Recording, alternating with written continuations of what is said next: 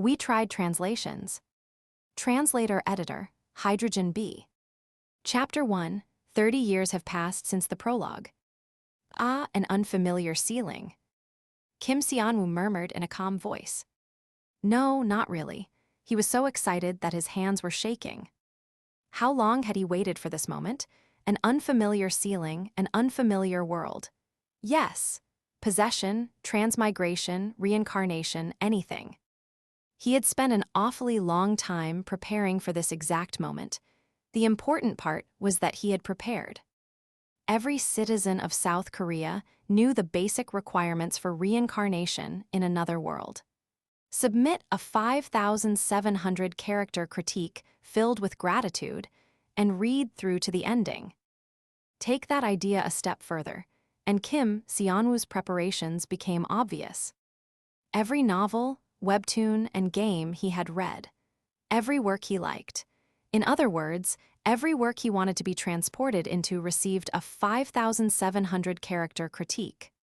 Every day filled with gratitude, without rest, with a different routine every time, meticulous and thorough.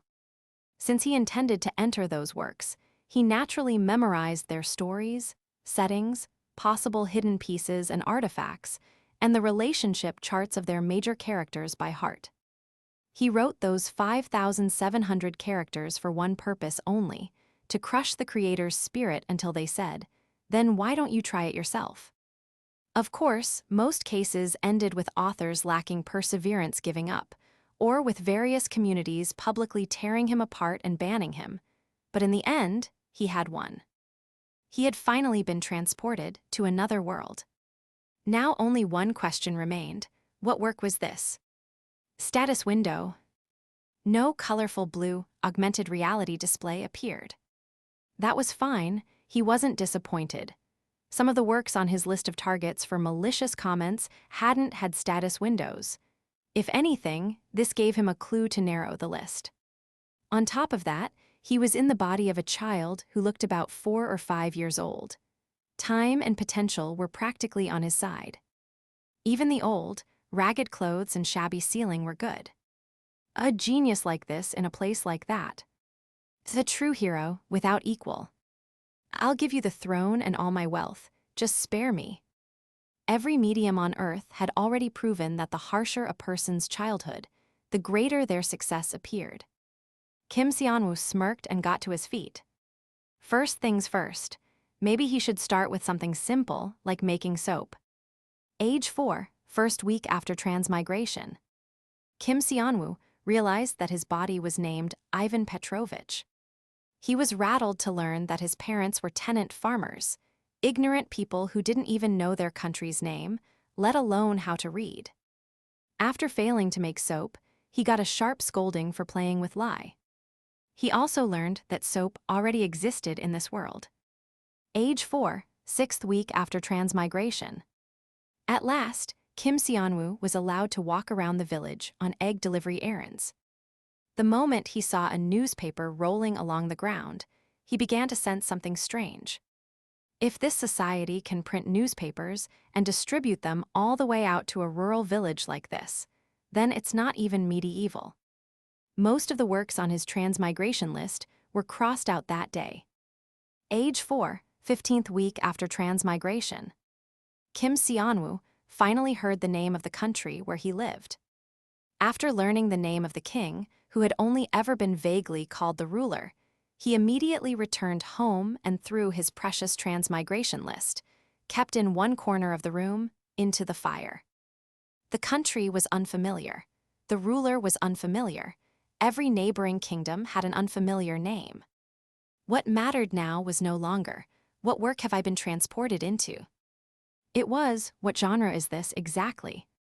Please, let it not be dark fantasy.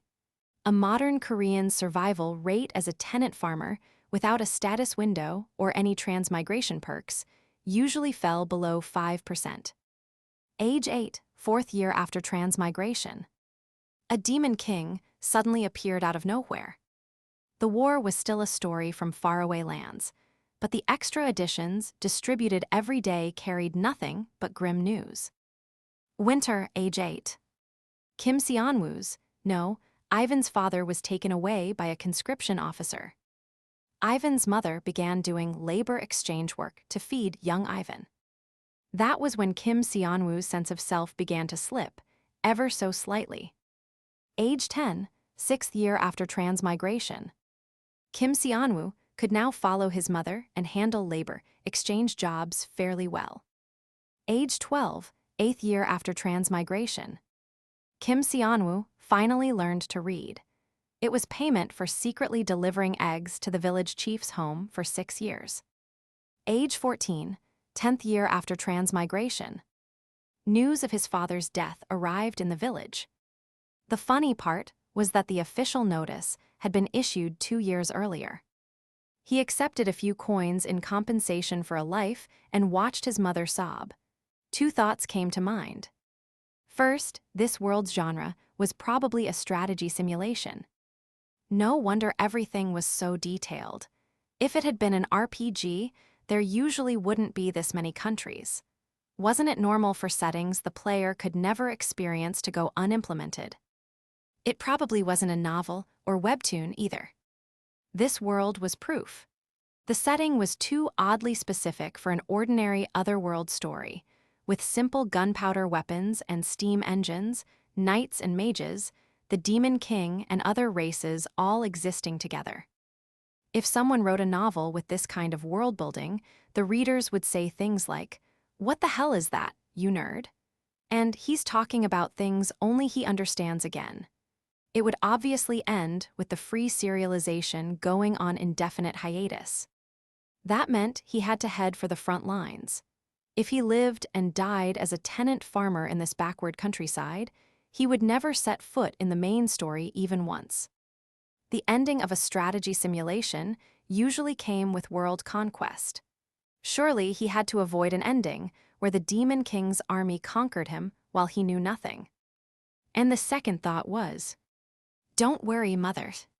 He stroked the hair of his mother, who had cried herself to sleep, then handed an enlistment application to the recruiting officer. The annual pay was 15 copper coins, and he signed a contract to send every last one to his mother. Ivan Petrovich wanted this woman's hands to blister no more. It wasn't some sudden burst of filial devotion. He pitied this great woman who devoted her whole body to surviving for a complete stranger like him. And he felt guilty, because by taking over the body of the young boy named Ivan, he had all but killed her only child. Age 18, 14th year after transmigration, 4th year of military service. Thanks to a small military merit and a bit of luck, Ivan's status changed from conscript to regular soldier. He realized that Ivan's body had more talent for fighting than expected. Age 22, 18th year after transmigration, 8th year of military service. When the front line had been pushed back to a critical point and half the Allied nations were burning, a hero appeared. At that point, Ivan finally understood this world's genre. This was a hero story, a proper RPG. Still, the hero was only a story from a distant country, and the front where Ivan had been deployed continued to collapse miserably. Age 28, 24th year after transmigration, 14th year of military service. The hero party turned the tide by intercepting the Demon King's commanders. Ivan was assigned to the unit for securing recovered territories and rooting out enemy forces. That long name could be shortened simply: Annihilation Unit. It was a special operations unit deployed when the hero party killed an enemy commander and the confused enemy camp began to fall apart. For about a year from then on, Ivan traveled with the hero party and shared the same military camps. Age 30, 26th year after transmigration, 16th year of military service. The hero party killed the Demon King. Ivan decided to wait for the ending. All he wanted was to escape this tiresome world. Age 32, 28th year after transmigration. Even 2 years after the Demon King's death, there was no ending. During that time, the Annihilation Unit's personnel had dwindled to a fifth of its former strength. When no replacements came, Ivan realized that his superiors intended to disband them. After carrying out one final mission that was practically a death sentence, Ivan considered this situation a long epilogue and applied for discharge. His mother back home had already died 10 years earlier, so he was completely alone. He established an orphanage near the capital and took in war orphans. It was a small act of hypocrisy. Age 34, 30th year after transmigration. Still, even now, after all this time. The end credits had yet to appear. The thought that this might not have been an RPG became certainty because of a guest who visited the orphanage. Fuck. Pardon. Fuck, this was an Academy story. Senior. The guest smiled awkwardly at the orphanage director, a war hero with 18 years of military service, a former member of the Annihilation Unit, and an acquaintance of the hero party, who had suddenly cursed. The guest sent by the royal court broke out in a cold sweat while recalling the orphanage director's countless nicknames. The great king's executioner, the logging machine, the man who slaughtered the 7 dragon generals, the immortal, the reserve. A living legend among conscripts. That frightening man looked ready to split them open with an axe if they misspoke. So the guest kept smiling awkwardly and held their breath in silence until the orphanage director's anger subsided.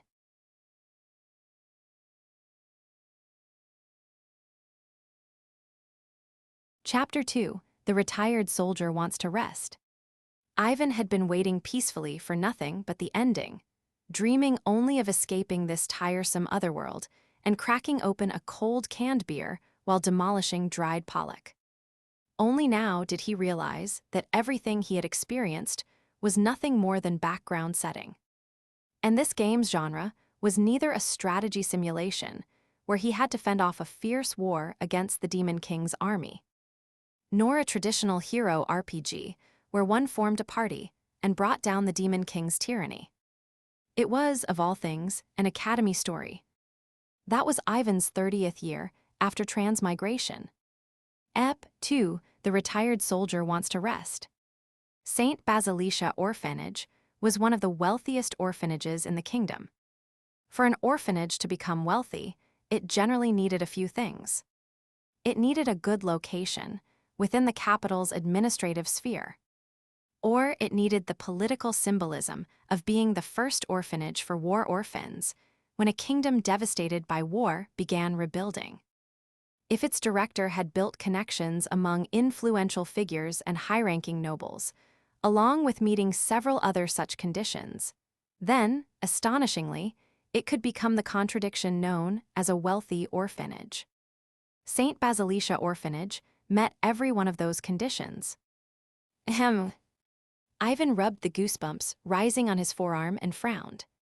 If his long years of military service had taught him anything, it was that a feeling something bad was about to happen should never be ignored. Kids scatter some salt. Okay. The children giggled and ran off. Watching them go, he let out a deep sigh. It had already been 4 years since the Demon King died, yet the game still had not ended. Wasn't there a problem if the epilogue was this long? Was there another condition? The ending condition couldn't be something like, the hero dies of old age, could it? He wanted to go home sooner than that. Around then, Ivan had been painstakingly digging through fading memories and writing a list titled Things to Eat when I Return to Earth. Desperately, like a sergeant waiting for the day of his discharge. Canned beer, dried pollock, honey butter chips, nachos with cheese sauce, tuna mayo, kimchi stew. Ah, damn it. He needed to underline kimchi stew 3 more times. It had been 30 years since he had last eaten kimchi. He could not leave out braised kimchi or stir-fried kimchi either. And every kind of alcohol besides vodka and wine. If possible, he wanted something from East Asia. After living among monsters who stuffed themselves with cucumber pickles and pickled mushrooms as drinking snacks, he had even started missing puffed rice snacks. Ew. Ivan took a listless step, then suddenly stopped. There was a presence inside his office where no one should have been. an adult's presence, and that of a well-trained soldier. His previously drooping eyes sharpened. Then he began walking forward cautiously. This time, he did not muffle his footsteps. He made them sound as natural as possible. Thud, thud. As though he had sensed nothing at all, he walked straight toward the wooden door bearing the plaque that read Director's Office, emphasizing how defenseless he was. One person. His senses had already crossed into the realm of animals. Anyone who spent years being run ragged in the Annihilation Unit could perform tricks like this. The presence beyond the wooden door stiffened. Ivan slowly brought a hand to his waist and bent slightly at the hips, gauging the other person's position. Even if the moment he opened the door, the other person fired a crossbow, it would miss his head. An old habit. It's been a long time, Senior. The unfamiliar visitor called out brightly the instant Ivan turned the handle. It was a declaration that they had no intention of attacking. Ivan recognized the voice at once and relaxed his shoulders. When he opened the door fully, a uniformed soldier in neat attire waved at him. You've been well, right? I should have come to see you more often. You should have come through the front gate. Come on, when have we ever worked that way? The soldier chuckled and stepped back. His gaze briefly passed over Ivan's waist and sleeves. Business. So impatient. First, we should have tea and catch up on old times. We need that kind of time together. Even as he said that, he drew a small letter from his chest. With a white-gloved hand, he slowly and very carefully placed it on the table. Fine paper, a high-quality wax seal. Pressed firmly into, it was a chrysanthemum-shaped stamp. The instant Ivan saw it, he instinctively stepped back from the table. Is that Lise Majesté? Why would Colonel Kirilovna be looking for me? She's the minister of the royal household now. She was already a brigadier general around the time you retired, Senior. Then why is she looking for me? If I remember correctly, when I retired, she clearly said. Yes, she told you to stay out of sight and live quietly. It's amazing that you took her at her word and left. Her Royal Highness could not eat for 3 days. The man snickered and pushed the letter, which had been moved to the edge of the table, back toward Ivan. Just read it. A personal letter from Her Royal Highness would fetch whatever price you asked for at a collector's auction. As though dismantling a magical artifact on the verge of exploding, Ivan carefully reached out and gently peeled it open, making sure not to crush the wax seal. With a crisp pop, the envelope opened smoothly. His hand froze when gold-threaded stationery appeared inside. What is it? Her Royal Highness might just be asking how you've been. Sure she is. Elizaveta Kirilovna Krasilov. Back when the fighting was at its fiercest, she had been more familiarly known as Iron-Blooded Lisa. There was no chance that woman would send an envoy merely to ask how he was doing. She was more likely to poison the letter itself. Surely there was no poison on this. Just read it already. Only after hesitating once more did Ivan find the courage to open the letter. A letter written in beautiful, precise handwriting, as straight as though typed on a typewriter, appeared before him. Vanka, have you been well? He already did not want to keep reading. Ivan swallowed dryly. I heard news of you from time to time. It seemed you had been doing well. For the first few months, I was relieved. But I have not felt that way since. Unfortunately, I have not been doing well myself. Whoever had made that woman not do well was probably already paying for it. Do you remember when we struggled to cultivate that garden together? I hoped we could at least have a tea party together someday, but you left without even looking back. When they burned down the Demonfolk residential districts, established a military administration, and exploited the Demonfolk who had supposedly become peaceful. Of course he remembered. After that, I thought this for a while. Fine, even if Vanka is not here, there is no way the garden we worked so hard to cultivate will fall apart. Winter has passed, and when the snow melts, the season of blooming flowers will come. Then perhaps one day, you too might come to see the garden you made. Ivan muttered without realizing it. Me to the palace, why? But the seasons have turned, and winter is coming again, Vanka. The servants, fat and lazy, no longer care for the garden. Wildflowers can no longer grow in a garden overrun, with weeds and wild beasts. A winter colder and quieter than the last is coming. The other day, I saw mistletoe covering dying shrubs. Only then did he understand the purpose of the letter. Before reading the final paragraph, Ivan instinctively let out a long sigh.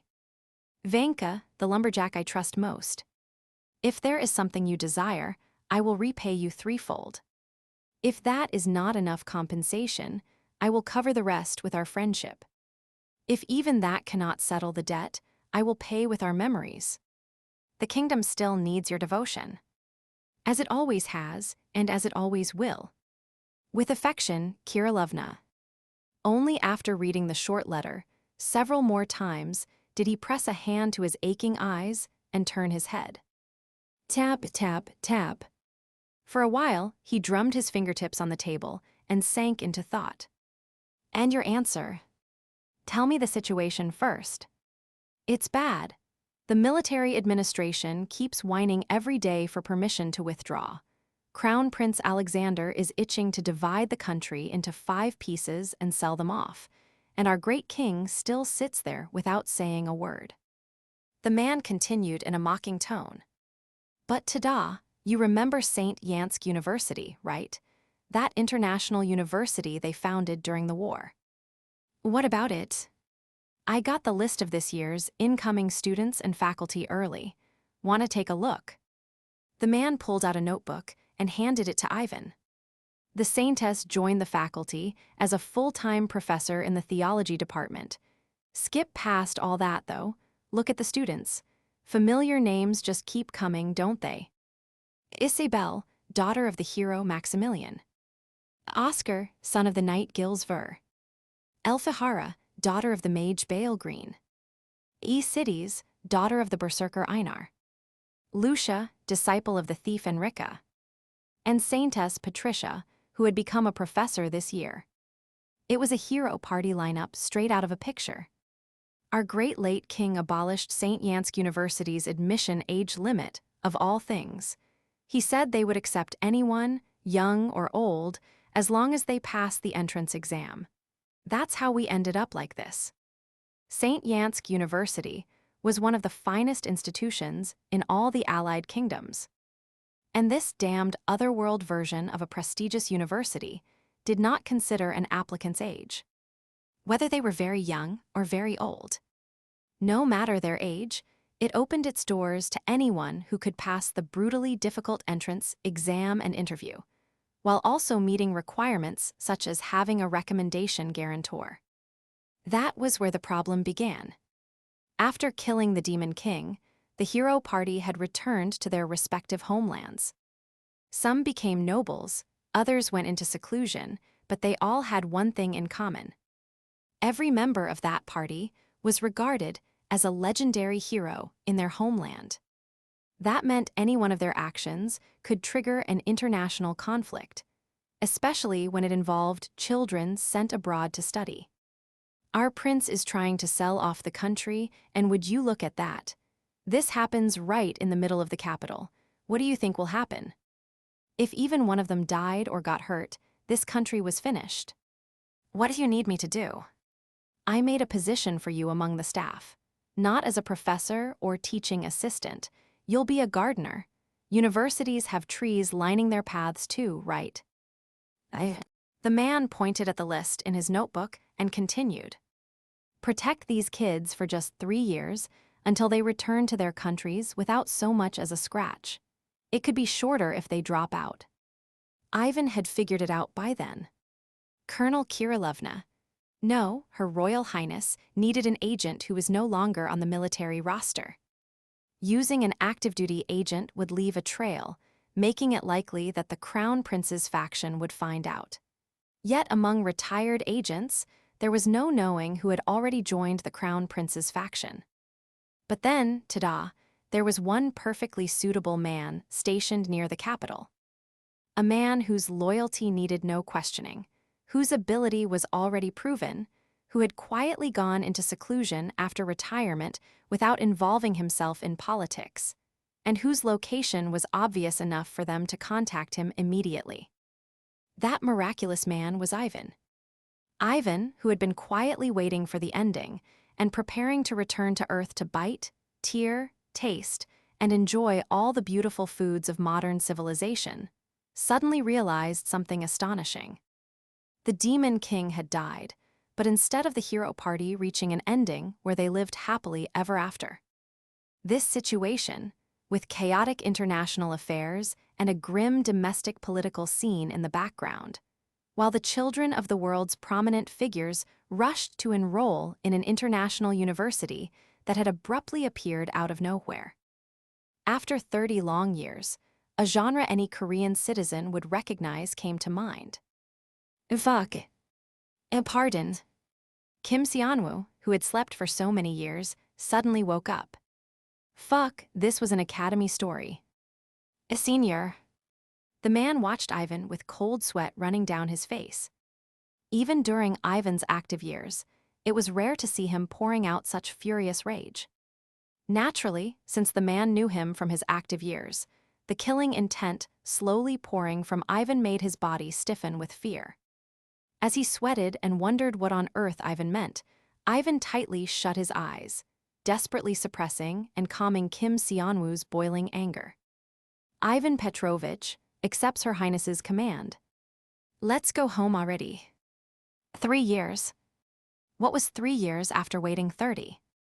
If he waited only 3 more years, surely he would see the ending. That was how the Academy gained a gardener.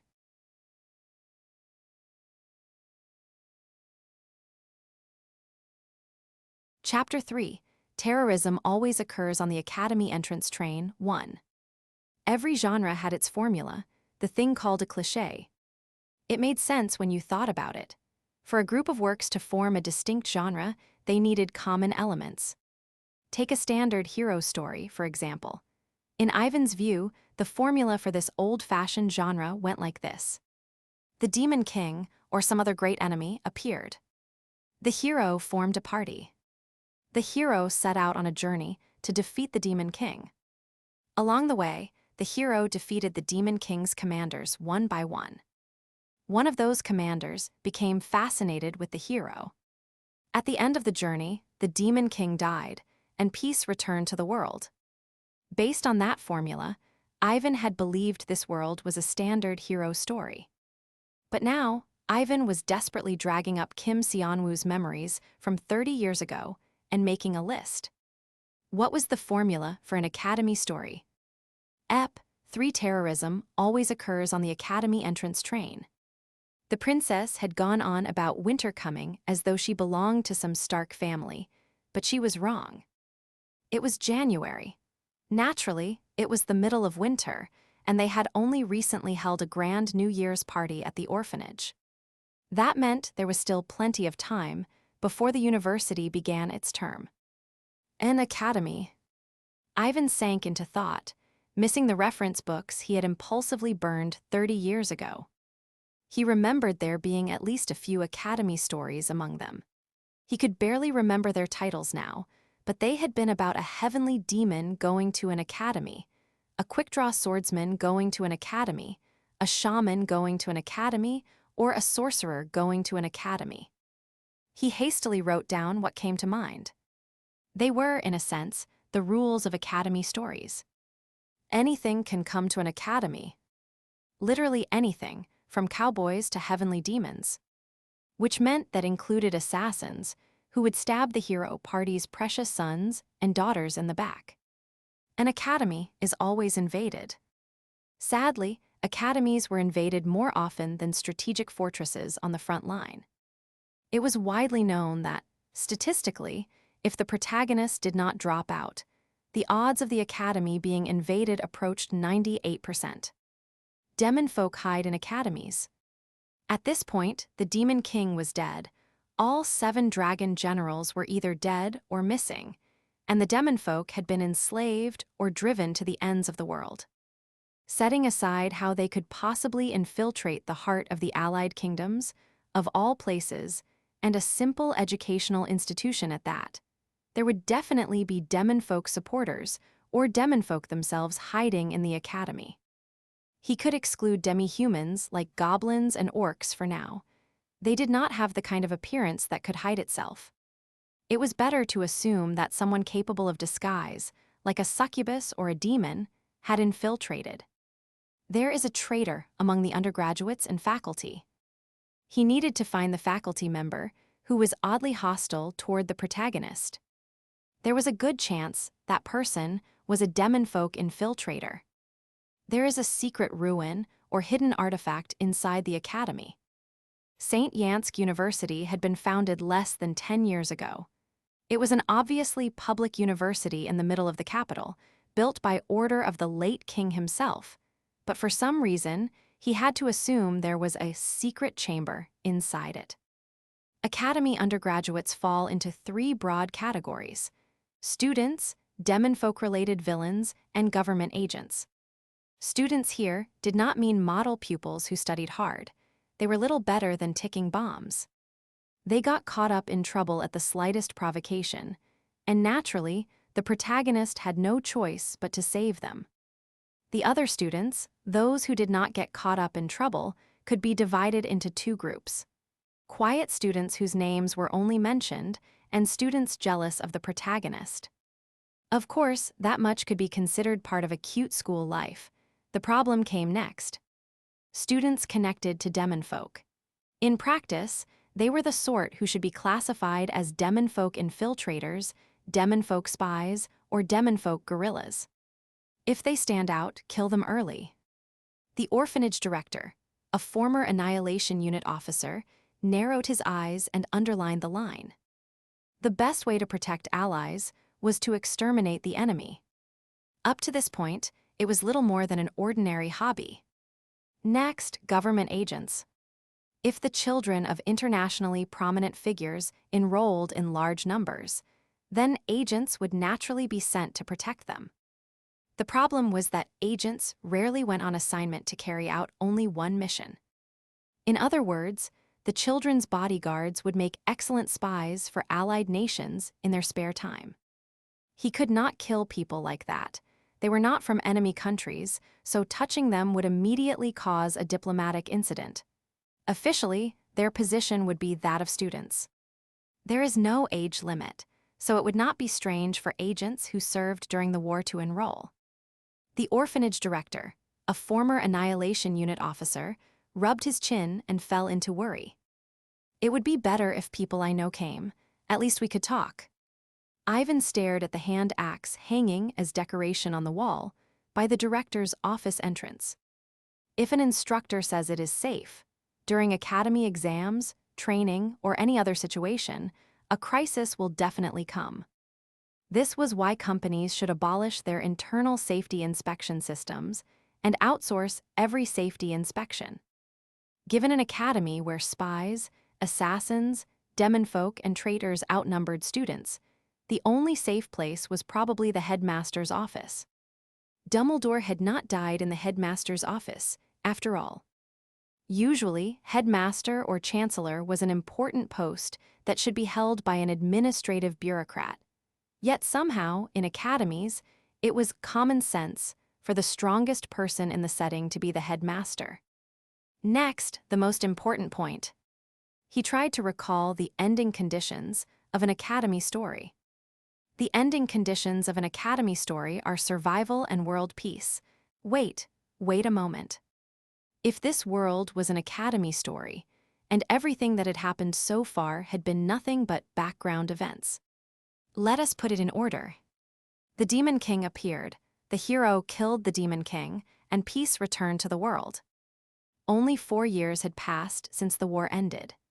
The Allied kingdoms were on the verge of shattering, and though every country was now busy rebuilding, competition for resources and colonies was growing fiercer by the day.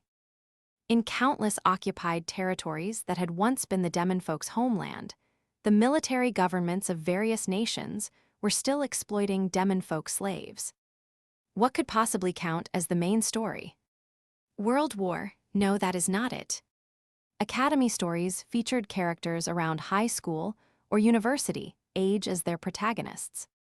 If a war grand enough to be called a world war broke out, rather than a simple local conflict, there would be clear limits to what such students could accomplish. Then, the Demon King's resurrection. Ivan took a sip of coffee and glared at his notepad with sunken eyes. No matter how he looked at it, that was the most logical possibility. A story where the descendants of the hero party fought the resurrected Demon King and restored peace to the world. Assuming the Demon King's resurrection was a constant and that the students dropped out around their second year, if he expected the Academy invasion to happen at least a year from now.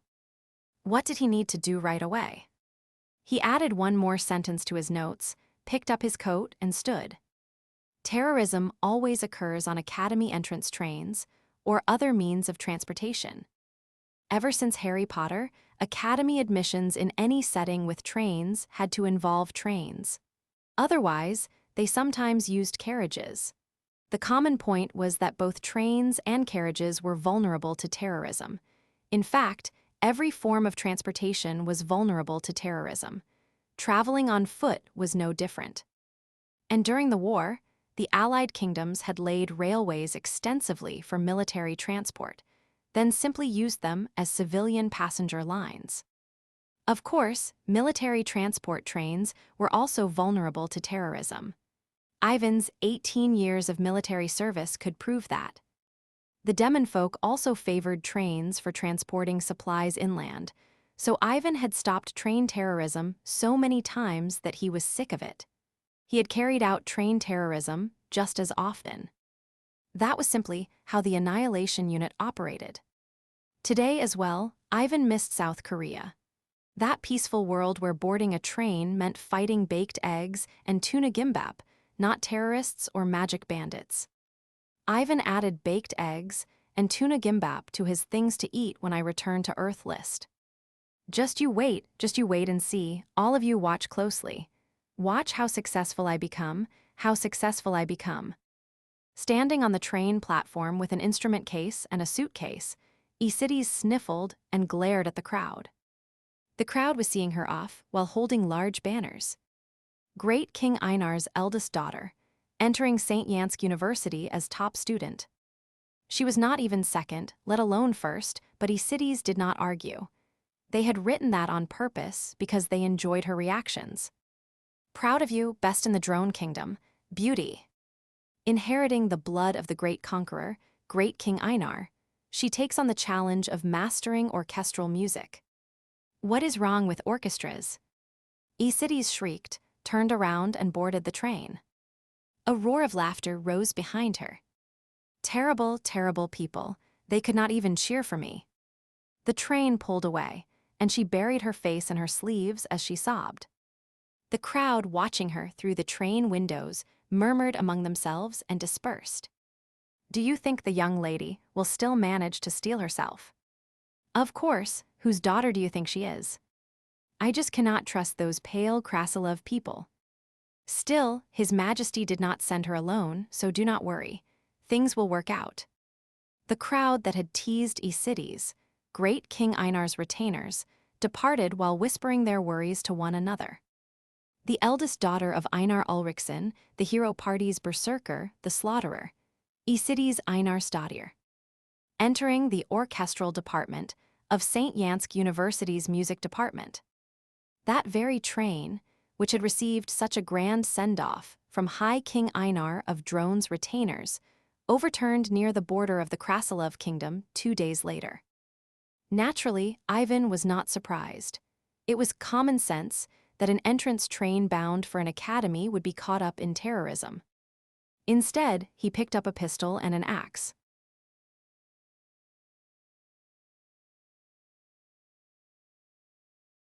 Chapter 4. Terrorism always occurs on the academy entrance train, too. When the children in his care asked why the Allied kingdoms were Allied kingdoms, Ivan usually told them to look at a railway map. This enormous rail network, which had carried military supplies during the war against the Demon King, served as arteries connecting not only cities to cities, but nations to nations. Metal beasts that crossed in 3 or 4 days distances that had once required over 10 days of non-stop travel by carriage. They had been the true stars of the last war. Who's arriving first? Einar of Drone, Sr. They say Princess Cities is planning to leave first. It's still January. Exactly. Who travels to some distant foreign country 2 whole months early just to wait for the first day of school? And she's royalty, too. What a nuisance. The young man gave him a sly grin. Looks like Princess Cities has had a rough time back home. Those drone bumpkins apparently think playing instruments is a joke. Instruments. Oh, didn't I mention it? Princess Cities applied to the music department. Orchestral department, violin major. Isn't that incredible? A blood relative of great King Einar, of all people, becoming a violinist. Ivan paused at that. The Einar he remembered, before becoming great king, had been a member of the hero party. He was a madman who carried 2 axes, collecting orc heads in the morning and Taurus heads in the evening. Ha ha ha ha, my little Ivan, this is how you swing an axe. Didn't daughters usually take after their fathers? No. It had been years ago, but Ivan vaguely remembered Cities as a frail little girl who adored her father. She barely resembled him at all, thankfully for everyone involved. In any case, the strongest music student in history was about to be born. Ivan had only one thought on the matter. Cities did not share her father's looks or personality, but when it came to swinging an axe, she was his spitting image. By the way, Senior, are you sure about this information? You really think there'll be a terrorist attack on the train? Yes. Who? Well, there are too many people I could point to if you asked to, but still. She's great King Einar's daughter. If they get caught, they'll get the blood eagle. The blood eagle was drone citizens' favorite folk pastime. It held roughly the same position as holiday yacht games or Dono swing rides. At least, a lot of people watched it.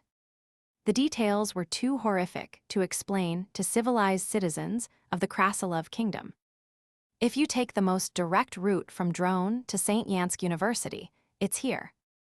Ignoring the young man's comment, Ivan traced a solid line across the railway map. The 12th transport route. One of the trade transport lines connecting the Krasilov kingdom and the Drone kingdom. And my guess is that Igorvich Station, this area here, is the most likely location. How can you be so sure? It's not like terrorists announce the time and place beforehand. Senior, do you have someone planted there? Because they'll strike at the border. He did not know who would carry out the attack. He could not predict that. He had left the front lines, and he had no ties to any intelligence agency. But he could make an educated guess. Assume the attack itself was a constant. Then all he had to do was work out the why, who, and how one by one. The target of the attack will be Princess Cities. Well, if there really is an attack, then probably. Why do you think that? Pardon. Naturally, it would be to create a point of conflict between Krasilov and Drone. That much was obvious. Then the attack won't happen south of the Drone border. To shift responsibility onto the Krasilov kingdom, it has to happen within our borders. Yes, I suppose so. But after this route passes Igorvich Station, it goes through 3 separate military zones. Trains might have been vulnerable to terrorism, but an attack should have been impossible inside a military zone. The entire route was not surrounded by military territory, but it did pass directly through 3 military camps.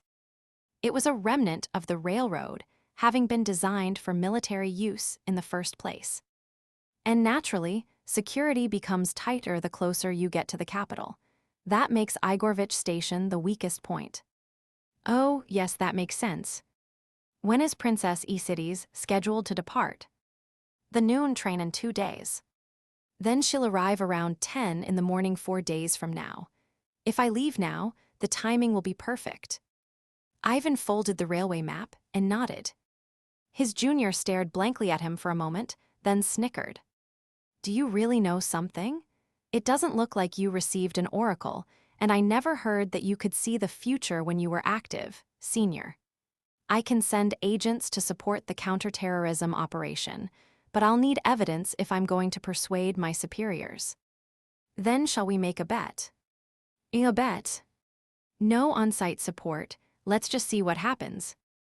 Ivan turned to him with a faint grin. There could be no evidence. There could be no informant, yet an attack would happen. It was common sense.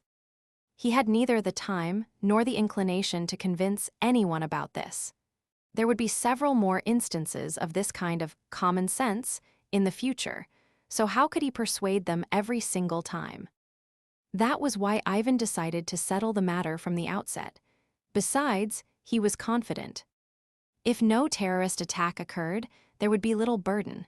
He would not have requested support in the first place. If one did occur, his words would gain real credibility from now on. He would have saved the High King's daughter, after all.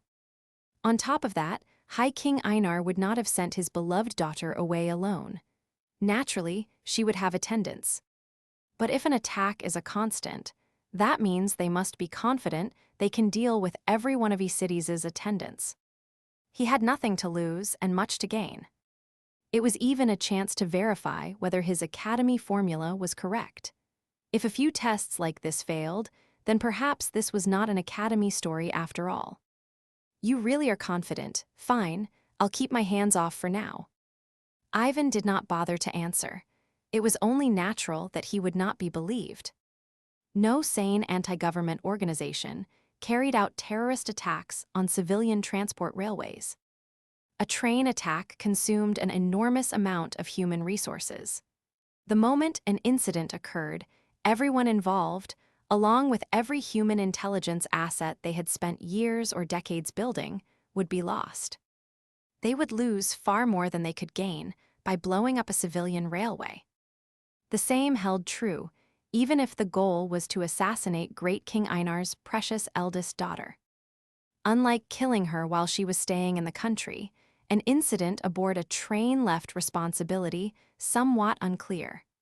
Diplomatic relations might grow colder, but it would be difficult for the matter to escalate beyond a dispute. Carrying out a terrorist attack for such a limited goal, only to raise everyone's vigilance for no reason, was nothing but a poor choice. Therefore, the Krasilov royal family would not invest beyond minimum security. That was the common sense of people in this world, a reasonable inference and judgment. Ivan's common sense was different. This was a formula. It had been 4 peaceful years since grim events like terrorist attacks and conflicts vanished alongside the Demon King. It was not strange that Ivan alone could anticipate something as absurd as a train attack. Even if a foreign princess was entering the country, they would only prepare the official reception at the capital's station. I have to do this 3 more times. Ivan let out a deep sigh and headed down to the train platform. Excluding the Saintess, 4 members of the hero party would be arriving from foreign countries. If terrorism occurred on academy entrance trains, he had to protect all 5 of their academy entry train routes. What a damned fantasy world. As Ivan boarded the train, he pressed firmly against the bridge of his nose. When Ivan took the train toward the border, his junior headed to the palace to faithfully report to his superior. Your Highness, your servant Dmitry Cherkatov has entered the palace. At court, you are the Lord Chamberlain. Yes, Your Excellency.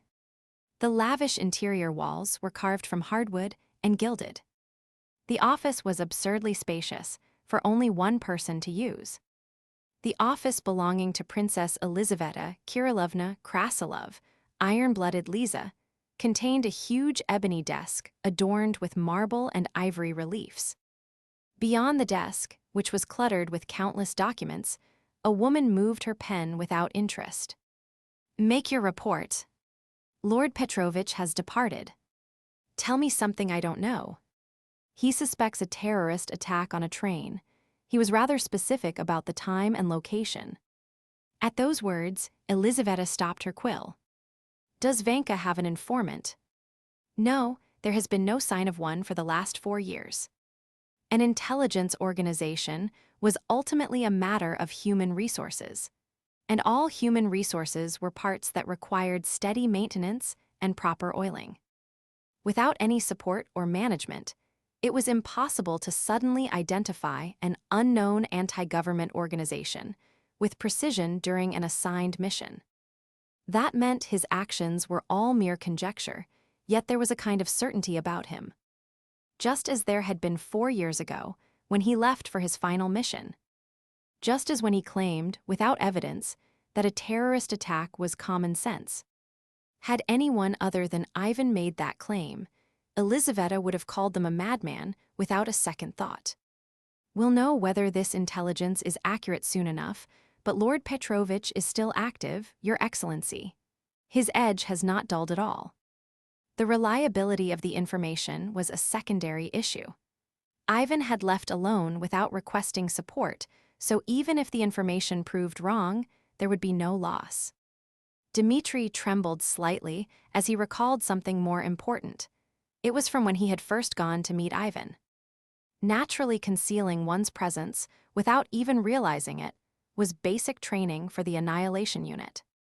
But accurately identifying the position and height of an unseen person beyond a closed door, then deliberately revealing his own presence, ducking out of the line of fire, and preparing a counterattack was a level of conditioning that was difficult to find even among active agents.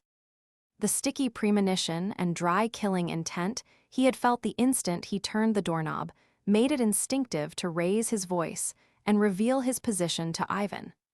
If he had kept quiet, an axe blade might have flown at him in the next instant. "How's Hathy?" A quiet laugh came from across the table. As Dmitri remembered it, it was the first pleasant laugh he had heard from her in 3 years. "Your Excellency." Assign someone to him, record Vanka's every movement down to his most trivial actions, and bring it to me.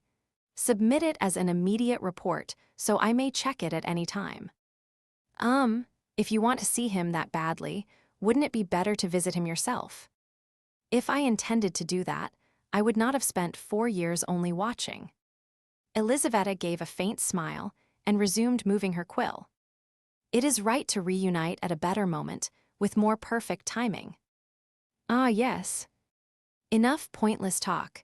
Go protect the country some more, Lord Chamberlain. Are you idle? And yes, Your Excellency, your servant Dmitri Cherkatov shall take his leave. Dmitri withdrew with an uneasy expression. Really, was receiving reports on someone's every move an honorable or romantic thing to do? Hoping that his lover would never think that way, Dmitri hurried out of the East Court. When the agents Dmitri had dispatched arrived at Igorvich Station, they received 3 neatly wrapped body bags. Ivan Petrovich was nowhere to be found at the scene, where even the bloodstains had been meticulously wiped away. At that moment, Ivan was running through the forest with an axe in hand.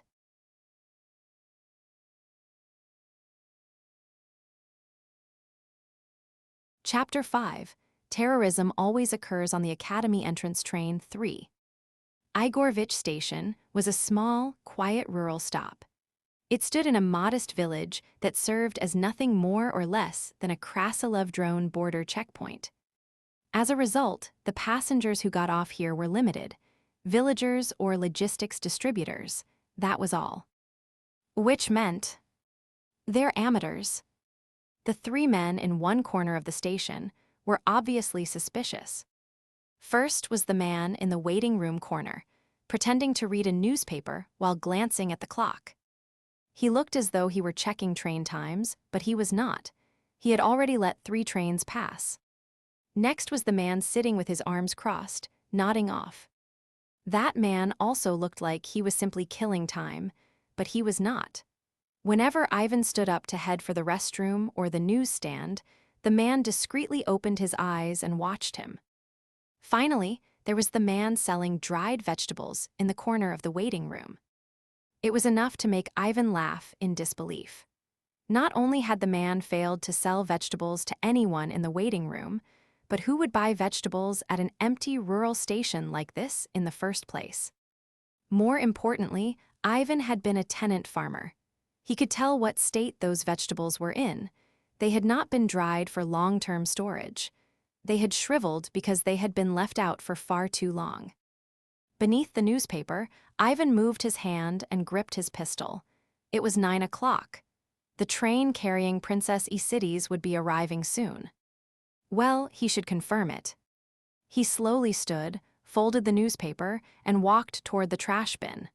As he did, he pressed the muzzle precisely beneath the nape of the sleeping man's neck. Quiet. The man reached for his coat in shock, but the cold touch of the muzzle froze him in place. Good, one pistol in the left inner pocket. His nearly immediate reaction showed training, too. What are you doing over there? Stop. The other 2 men in the waiting room shouted at the same time and sprang to their feet. It was ridiculous. The pistol Ivan held was hidden by the newspaper, so from outside, it would have looked as if he had simply placed a hand on the man's neck. In other words, the 3 were together. Still, he had to make sure of one last thing. Ivan had said he did not need support, but Elizaveta might have sent agents anyway. Where does your loyalty lie? What? If this man were one of Elizaveta's agents, loyal to the Krasilov royal family, he would not question those words. It was one of the first questions asked not only by the Annihilation Unit, but by intelligence agents belonging to the state. It meant the same thing as a frontline soldier saying, "Stop, move and I'll fire."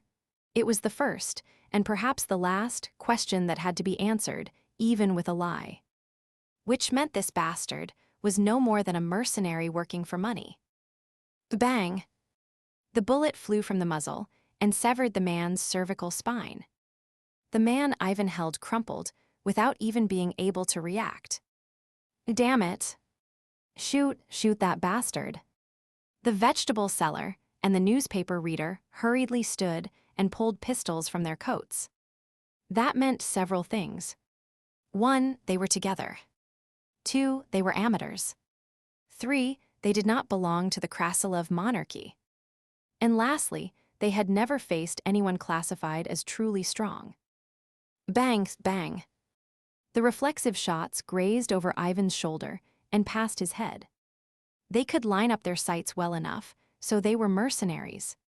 But since they did not know line-of-fire detection, they were truly cheap mercenaries. As they adjusted their stances to fire again, Ivan was already swinging his axe at the vegetable seller while aiming his pistol at the man who had been reading the newspaper. Slash bang. Gaza. The man whose wrists had both been severed at once collapsed with a terrible scream. The other man, shot precisely between the eyes, could not even scream.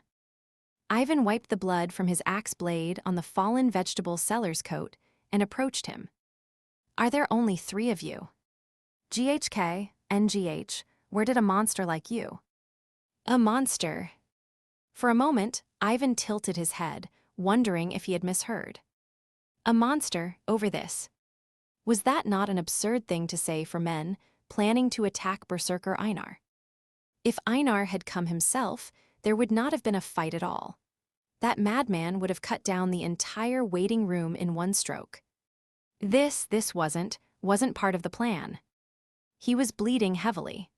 Once the ulnar and radial arteries at the wrist were cut, death within 5 minutes was certain without proper treatment. And both of his hands had been severed, so it was even worse. The vegetable seller's face had already turned blue, his jaw trembling. Ivan sighed and searched the man's clothes. Since the man had no hands, Ivan had to do it himself. Scraps of paper, a few copper coins in an old pouch, naturally no identification, and a small device with a strange button. The mana it emitted was faint, probably a signal transmitter. If you do not stop the bleeding, you'll die within 3 minutes. Where are the others? N near the tracks. How many? 15. Why, you can't do anything alone. I'll help you. Please spare me. They're all armed and our boss is there too, The boss is a real monster. If you spare me, I'll draw their attention." The vegetable seller shouted desperately, trembling. Of course he wanted to live. Anyone would lose their mind watching blood pour out of them in real time. Ivan nodded. The vegetable seller's complexion visibly brightened. "You were left behind to signal your boss if another variable appeared. You are the scouting party." "All right, I'm useful, very useful." This man did not know line of fire detection existed. That meant their boss was probably at the same level. "Did you hear who was on the train?" It was a gold transport train. A train carrying trade goods drone was sending to Krasilov." "I see." "Why, you'll spare me, right? I answered everything you asked. I didn't lie." "No, there was a lie mixed in." "No, there was." Ivan looked down at the man coldly. "The part where you said you were useful." What? These men were nothing more than bandits working for small change. Torturing them would not provide any useful information. If he wanted information, it would have to come from their boss. At the very least, Ivan might uncover the connection. Crunch. Ivan rose and swung his axe into the man's head. With a sickening crack, the man's body went limp. Ivan clicked the receiver's button and gauged the direction in which the mana signal flared. Not far. He rubbed the axe blade clean against the man's coat hem and fastened it at his waist. It was 9:03. If the train ran on schedule, it would arrive at this station at 10. The train terrorist attack would occur within 50 minutes. Which meant plenty of time. Ivan smirked and cleaned up the bodies. 5 minutes would be enough to erase the bloodstains and signs of battle. Removing traces was one of the most important parts of annihilation unit training. There was a reason Ivan was taking his time. According to Academy logic, a train terrorist attack could never harm the protagonist or the main cast. When the train was attacked, the protagonist would receive someone's help, escape safely, and arrive at the academy as planned. Ivan had never intended to stop the train terrorist attack in the first place. This is a tutorial. Ivan ran through the forest.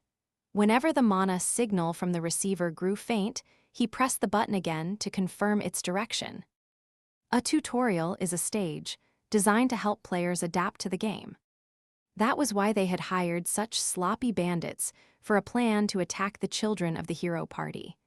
It was designed to let players grow accustomed to combat in the low-level section. At first, Ivan had wondered which member of the hero party would be the protagonist. He soon deduced the answer. All of them. Every one of them was a protagonist. Every child of the hero party was a protagonist. Suppose a player created a character for the first time. Then they would inevitably be given archetype characters, the kind with unique storylines in the setting. More importantly, they would all be characters with different traits or classes. Isabel, the hero's daughter, dual class, mage and warrior. Oscar, the knight's son, knight. Elphahara, the mage's daughter, mage. Cities, the berserker's daughter, presumably a dual class, bard and berserker. Lucia, the thief's disciple, thief or assassin. When a player chose one of them, they would have to resolve the train terrorist attack as that character's tutorial. That was why Ivan shifted his thinking in another direction. If every character's tutorial has the train terrorist attack in common, I can identify the terrorist group in advance. Once or twice might go unnoticed, but if they did the same thing 6 times, they would inevitably leave a trail. Ivan raced through the undergrowth and clicked the receiver again. This time, he felt the mana signal flare from very close by. Leave the tutorial to the protagonists, I'll remove the variables. He would not stop the train terrorist attack. The attack was a constant, after all. If he prevented it beforehand, something might happen in a different way instead. So he would identify the group behind the train terrorist attack. Then, at the academy, he would find that group's traces and eliminate them. Avoiding open warfare, conducting intelligence operations from the rear and exterminating threats. That was the Annihilation Unit's way.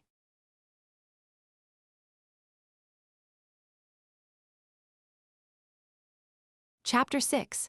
Terrorism always occurs on the Academy entrance train, 4.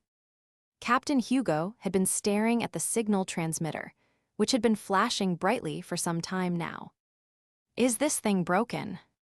It was an expensive Manhwa signal transmitter he had paid dearly to have made, meant to ensure their escape if something went wrong at Igorvich Station. Now it was flashing at regular intervals, about once every minute. The emergency signal was supposed to be pressed 3 times in a row. That way, accidentally pressing it would not send a signal. Yet it only flashed once each time without fail. It must have been broken. Damn it, this thing was expensive. Hee, Captain, don't worry about it. We'll be able to make that money back anyway. What about the others? They're all in position, and they've finished planting the explosives. Once the train arrives, we blow it up, rush in, empty the cargo cars, and get out. It'll take 15 minutes at most. Good, oh, the train's coming. Everyone get ready. Yeah. Far in the distance, a train came barreling forward, belching steam. It was 30 minutes from Igorvich Station, a little over an hour on foot. Even if the train derailed, they would have a comfortable 2 hours before reinforcements could arrive. Blow it up. Hugo turned his head and shouted. Boom. The explosives buried beneath the tracks detonated at once, making the ground tremble. With a deafening screech, the train slammed on its brakes, then slowly began to tip over beside the tracks. Go, take everything. Wah, we're going to be rich. He had heard the cargo cars were packed full of gold bars. Melt them down, erase the royal seal, and sell them on the black market. How much would that be worth?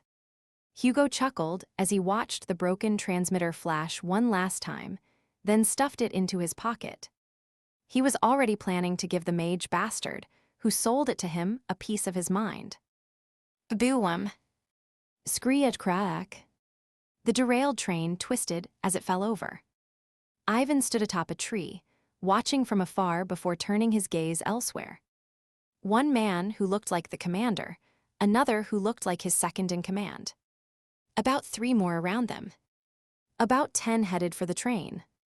They had said there were around 15 people, so the numbers added up. Ivan leaped down from the tree and immediately drew his pistol. Bang! As voices rose in confusion from the distance, the bandits all threw themselves to the ground or ducked behind tree trunks. None of the 5, including the one shot in the head with the first bullet, possessed line-of-fire detection. Projectile weapons did not work against experts who had reached a certain level. That was why the hero party had no such thing as an archer. The moment a firearm was discharged, an expert could sense the killing intent attached to the bullet. Coding a weapon held in one's hand with mana to eliminate that killing intent was the most basic of basics. But once a bullet or arrow left the hand, such control was impossible. Experts therefore never took cover. Instead, they would launch themselves toward the direction of the gunshot and eliminate their opponent. Being startled by gunfire was a privilege reserved for the weak. That was why the Annihilation Unit carried pistols. They could gauge an opponent's strength, and few weapons were better for eliminating weak enemies in minor skirmishes. Who the hell are you? The man screaming at the top of his lungs was the commander. Ivan needed to keep him alive. He was worth extracting information from. There was no reason to spare the rest. Ivan stepped out from behind the tree trunk and walked toward them. Shoot. Rat-a-tat. Lines of fire tangled chaotically. Ivan walked through them at an easy pace as he calmly loaded a bullet. Click, the moment he confirmed the bullet had seated in the chamber, he fired. Bang. GHHHK. 1. Click, another bullet sprang up from the magazine and seated itself. Bang. 1. Click bang, click bang. Every shot erased one line of fire. Trained agents never exposed themselves to shoot, even if they had not mastered line-of-fire detection. But these men seemed to have received no such training. The moment they realized Ivan was alone, they jumped out and began spraying bullets everywhere. This was the result, the difference in training, experience, and talent. 4 corpses with bullets lodged between their brows, and one large man trembling in place. "Why you?" The man's face twisted as he threw away his gun and drew a sword. Not a bad choice. If bullets could not hit him, the gun was useless. Who sent you? Huh, where did some bastard like you? Bang! Clang! The instant he drew his sword, Ivan shot the flat of the blade. The impact made the man lose his grip on the hilt, clutch his wrist, and stagger backward. Having felt the overwhelming gap in their abilities, his face turned pale and he began to shake. "Are you good at remembering faces?" "Huh, why yeah, I'll remember you clearly. Just wait, I'll." "That's fortunate. You'll need to remember very carefully from now on." Ivan did not expect this man to reveal who had ordered the train terrorist attack. No organization capable of this would leave such an obvious trail. So he would start with appearances. Even something trivial could become a clue. Their gait, their manner, the clothes they had worn at the time. Any distinctive tattoos or accessories, if there had been any. Their speech and accents as well. Answer if anything comes to mind. Ivan spoke quietly as he drew his axe. He had no intention of killing the man. He was probably the tutorial boss, and that was for the protagonist to handle. Hurting him would be fine, though. Ivan knew countless ways to hurt a person without damaging their bodily functions. 9:35 a.m. 10 minutes after the train terrorist attack began. Successfully stopped the mastermind behind the train terrorist attack. "Oh, what?" Cities clutched her forehead and groaned. She could not get her bearings. Her father's retainers had rented out the entire first-class carriage, so there was no one to ask what had happened. She shook her head wildly and staggered to her feet.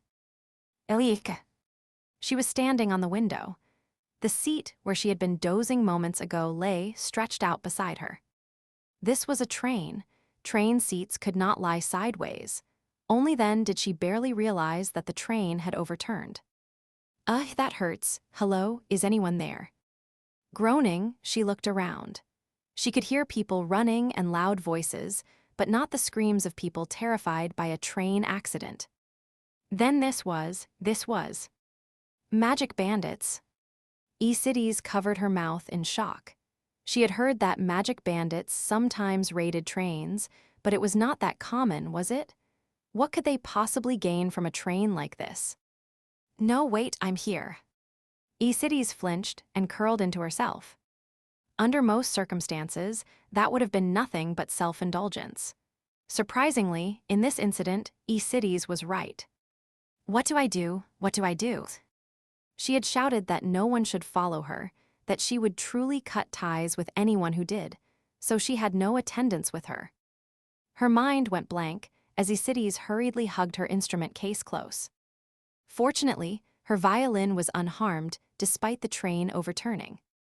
"What a relief. Sniff, I was so worried you might be broken." With gentle hands, she opened the case and carefully stroked the violin. Then she gripped its neck tightly and held it upside down. Like an iron pipe, no, like an axe. They said an instrument was a musician's life. Which meant Cities had resolved to fight while wielding her own life. The strongest music student in history, ready to risk her life, now charges in to deal with the train terrorist attack. Before the Drone Kingdom was united under Great King Einar. And before the Demon King rose to threaten all of humanity. Before all that, the Drone Kingdom had endured an age of warring states, where tribal chieftains known as Jarls ran rampant. That mad slaughtering band, which made mountains of corpses and seas of blood with axes, swords, and their tongues, mostly for kindly asking after each other's parents, had a peculiar rank. The Jarl's retainers, huskarls. The huskarl rank was often considered equivalent to the knightly rank of other nations, but it differed in detail. Unlike knights, who established a mutual contractual relationship with their lord, huskarls cared only for loyalty and ability. Knights received wages and land as compensation, but what huskarls received was only loyalty. Apart from small spoils and meal expenses, they neither received nor desired rewards. Even without blood ties, they accepted one another as brothers, ate the same food in the same house, and used the same beds. This did not mean they slept together. Great King Einar had many such younger brothers. Huff, huff. A middle-aged man panted at the edge of the forest. He stared in horror at the overturned train far away, visible to the naked eye. What rotten bastards dared to hurt my niece? His beloved niece was on that train right now. The man let out a furious roar and began running again. If I catch you following me, I'll really cut ties with you. When Isides told Einar that, Einar, as befit a great warrior of drone, understood the answer to this riddle. So I just need to stay out of sight. Every trustworthy man treasured Isides as their niece, so no matter how well they disguised themselves, they could not avoid being noticed on the same train. But sending them on the next train was out of the question. He was already worried enough about her crossing the border alone by train. So great King Einar, as befit a great warrior of drone, solved the riddle brilliantly. So they only need to keep up with the train. Thus, great King Einar gathered his younger brothers and asked solemnly, "Who wants to protect our Essie? Raise your hand. Big Brothier, please send me. Who here is a true warrior capable of chasing a train on 2 legs? Raise your hand." "I'm right here, big brother." Drone's great huskarls all raised their hands and roared. Muscle-packed men in their 40s cried out with their mouths open like baby birds begging for food. Great King Einar watched the strange sight with satisfaction, then asked solemnly, "Then only those who can get into St. Yansk University, raise your hands." St. Yansk University's entrance exam was difficult. The huskarls who thought they could handle the practical test or interview, but not the written exam, lowered their hands one after another. They were not ashamed.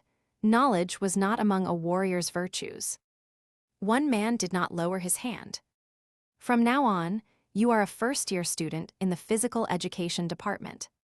"Yes, big brother, I'll protect Essie with my life." "Good, go brothers." "Yes, big brother." That had happened 2 months ago. In November, when St. Yansk University held its entrance exam, the man secretly infiltrated Krasilov.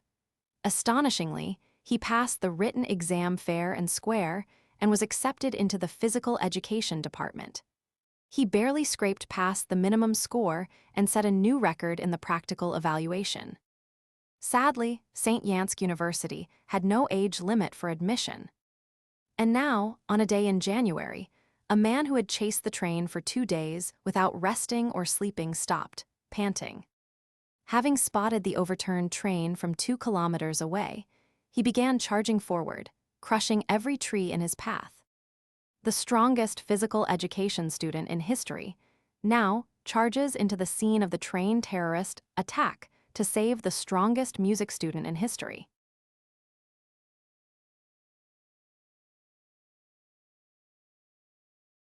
Chapter 7. Terrorism always occurs on the Academy entrance train, 5. GHK. It's fine, you won't die. Just kill me. Don't say that. Ivan whispered kindly as he poured potion over Hugo's body.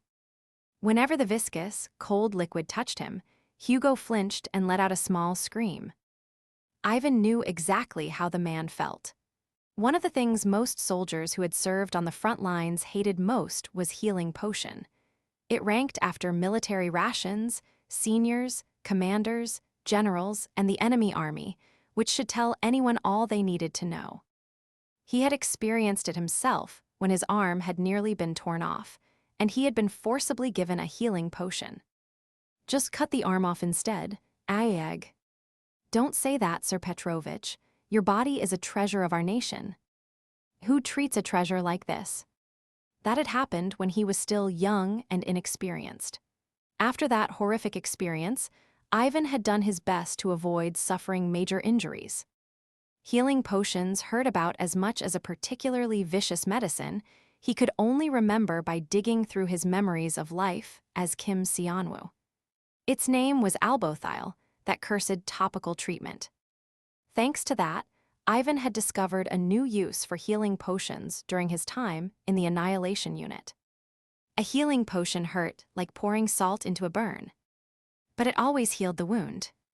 That meant an interrogation could continue while treating injuries inflicted during the interrogation. It was truly sustainable interrogation. His fellow agents in the Annihilation Unit had been horrified by the idea. Sadly, there was no Geneva Convention in this world, so prisoners had no human rights. And no more, I don't know anything else. Really, I swear, so stop. You're more useless than I expected. Spare me, no, kill me. No, you need to live. Because he was the tutorial boss. Glug, glug. Ivan poured the potion again to silence the man, then stood. The criminal organization that had hired this man to carry out the train bombing consisted of adult men in thick coats, their faces obscured by a recognition suppression spell. It was January. Of course, adult men were wearing thick coats. He could not even identify their nationality from their speech or accents. Ivan had failed to account for the possibility that this country bumpkin could not tell such things apart. A waste of effort. Clicking his tongue, Ivan looked around. The train was still quiet. That was not a bad sign. Princess E-Cities is still fighting. If Princess E-Cities had been defeated, bandits would have come pouring out of the train. They had failed to find the gold bars, but they would have gained an expensive, noble hostage instead. The fact that no one had emerged from the train yet was proof that E-Cities was safe. Ivan had just risen to head for the train when, in that instant, line of fire detection sent a fierce warning through his brow. His brow? No, his entire face. Whoosh! The air split. KBOMs. A boulder flew in like a cannonball, skimming past the spot where Ivan had been standing.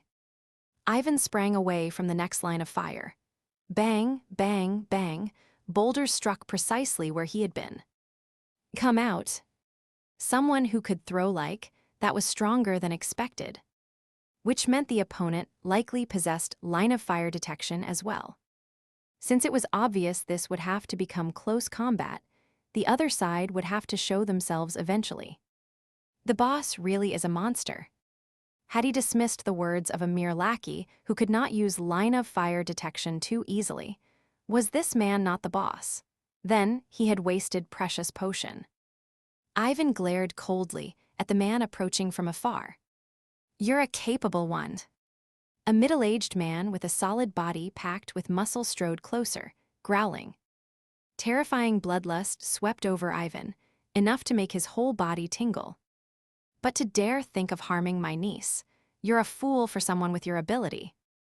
Niece was that man's relative. What a nuisance. Clicking his tongue, Ivan holstered his pistol and gripped an axe in each hand. I hope you know something. Bullshit, come on then, I'll kill you. The man ground his teeth and raised his axe. The next instant, the two men collided. Woong crack. E-Cities gritted her teeth at the sound of her violin's fingerboard twisting. Hang in there a little longer, K-Kang-Kang. Violins were not made for bludgeoning people. Most instruments were not. Electric guitars were the exception. They were perfected by smashing them against the stage. So every time E-Cities swung her arm, the delicate wooden string instrument slowly broke apart. Its top plate cracked and its fingerboard warped. Yet K-Kang-Kang, violin the second, did not let its memories and friendship with E-Cities go to waste. Whenever K-Kang-Kang swung, something else broke too. Usually an adult man's skull. See crazy bitch, what the hell is she? Where are the gold bars? Hey, what happened to the cargo car? There's nothing in there, we were tricked.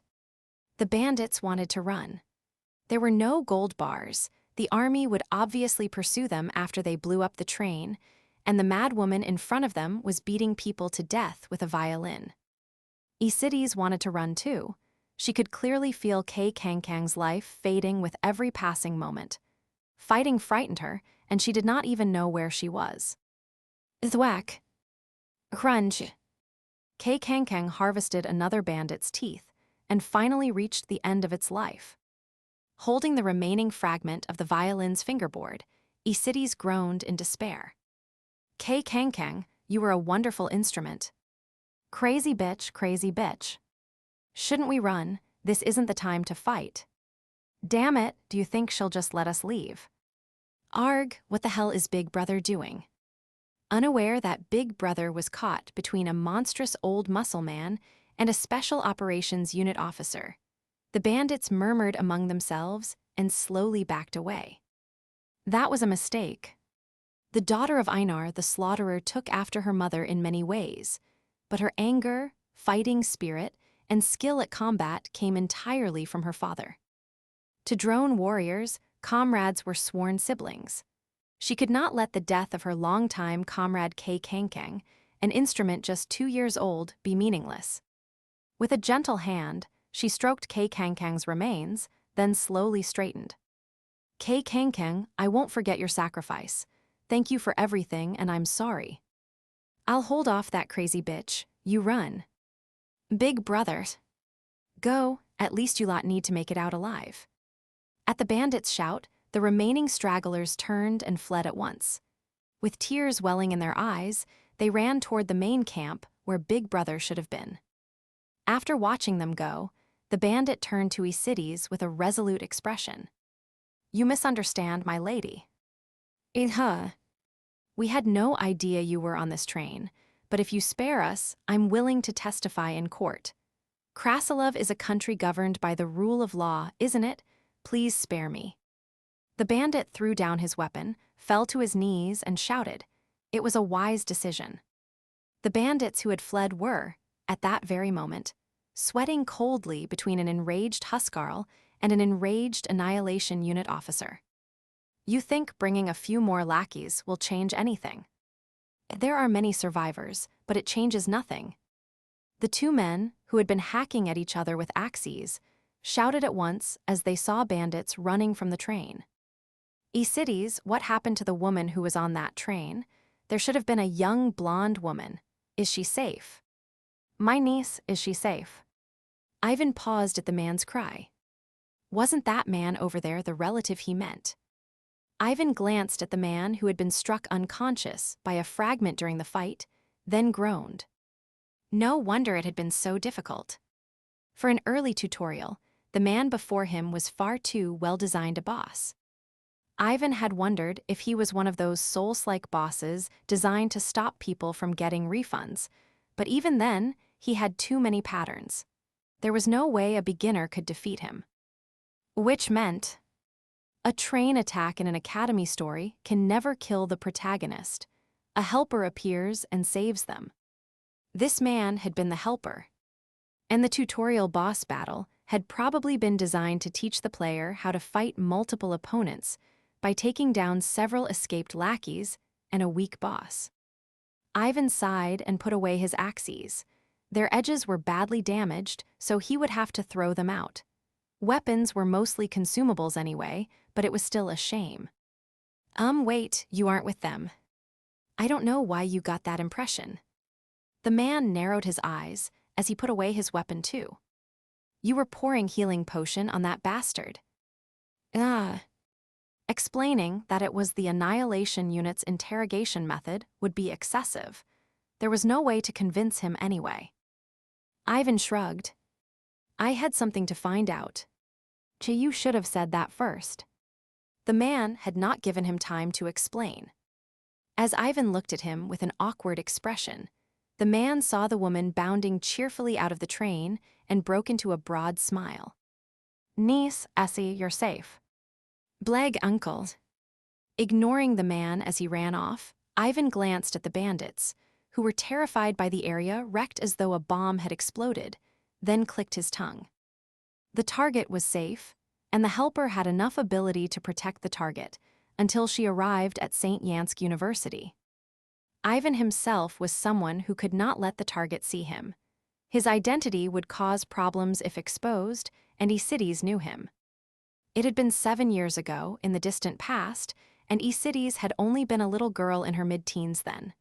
Still, she might remember Ivan. He had obtained all the information he could hear. Ivan turned and withdrew. Cities, eldest daughter of Berserker Einar, arrived in Krasilov. One drone dispatch agent, presumed Huskarl, deployed. Target safety secured. After sending a brief encrypted telegram with urgent notice to the East Court, Ivan boarded a train headed for the capital. It had been an exhausting day for such meager gains. "Essie, do you happen to remember a man named Ivan?" "Mr. Ivan, of course I do." Cities brightened at the welcome name, then soon lowered her head gloomily. "He was such a wonderful person, kind and cool." "I'm not so sure about that, but anyway." The man frowned as he walked. 5 or 6 terrified bandits carried an improvised palanquin made from a torn-off train door. Careful not to let Cities hear from atop the palanquin, the man muttered quietly. "I heard he died 2 years ago." His fighting style had seemed familiar, and it was exactly like the Krasilov Special Operations Unit. And the way he used axes felt strangely familiar too, much like elder brother Einar's axe work. There was only one Krasilov man who had learned axe fighting from Einar. Hero Reserve Ivan Petrovich. More precisely, Ivan Petrovich of the Hero Reserve. He had been one of those considered fit to join the hero party if it suffered a vacancy.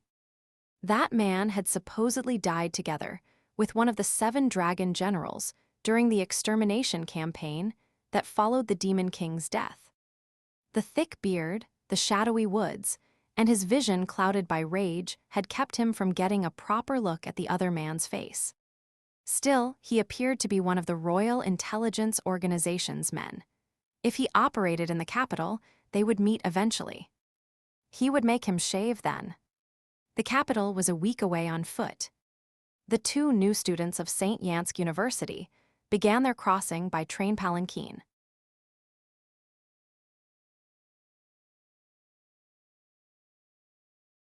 Chapter 8, These Orphans Need a Director 1. This was a story from Ivan's days, serving in the Annihilation Unit.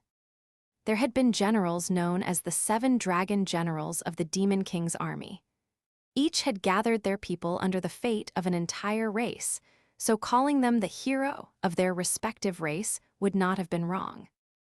Before the hero party appeared, the allied kingdoms had been swept aside with embarrassing ease. The demon folk were physically superior to humans from the start, and they had gathered as entire races with the intention of conquering the world. There had been no way to withstand them.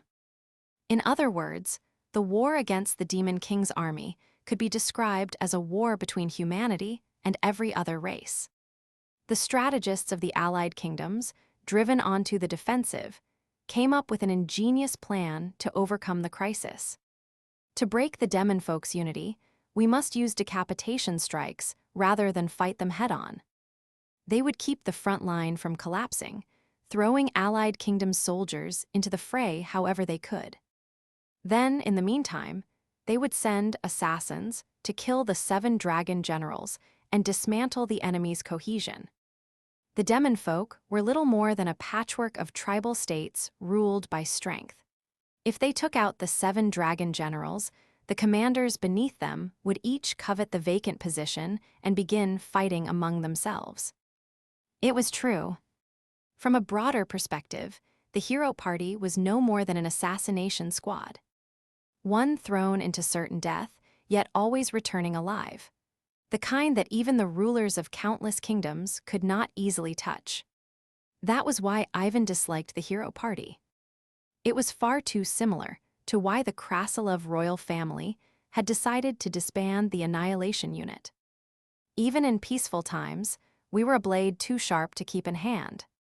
Ep. 4. These orphans need a director.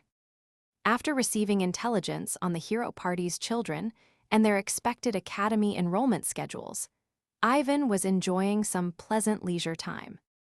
The timeline he had planned was perfect. First, Isides, whom he had rescued a few days ago. Next was Isabel, daughter of the hero Maximilian. She belonged to the Thil's kingdom and would depart in the first week of February. A few days after that came Oscar, son of the knight Gilsver. He would also depart from the Thil's kingdom. There was no need to worry about those two. Thils and Krasilov had maintained decent diplomatic relations even before the war, and the distance between them was short enough to leave plenty of time to respond to a train attack. Then there was Elphahara, daughter of the mage Baelgreen, who would not even be taking a train in the first place. Baelgreen's homeland was an island floating beyond the Black Sea, the Callian archipelago. She would cross over on a warship, making her safer than any of the others. Krasilov had no ice-free port, so she would likely pass through Thils, but someone arriving on a warship would hardly come without attendants. Lastly, there was Lucia, Enrica's disciple. Lucia belonged to the Krasilov kingdom. That meant they had already arrived somewhere in the capital. Not only could Ivan check on them later without any problem, he did not particularly want to see them soon. In other words, if he got through the February train attacks involving those two incoming students, the rest would be issues that resolved themselves without his direct intervention. The train attack itself was part of the tutorial after all. His experience with Isides had now made him completely certain. There was no reason for him to act personally before enrollment. Therefore, I want kimchi stew. He was once again passing the time by scribbling down a list titled things I'll eat when I return to Earth. Sitting in the director's office with a cup of coffee, warming himself by the cozy fire, was leisure time too precious to trade for anything. Tidi akbaki, not Rasei Tidi akbaki, nor the delivery franchise kind, all broth and excessive portions. The Tidi akbaki he wanted was the thick, street-style hipster Tidi akbaki sold at the school's snack shop. He remembered the place that sprinkled curry powder on it being the most popular. I want to go homes. Are you going to abandon us again? Ivan's unfocused eyes sharpened. Kim Seonwoo within him was crushed beneath Ivan's sense of self and disappeared, leaving Ivan alone as he turned around. A child was clinging to the window. Since when have you been there? Since you started muttering about what you wanted to eat, director. This is the 3rd floor. You know I'm famous for paying attention in class. Do we have wall climbing in the orphanage curriculum? Ivan walked straight to the window and threw it wide open. He lifted the child, who was grinning mischievously, and carefully set them down inside. I won, you know that, right? Don't make a competition out of that. Use the hallway next time.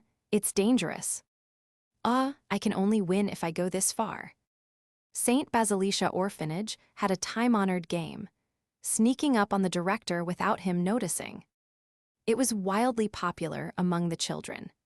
Ivan was a mysterious man who could catch a ball flying at his back with one hand without even turning around. No matter how quietly they moved, they could never hide around Ivan either. Though he was blunt and sharp-looking, he was remarkably harmless. To children who judged people by their actions rather than appearances, he was one of the best playmates they could have. I'll make you a cup of cocoa, then you can drink it and go. Yes. Ivan did not stop them, either. The orphanage residents needed a way to make a living after graduating, after all. If they could deceive his senses, they would not starve no matter where they ended up. After sending off the brightly smiling child, Ivan reclaimed his peaceful leisure time. A little over 2 weeks remained until Isabel boarded the train. Until then, he was free. Or so he had thought, before one of the orphanage residents was suddenly kidnapped. Hey, where are you from? No, I don't think you gentlemen understand. If our director finds out about this, you're really going to be in trouble. Look at this kid. Anyone would think we were the ones kidnapped. Prichinkaya, the capital of Krasilov, was one of the continent's greatest cities. Naturally, every city had shadowy spaces broadly called back alleys, and Prichinkaya had several slum districts of its own. Even among the gangs and outlaws of the back alleys, there were those who stood apart. They were the groups of hopeless lives classified as assassination organizations. If someone stabbed another person with a knife, they would naturally face the law. The higher that person's status, the more severe the law tended to be, but the payment also rose accordingly. Assassination organizations were made up of people who believed that as long as they got paid, it did not matter if they wagered their lives on one swing of a blade and vanished as due on the execution ground. There were no real assassins like Leon, who appeared stylishly from the darkness, neatly took out their target, and disappeared. So who the hell is your director? He's Ivan Petrovich. You've heard that name, right? Right. What ahahaha? Of course these people had heard the name Ivan. They had heard the surname Petrovich too. Ivan was the most common given name in Krasilov, and Petrovich was the most common surname. Even the late king, famed as a wise ruler, had been named Ivan. It was like asking, hey, do you know a guy named John Smith? The low-ranking members of the Prichinkaya back alley assassination organization snickered. Then a low voice echoed from the darkness of the alley. Wait. The members flinched, lowered their weapons, and backed away. Along the path they cleared, someone walked forward with steady steps. Who did you say? I Ivan Petrovich, director. The person briefly looked the captive up and down, then smiled slowly.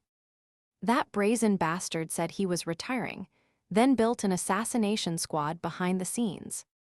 At St. Basilicia Orphanage, sneaking up on Ivan to startle him was treated as something close to a traditional game. To someone else, the orphanage residents might appear differently. Especially to an expert among experts, someone more versed in this field than anyone alive. To Shadowblade and Rika, they could not look like anything else. He had spread the false rumor that he was dead, retired cleanly, and intended to live a new life. Right, as if a dog could change its habits. How could the Annihilation Unit change theirs? Enrika grinned and nodded. Ivan Petrovich, identified as the leader of an evil organization that collected orphans and trained them as assassins. You think one of the orphanage residents was kidnapped? Yes, Director, do you remember Priscilla? Of course. Ivan had memorized every personal detail of his more than 300 orphanage residents, including graduates. Priscilla, no surname, 17 years old, a war orphan. Priscilla's parents were unknown. Ivan remembered taking the child in after Priscilla had been abandoned during the war and found begging near a military camp. Priscilla had been a little too playful, but was fundamentally bold and talented, so Ivan had not been especially worried even with graduation approaching. Lately, Priscilla seemed to have been going around looking for work. Who, where, and when? We don't know exactly, but only the coat Priscilla was wearing came back. This is a threat, isn't it? Probably. Ivan took the coat the teacher handed him and examined it carefully. A frayed sleeve, a heavily worn collar, one button dangling loosely just before falling off. He ran his gaze over it without finding anything useful, then suddenly stopped. There was an ordinary handprint. It was covered in dirt, subtle enough that no one would notice without looking closely. A faint scar was imprinted at the base of the palm, barely visible beneath the dirt. A cross-shaped scar carved into the palm. Enrika. It was the mark used by that foul-tempered woman's organization. No idiot would kidnap an orphan for money. This was a provocation or a warning. Or else, a summons. Ivan felt the need to rearrange the schedule he had put off until last because he least wanted to meet the person tied to it. Shadowblade and Rika. In other words, The Grandmaster was calling him. The Annihilation Unit had been Enrica's creation.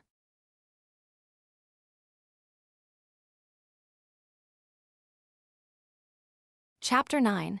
These orphans need a director too. At the center of Prichinkaya Central Garden stood monuments and statues whose construction Ivan the Great had personally ordered.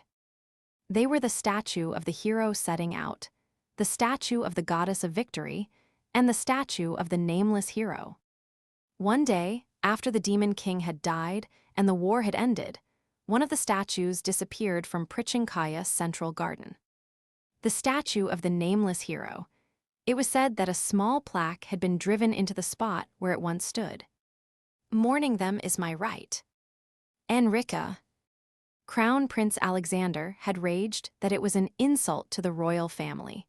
But Princess Elizaveta had acknowledged Enrica's right and supposedly gave up on recovering the statue. Of course, no one knew the truth.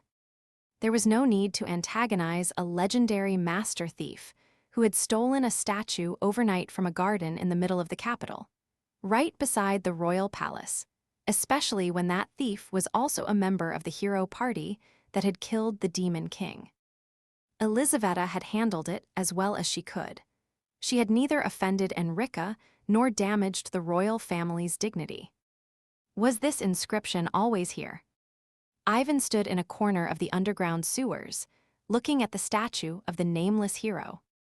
It had taken him 3 hours to find it with nothing but the information that Enrica's dungeon was somewhere in the southern Prichinkaya underground waterways. Even when your names are forgot, your glory shall be immortal. On behalf of all those absent from this place, for all those absent from this place, Elizaveta Kirillovna Krasilov, Enrica Sarajevica. Ivan removed his hat, held it over his chest, and bowed his head briefly. When he had first heard that this statue would be built, he had been too embarrassed to even consider going near it. Then, on the day he happened to visit Central Garden, Enrica had already removed it. As he finished his silent salute, an amused voice echoed through the sewers. Do not mourn those who departed first, for I stand among their ranks as well. You still remember, good, welcome little Ivan. With a metallic screech, the base of the statue twisted. A stone wall split apart, revealing a passage. Beyond it was a lavish reception hall corridor, nothing like the foul, musty sewer where he had stood moments before. As Ivan walked down the extravagant corridor, its walls draped in silk, he slowly steeled himself. Like most members of the hero party, Grandmaster Enrica was insane. At that very moment, Enrica was thinking the same thing about Ivan. Like most Annihilation Unit agents, little Ivan was insane. It's been 7 years since we met face to face, hasn't it? So, have you been well, disciple? More or less. Ivan sat in the reception room, taking a sip of coffee. He always took only a tiny first sip and rolled it slowly around in his mouth. It was a kind of etiquette. Like most etiquette, it was also meant to prevent assassination. No poison. Ivan gave a slight nod, savoring the coffee before. Ah, you can't identify modern chemical poisons by taste. He spat the coffee back into the cup and placed it on the table. I'm joking. Should I bring you a fresh one? No, I didn't come here for tea. Still so stiff, for someone so young. Enrica smiled with her eyes and lounged across an elaborate sofa. A pale leg peeked through the slit in her silk dress. Naturally, that was not enough to catch Ivan's eye. The monster before him was an old hag over 100 years old. How many elixirs and vials of pure blood had she consumed? Ivan could not help imagining a viper staring at him and flicking its tongue. This was a vampire's nest, after all. Elder Vampire, Shadowblade, Fang of Darkness, and the traitor Enrica. A hero who had betrayed the elder vampire that bit her a century ago, drunk its blood, and brought an end to the vampire rampages scattered throughout Prichinkaya. Over the century since, this woman had taken countless lives under the pretext of assassination contracts. If the Demon King had not emerged, would the hero not have killed her? Ivan considered this as he carefully stroked the axe handle beneath the table. Right, you came sooner than I expected. Honestly, that suits someone still active better, doesn't it? Though, being active isn't exactly a compliment between us. Right. Where is Priscilla? Ah, straight to the point, you were always like that. Enrica chuckled as she laced her fingers together. Her dress swayed gently, displaying her alluring figure. Of course, Ivan would not be swayed by someone 70 years older than him. His range only extended 10 years in either direction, at most. What do you think? Did I bite her or didn't I? You didn't. Oh, how can you be so sure? If you had, you wouldn't have invited me. You would have ambushed me. Ivan fixed her with a cold stare and continued. Wasn't revenge the most important principle you taught me? That grubby little girl falls within the scope of your revenge. Now. I took her in. He remembered the day he had taken Priscilla in. Even among the refugees gathered before the military camp, she had been an orphan people looked down on. Having no parents at such a young age was terrible. It meant the only person who could protect you was yourself. Once she understood that, the child had always acted boldly. The world was already full of people who were miserable enough. There was no room to help a child who only grieved and sank into despair. To pity someone, you needed some room in your own heart. The Allied kingdoms had possessed no such luxury in those days. That was why Ivan remembered Priscilla and several other children. He had decided to take them in, retired, and founded an orphanage. They were no different from his own children. Naturally, if someone hurt his child, he had to take revenge. Don't look so venomous, it makes you seem amateurish. Enrica smiled and set down her teacup. The black tea, untouched and still full, rippled faintly on the table. Didn't I teach you? Venom belongs exclusively to the hunted. Dressing yourself in bright colors while loudly proclaiming revenge and self-defense is a weakling's desperate struggle. Answer me. She's still alive. I didn't bite her. She's perfectly fine. I washed her up, put her in pretty clothes, and fed her good food. Now you answer me. Enrica slowly placed her white fingers on the table. What are you plotting? What are you plotting at that orphanage of yours? Enrica meant it sincerely. When he said he was taking in orphans, she had laughed it off, thinking that perhaps he had a soft spot for them because he had once been one himself. It was pitiful, really. Was he not her adorable disciple, one she would have gladly taken into her family if he had come to her? Then 2 years passed, and one of those orphans from the orphanage showed up knowing how to use ambush technique with astonishing perfection. Honestly, it felt like she had been stabbed in the back. It was not as if she could complain about leaking techniques, since it was not particularly impressive. Nor was it some school that passed its secrets down to only one successor. She could teach it if she wanted. Still, why was he sending agents, as though he wanted to start a turf war with his teacher in the same district? She felt wronged. After retiring, he had even erased his identity and lived as if he were dead, so she had not sought him out. Despite being close enough to reach with a stumble, she had never once gone to ask him for a drink. And now what? He was sending agents to make a show of opening for business in her front yard. Wasn't that a declaration of war? Frankly, she had not even captured and killed that cheeky little brat. She had politely invited him over and made her intentions clear. Let's not do this. We have so many memories together. Do we really need to fight? Yet this man, hard as stone, was saying, touch her and I'll kill you.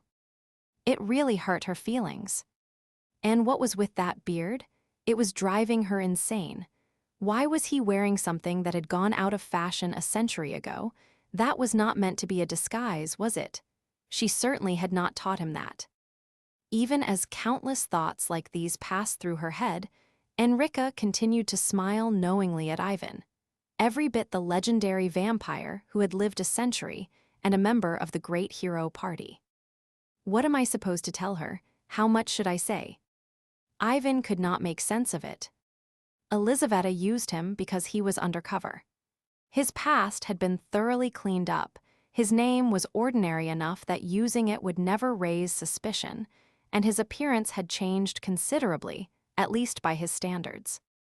On top of that, the former Lieutenant Colonel Ivan Petrovich had already been listed as dead and buried in the National Cemetery.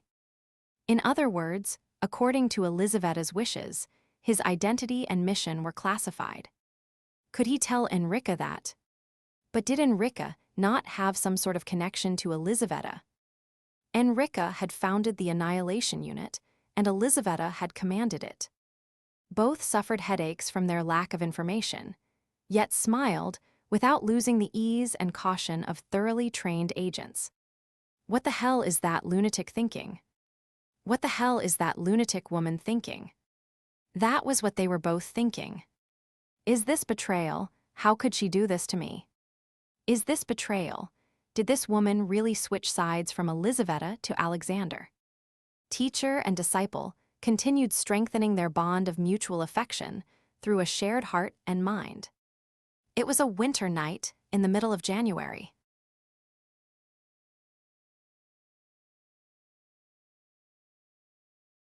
Chapter 10, These Orphans Need a Director 3. In the end, Ivan was the first to yield. In other words, he began cautiously sharing information. He had to save Priscilla, who was being held hostage, first. Of course, it was not only Priscilla's life at stake. Ivan was not confident he could defeat Enrica. I heard you're training a disciple. Oh. Enrica tilted her head with a deep smile. For a moment, Ivan gripped the axe handle tightly, then forced himself to loosen his hold. That was the expression the monster wore when she was in a bad mood. Go on. I heard they're planning to enroll at St. Yansk University this time. So. Someone was worried. If they got hurt, it would be a great loss to the country. What Ivan meant was this. Elizaveta was worried about your disciple, so she told me to protect them. That's what I've been doing lately. You know what Elizaveta is like. But if you don't understand this, I'll assume you've sided with Alexander. What Enrica heard, however, was this. I already know your disciple's identity, location, and personal details. I've been paid a handsome sum. If they get hurt somewhere, it would be tragic, so watch your step. How dare he? How dare he stab his own revered master in the back? Whose request had he accepted? Alexander's. Was that bastard finally trying to get rid of me? No, this man was the same. If I had been asked to kill this man, I would have refused or warned him beforehand. Yet he came here out of nowhere, threatened me, and was now using my disciple to blackmail me. And he still called himself my disciple. What kind of monster had I raised? If the only disciples who survived the last war were people like this, then what had I even? With a broad smile, Enrica nodded. I see, so that's how it is. Right, it's nothing major. It's nothing major. Yes. Short answers passed between them in the icy atmosphere. Still, Ivan relaxed somewhat. Enrica looked displeased for some reason, but she seemed to understand the situation well enough. If so, the problem was solved. With this much warning, even when the tutorial began, Enrica's disciple would not face any great danger. Enrica would protect them personally. Lucky. Priscilla's kidnapping had led to this meeting by chance, but he had gained more from it than expected. There were only 3 tutorials left for the protagonists, and even the earliest one was still 2 weeks away. Lucia, come in. Yes, master. The reception room door opened, and someone entered with a cheerful voice. She was a young woman in her late teens, with glossy chestnut hair swaying behind her. Enrica smiled at Ivan with an oddly testing look in her eyes. Come say hello, this is your senior disciple. I've heard so much about you, Sir Petrovich. Master always told me to become at least half the person you are. No, don't praise him. This bastard is utterly ungrateful. Enrica clenched her teeth and forced a smile. You're human. Pardon, yes, of course I am. Of course, do you know your master's race? Master is a person. Lucia stood proudly with her chest out. Master has to live with a somewhat unusual diet, but cherishes me and protects this country. Master is a true hero. If you ask what defines a race, I would answer, humanity, Sir Petrovich. Oh. Ivan let out an involuntary sound of admiration. Since the war against the Demonfolk, the Allied kingdoms had become extremely hostile toward other races and demi-humans. It was only natural.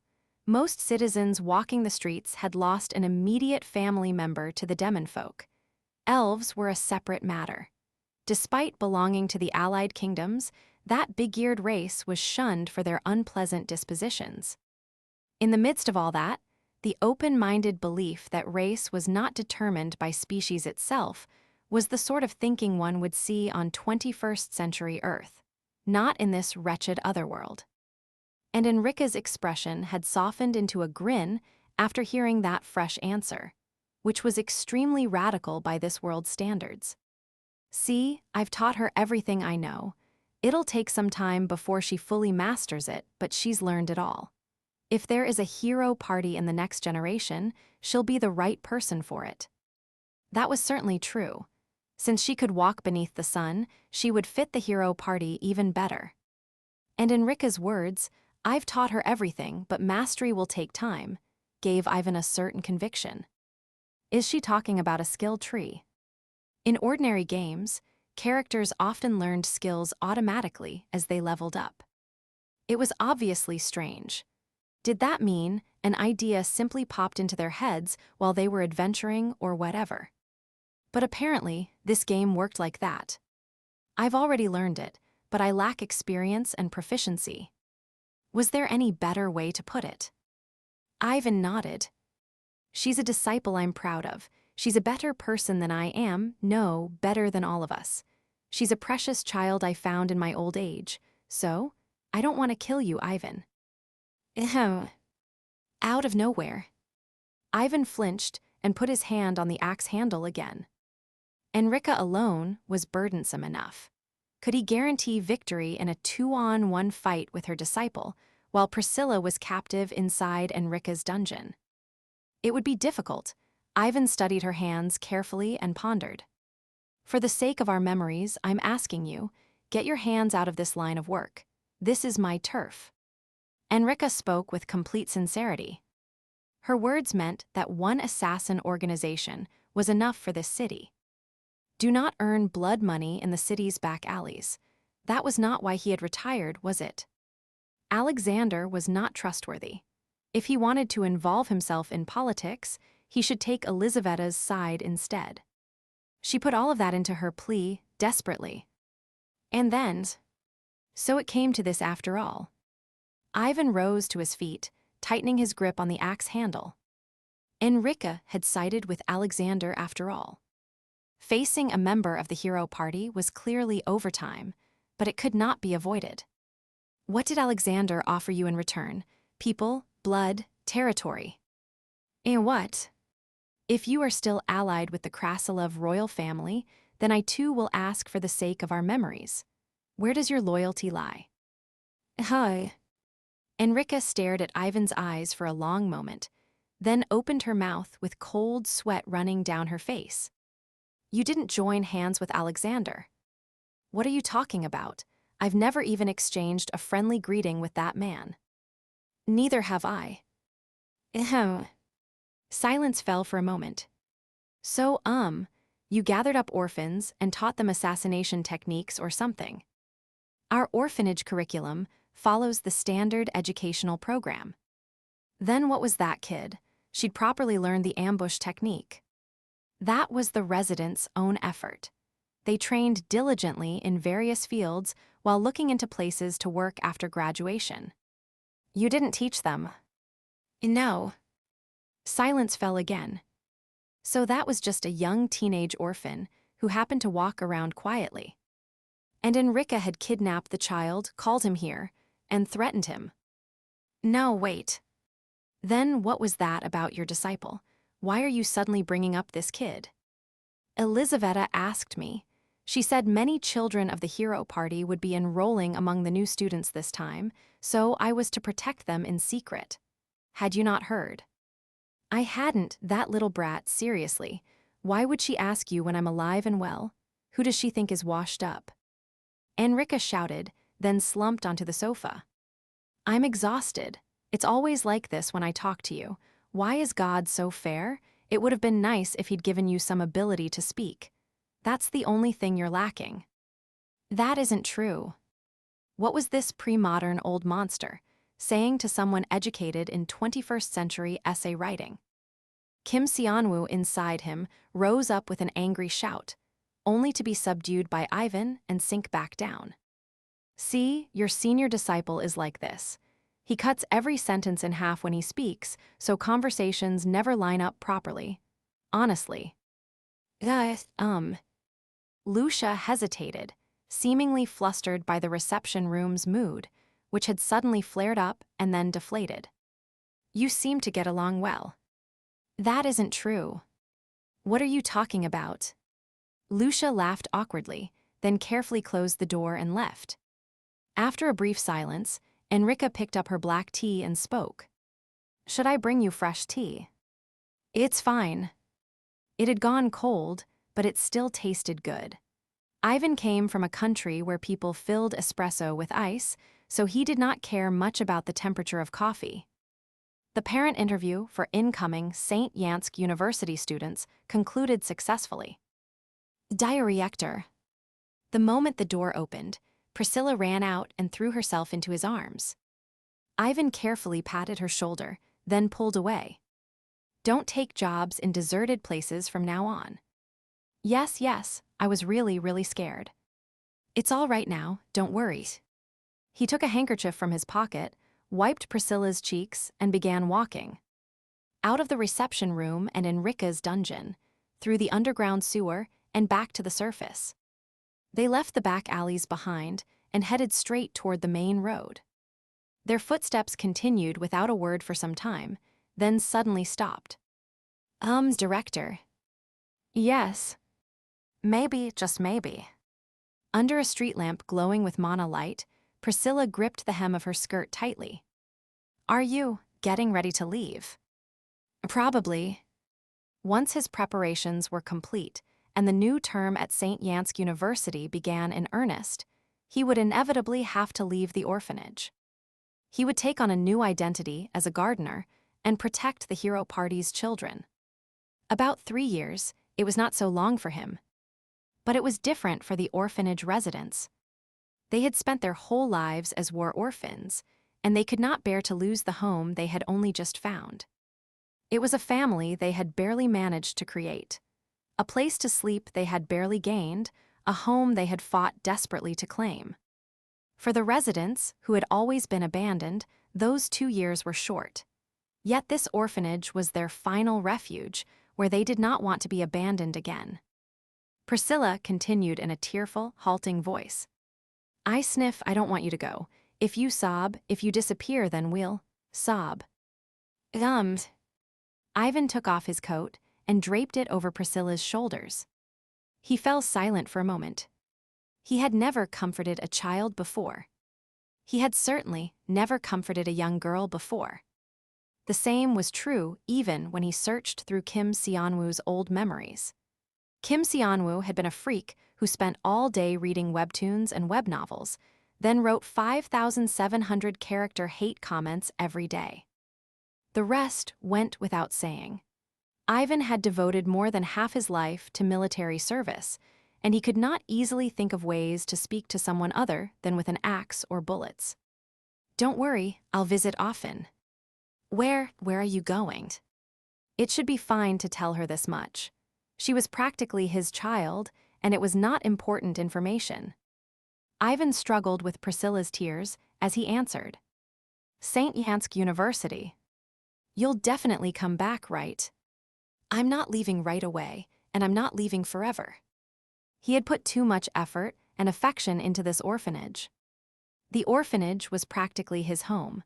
The director's office was the only sanctuary in his heart. With that firm resolve, he patted Priscilla's sobbing shoulders a few times and turned away. And then, St. Yansk University. I heard the entrance exam is difficult. Next year's entrance exam is this November, so. Every resident of St. Basilicia Orphanage. Begin exam preparation for admission to St. Yansk University.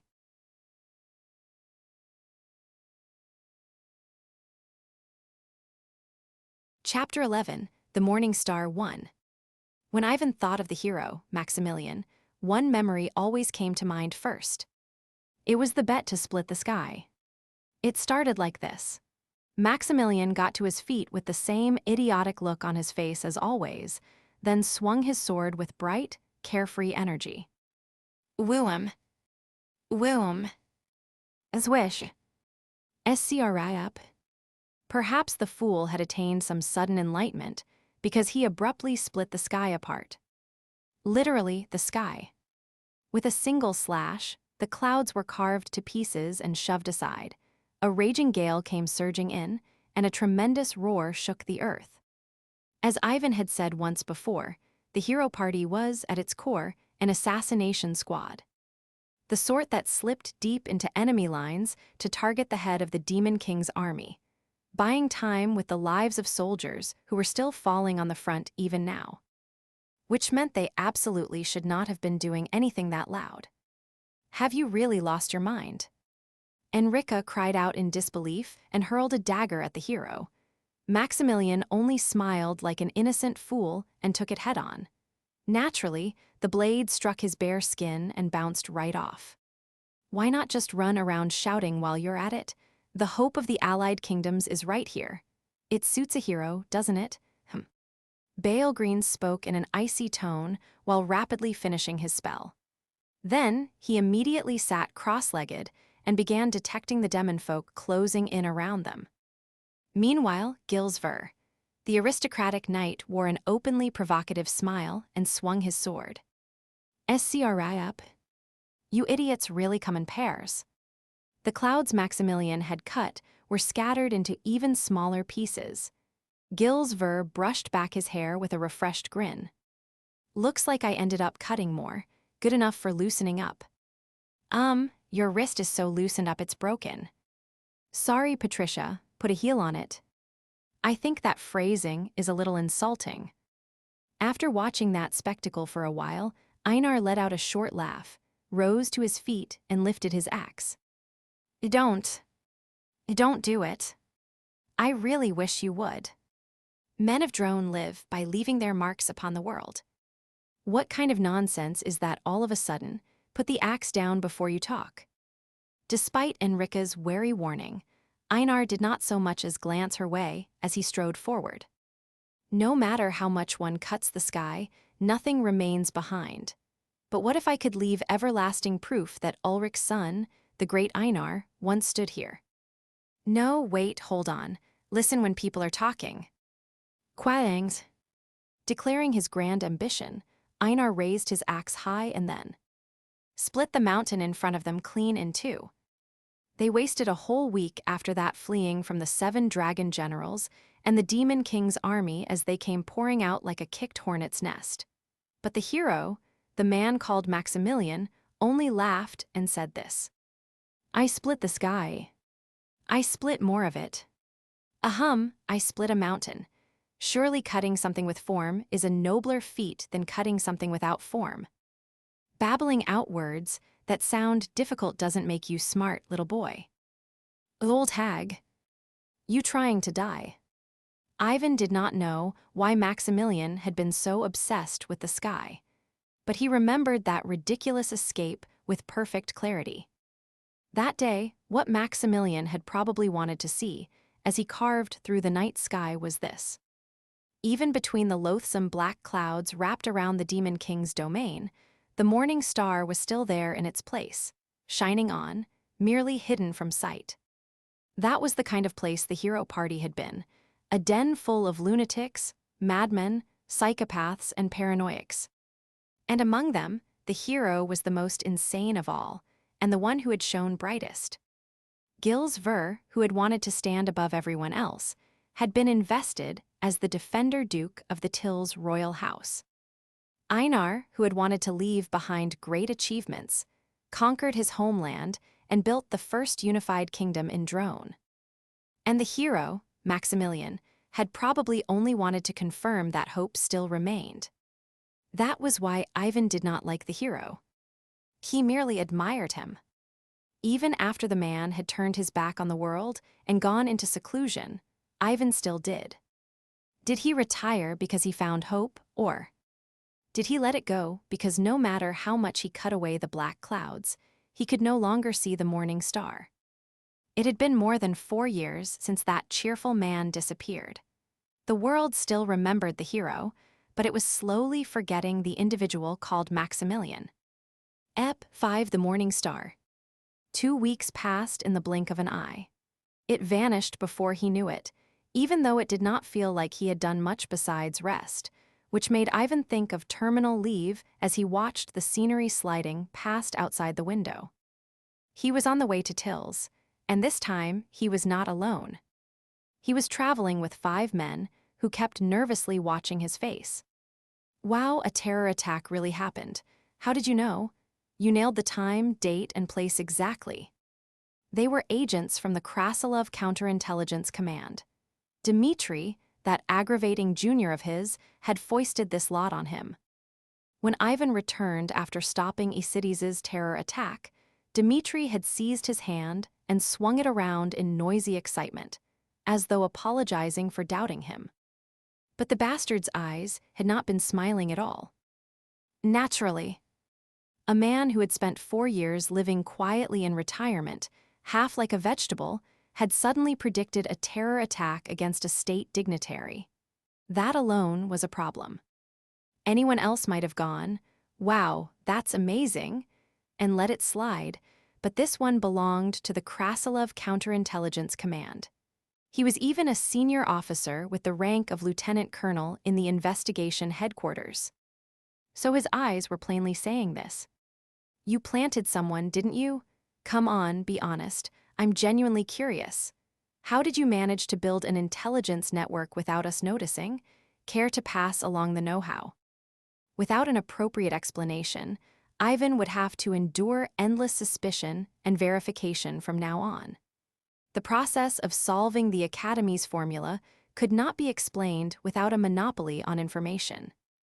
But, Grass, there was no need to reveal anything. Authority was born from mystery. Ivan had no intention of going out of his way to dispel their suspicions that he had some secret transnational intelligence organization backing him. And so this was the result. He had been given 5 clumsy agents as support. Ivan let out a short sigh. Had he really come all this way only to end up playing orphanage teacher again? At the sound of that sigh, every one of the agents flinched. "Lord Petrovich, is there perhaps something troubling you?" "All of you." Ivan decided he might as well whip them into shape while he had the chance. Recruit training was not his responsibility. But if intelligence work here was going to be this sloppy, how was a man whose actual homeland was South Korea supposed to retire with peace of mind? To begin with, why were intelligence agents all wearing matching clothes? What exactly were they trying to signal? And with the seats this empty, why were they huddling together so tightly that anyone could tell they were suspicious? This was intolerable. Granted, their real objective was information on Ivan, but that was still intelligence work, wasn't it? He could not let this pass. Listen carefully. And so began the lecture of a bored orphanage director, former Annihilation Unit operative, 18-year military veteran, man with experience conducting operations alongside the hero party, and veteran with a record of killing one of the 7 dragon generals. There were 18 hours left before reaching St. Madeleine, capital of Till's.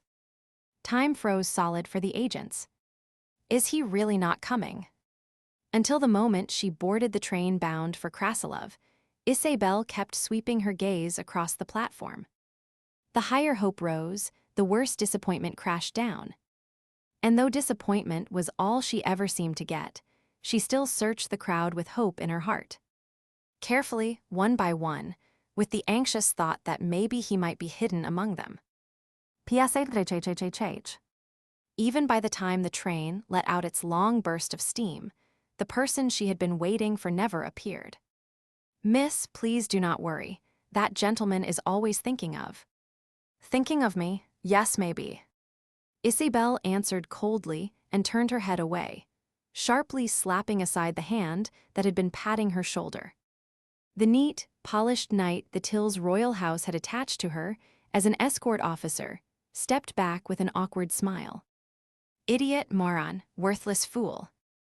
A loathsome animal that could not even manage to get angry when insulted, that forced a smile and pretended to be fine even when offended.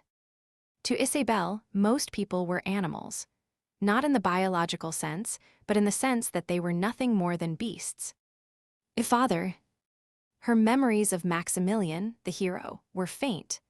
The hero spent most of his time on the battlefield, and during all that time, she remained at court with her mother. Whenever the hero's fame rose higher, the expressions of the people who approached her grew simpler. All they wore were kindly smiles from people who wanted to win favor with a future central figure. Naturally, if one assumed the hero really would defeat the Demon King. Then, once the Demon King died, the entire political order would begin revolving around the hero. They said an individual could not defeat a collective, but if one person possessed power and achievements enough to overwhelm a collective, then even a nation would eventually become attached to that individual. And so the Till's royal house worked hard to win her favor. Since they had no way to approach the hero directly, that was their only option for making themselves look good to him. No matter what cutting abuse she spat at them, no matter what insults she hurled, they only smiled. As though they were all attending a masquerade ball, every face she saw wore the exact same expression. That was not exactly healthy for a child's emotional development. Get lost, I don't even want to see your face. But miss, Shut up. At Isabel's words, the knight faltered and stepped back. Still wearing a gentle smile, he bowed and left the compartment. Finally alone, Isabel muttered with a bitter smile. Idiot. Just before he closed the door, when he turned his head and turned away from her, she saw clearly the knight's expression twisting, like that of an evil spirit. As hero's bloodline, Isabel possessed senses far beyond anyone else's. She could catch even the briefest change in someone's expression at a glance. That was why she had turned out like this, because she had learned far too early that everyone around her found her unsettling. And so, morons. Mocking herself, she sank into her seat. A girl who knew no way to express herself, except by lashing out and ridiculing others. A self-destructive madwoman who could only relax after finally seeing other people get angry. Someone with such a severe hunger for affection that she believed only other people's hatred was sincere. A child with separation anxiety, forever waiting for and resenting a father she could barely remember anymore. That was the diagnosis she had given herself. We should be heading out now, Lord Petrovich. You're still using the word we. Are you planning to brag that you all came together? Did I not tell you that your words should be precise, your actions decisive, and your true intentions hidden in the deepest place? That is. Without exception, every agent was screaming inwardly. Lieutenant Colonel Dmitri, you said this gentleman was incredibly taciturn. You monster, Petrovich. I hate you, Ivan, forever. Faced with the looming threat of an 18-hour lecture, followed by additional refresher training for special duty personnel, the agents went pale, offered hurried farewells, and fled. Their assignment was to protect Oscar, son of the knight Gilles Ver. Ivan had thrown himself into training them half to shake off the shackles Dmitri had strapped onto him, and the other half out of genuine sincerity. Watching Isabel board the train from the station platform, he thought. Lucky. He had killed 2 birds with 1 stone. shaking off the counterintelligence command agents while protecting Oscar. Feeling as though he had thrown off 2 lumps of baggage, Ivan boarded the train in a much lighter mood.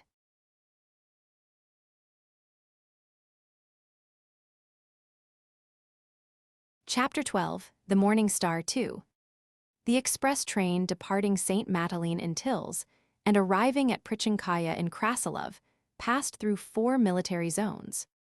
Once as it passed the Tils 3rd Royal Guard Division, once as it crossed the northwestern border.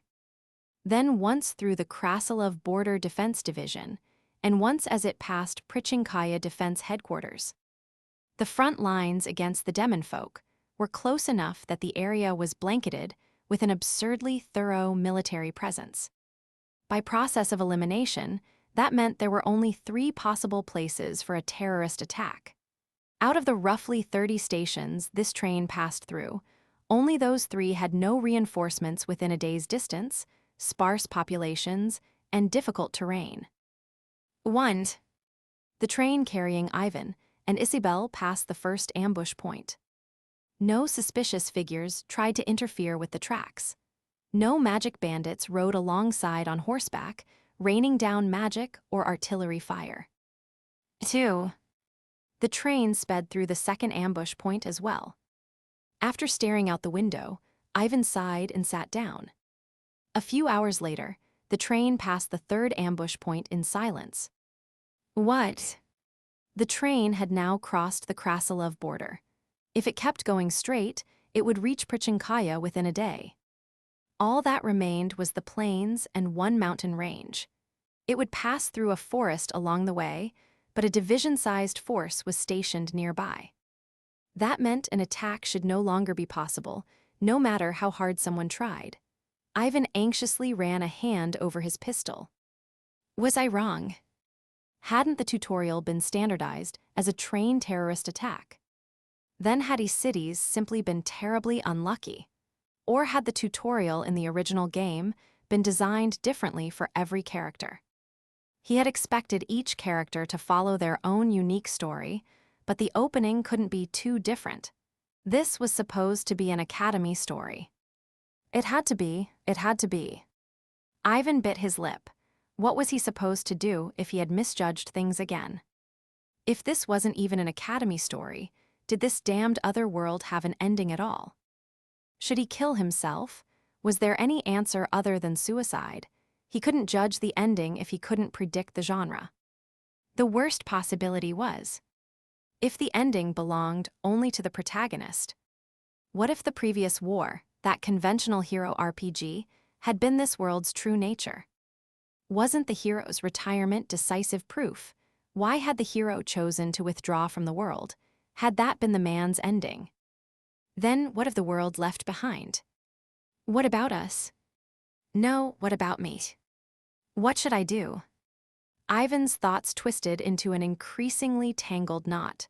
No, he hated this. He didn't want to remain in this fucking world any longer. He wanted to rest. He wanted to let go of everything and leave.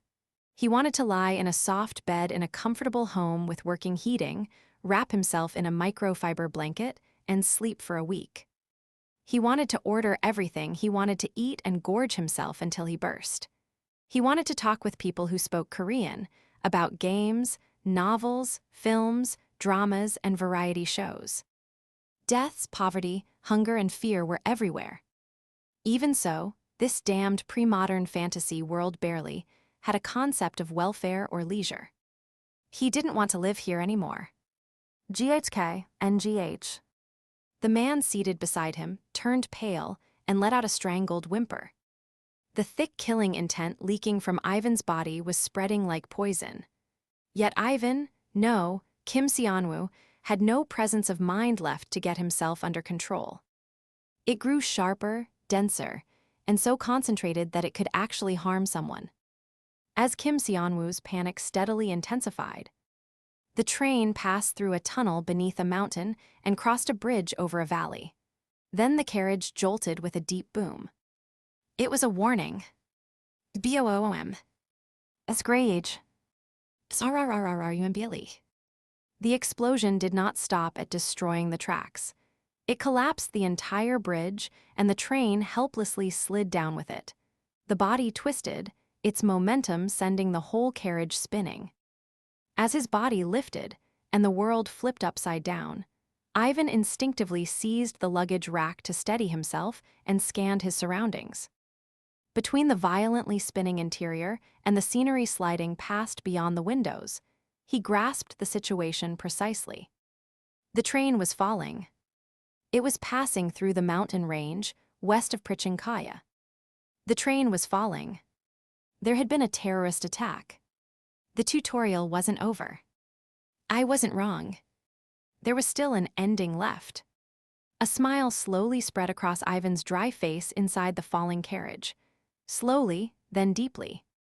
He forcefully shoved the useless Kim Seonwoo, still trapped in panic, beneath his consciousness.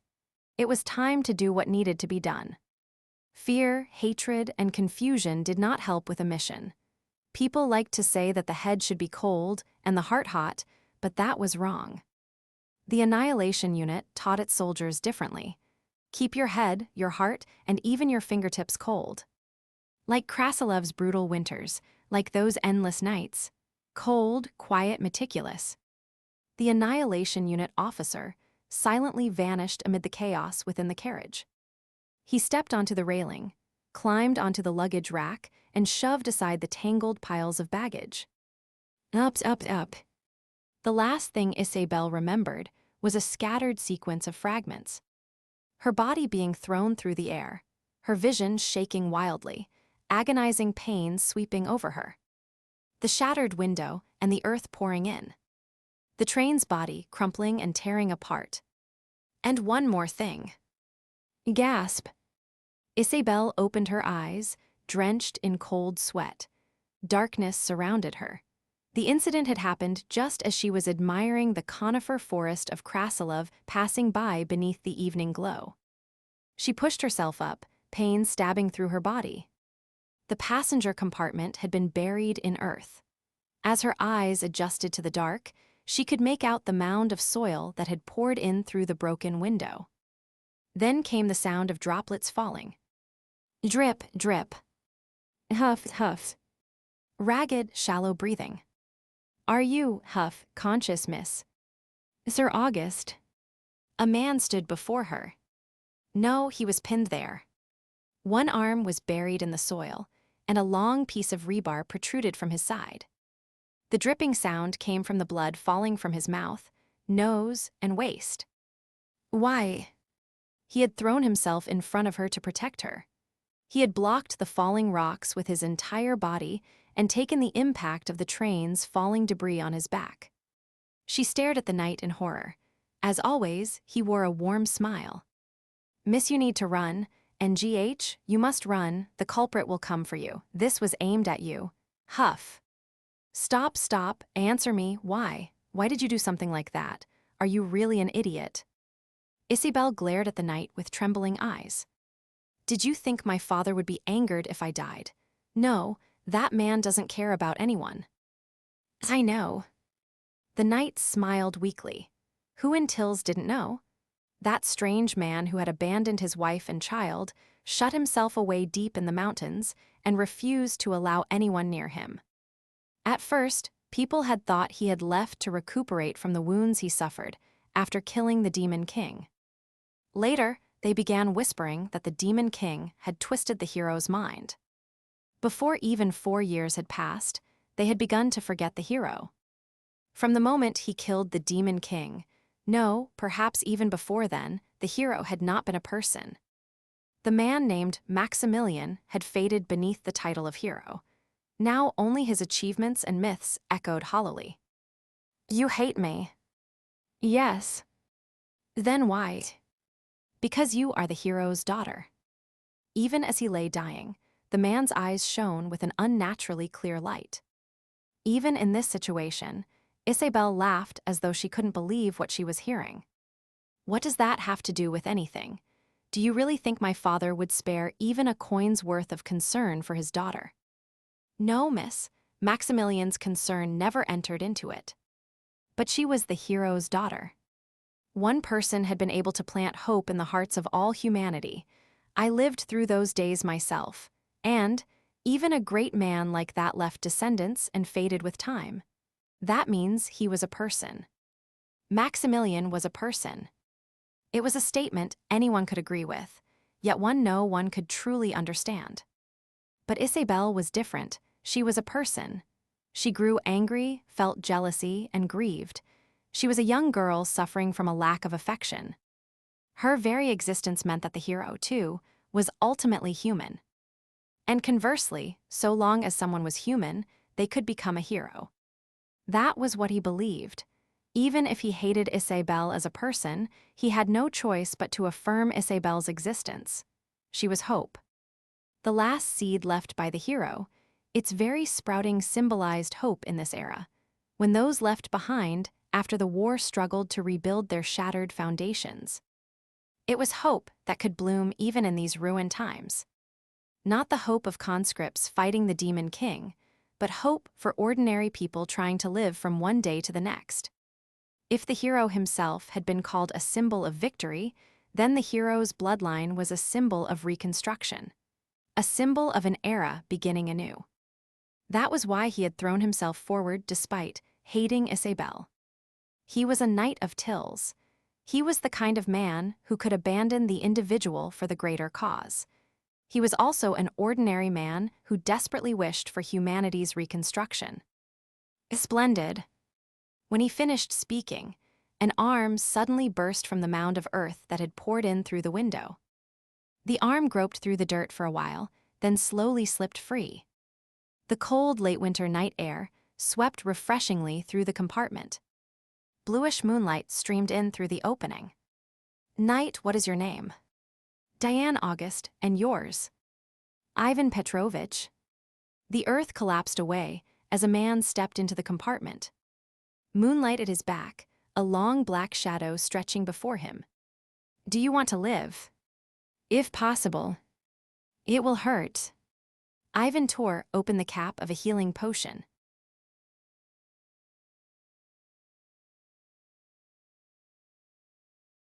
Chapter 13, The Morning Star 3. Sir Diane August endured the pain of the revolting truth serum with a will of steel.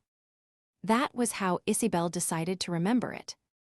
What mattered was not that Sir August had screamed and hurled every profanity he knew at her, nor that he had grabbed the arm of the man called Ivan and tried to reveal the knight's financial records. Of course, Isabelle could not bear to watch that spectacle, so she promptly slapped Sir August across the face. Only after receiving a lengthy lecture about how dangerous it was to strike someone who had just coughed up blood did Sir August, finally, become capable of speaking like a person again. "Mommy." After examining the properly treated wound, Ivan gave a clear diagnosis. He regressed from the shock. "Isabelle, it's because you hit him. Reflect on your actions." "I don't think Sir August sees it that way. Can he go back to normal?" "Don't worry, it's a common symptom. He'll come to his senses with time." Ivan looked outside for a moment before speaking again. But he screamed enough to draw attention. "The people lying in wait on the mountain should be coming down soon. We need to prepare." "What about Sir August?" "You'll carry him." Ivan stared blankly at Isabelle. Isabelle stared back at Ivan. A moment of silence passed. Then Isabelle understood his look and asked with a flustered expression. "Me?" "Yes." "What about you?" "I have to fight." "I can fight too." Ivan looked down at Isabelle and shook his head. Her talent was unquestionably exceptional, to the point that it would be hard to find anyone her age who could match it. Her mind was another matter. Her face had gone pale from an incident like this, and the hand holding her sword would not stop trembling. "I'm sure you can." "Why do your words and actions say completely different things?" "You've got that exactly right." Ivan snorted and turned away. Left alone in the compartment, Isabelle soon let out a deep sigh and hoisted Diane onto her back. He was heavy. It was not as though she had become too weak to carry the weight of a grown man. The weights she used in training had been heavier than Diane. Still, the weight of this wounded, weakened man pressed down on her shoulders. When she adjusted Diane on her back and stepped outside, Ivan, standing with the moon at his back, suddenly turned to look at her. "Your talent isn't bad." "That sounds really insulting. Mister, do you know me? When did we meet that you started speaking so casually? Did you get your personality from your mother? Wow, you really make me want to draw my sword. Then, did you inherit your manners from your mother's side or your father's side? Who knows? I don't even remember either of their faces anymore." Thayats, huh.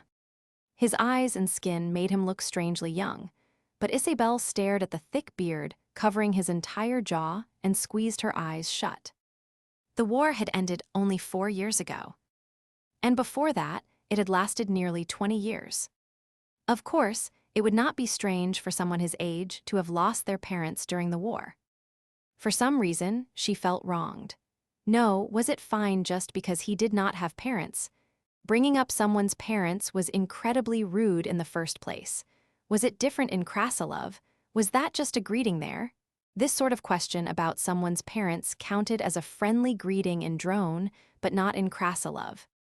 She grumbled to herself for quite a while before finally realizing what Ivan had meant. Her eyes went wide. "You know my father." "Who knows?" Ivan smiled faintly at the ever-changing expressions of this child. Could anyone truly say they knew Maximilian? He shrugged. "Gather the survivors, start a fire, tear out the train seats, and use the material to cover them. Winter nights in this land are harsher than you think. What about the attack if we start a fire? That's not something you need to worry about. You're going out alone when you don't even know who they are. That isn't something you need to worry about either." It was Ivan's first time meeting Maximilian's daughter, yet he found himself feeling something unexpected. She looked just like her father and had inherited his talent, but her personality was nothing like his. Maximilian had always boasted at night about the lover he had left in his homeland, saying she was kind and considerate. It seemed Isabel had taken after her mother. Love was dangerous like that. It stopped people from seeing another person's flaws and weaknesses clearly. Ivan snorted and left. There was a saying in the tactical doctrine Ivan had learned. "Assume the worst, do your utmost." It was so obvious that Ivan had once scoffed at it. That was before he had been forced to reconsider those words in actual combat. Their true meaning was this: assume the worst. In other words, the enemy would always try to attack in the way that was hardest to deal with. Do your utmost, that meant this: if your enemy was the worst possible opponent for you, then you should naturally become the same for them. Therefore, imitate the enemy's tactics. The worst attack you could imagine would become the best offensive move you could make against them. What Ivan needed to do now was painfully clear. First, he had to assume the most terrible situation. Being ambushed while escaping after surviving would be the worst possibility. It would become even worse if they were forced into a delaying battle. Intermittent raids in the darkness of night would build exhaustion. Ivan could handle it, but such attacks would be fatal for the wounded and the young girl. So, if he assumed the worst, the enemy would surely act under the assumption that Ivan and his group would attempt to flee. After all, if a train derailed because of someone's attack, common sense dictated that the survivors should leave the scene and seek help. Now he considered the countermeasure. Act as though they had plenty of time. Leave the target somewhere clearly visible, make them look helpless. That would force the unknown enemy to recall the people they had deployed for pursuit. They would have to change their tactics from pursuit to encirclement. This world was not a strategy simulation game. Unfortunately, it was an academy story. Putting in an input did not mean foot soldiers would immediately produce an output. That meant a delay would occur while they recalled the pursuit team. From that moment on, Ivan would begin with a tactical advantage. And an encirclement carried out from an offensive position usually came with psychological ease. They would think of their prey as rats trapped in a jar, ready to be devoured whenever they wished, so they would choose their moment to attack even more carefully. Once they recalled the pursuit team, they would want to strike at the perfect moment with an inescapable blow, ensuring their target could not escape. That was the second best option, the worst attack the enemy could imagine. So Ivan would imitate them. He would make the enemy's best option become the worst possible outcome for them.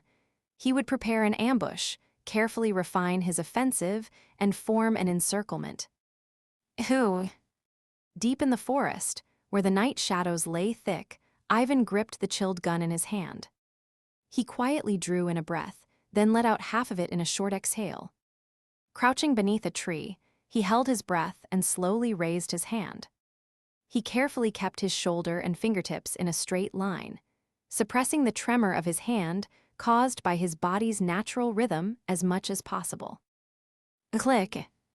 He slowly pulled the trigger with his index finger, using the momentum of 3 breaths to keep the sights from shifting. Then, bang! Handgun sniping. A shooting technique devised so annihilation unit agents, who had to conceal military weapons in enemy cities, could launch long-range attacks even with pistols. A silhouette no larger than a fingernail crumpled beneath the moonlight. There was no need to rush a reload. His first shot had hit. Soon, an ominous stir ran through the forest. The enemy had realized it from the gunshot as well. The ambush had begun. And soon, they would realize something else. The annihilation unit's ambush had begun. With a dark night, a deep forest, familiar terrain, and a suitable weapon that felt natural in his hand. An annihilation unit ambush allowed one person to encircle a group. Bang! When the shot rang out from deep within the forest, Isabel tried to hide her trembling hands as she prepared for the enemy's attack. It was clearly the sound that announced the beginning of a battle. Birds, startled from their sleep, fluttered away. The people gathered around her sat shivering before the campfire, looking at her. We're all going to die now, aren't we? I'm scared, mommy, mommy. The sounds of survivors sobbing surrounded her. Every one of them had suffered at least a broken bone. Overwhelmed by confusion, pressure, and guilt, Isabel lowered her head with difficulty. They were victims caught up in this because of her. The fact that only around 15 people had survived that enormous train weighed heavily on her shoulders. Then a low voice spoke behind her. The reason we call a hero is not because they are the strongest, but because they are the bravest. Sir August, are you conscious? August, still on her back, continued in a strangely vacant voice. Therefore, we must not become heroes. We must not even try to become them. We must understand our own weakness. Sir August, we must stand in the place of the weak and look upon those like us through the eyes of the weak. The reason we take up the sword is not because we are brave, because we are strong, or because we are superior to others.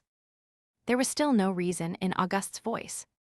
Yet strangely, he spoke clearly and precisely, as though he wanted to carve every word into her heart.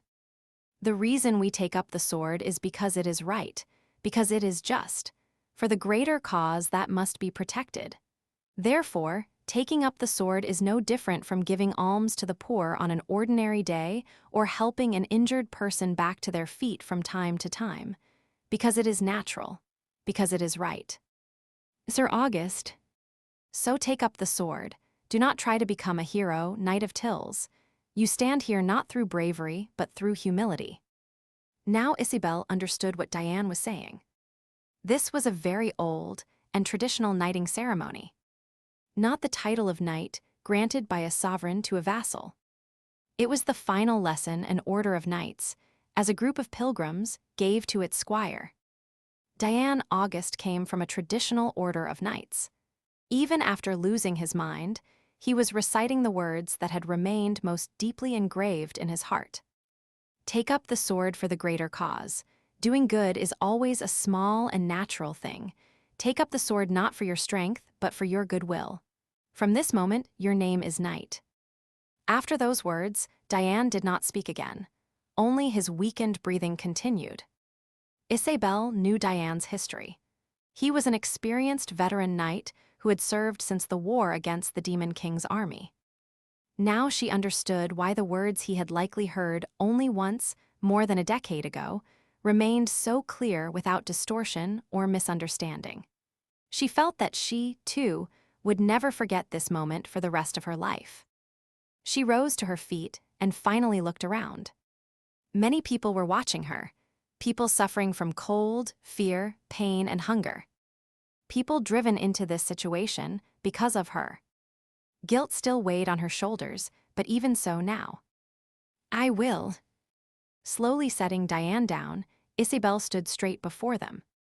The sword in her hand felt heavier than before, but the hand that had been trembling until moments ago had calmed. It gripped the hilt firmly. The morning star burned in her eyes.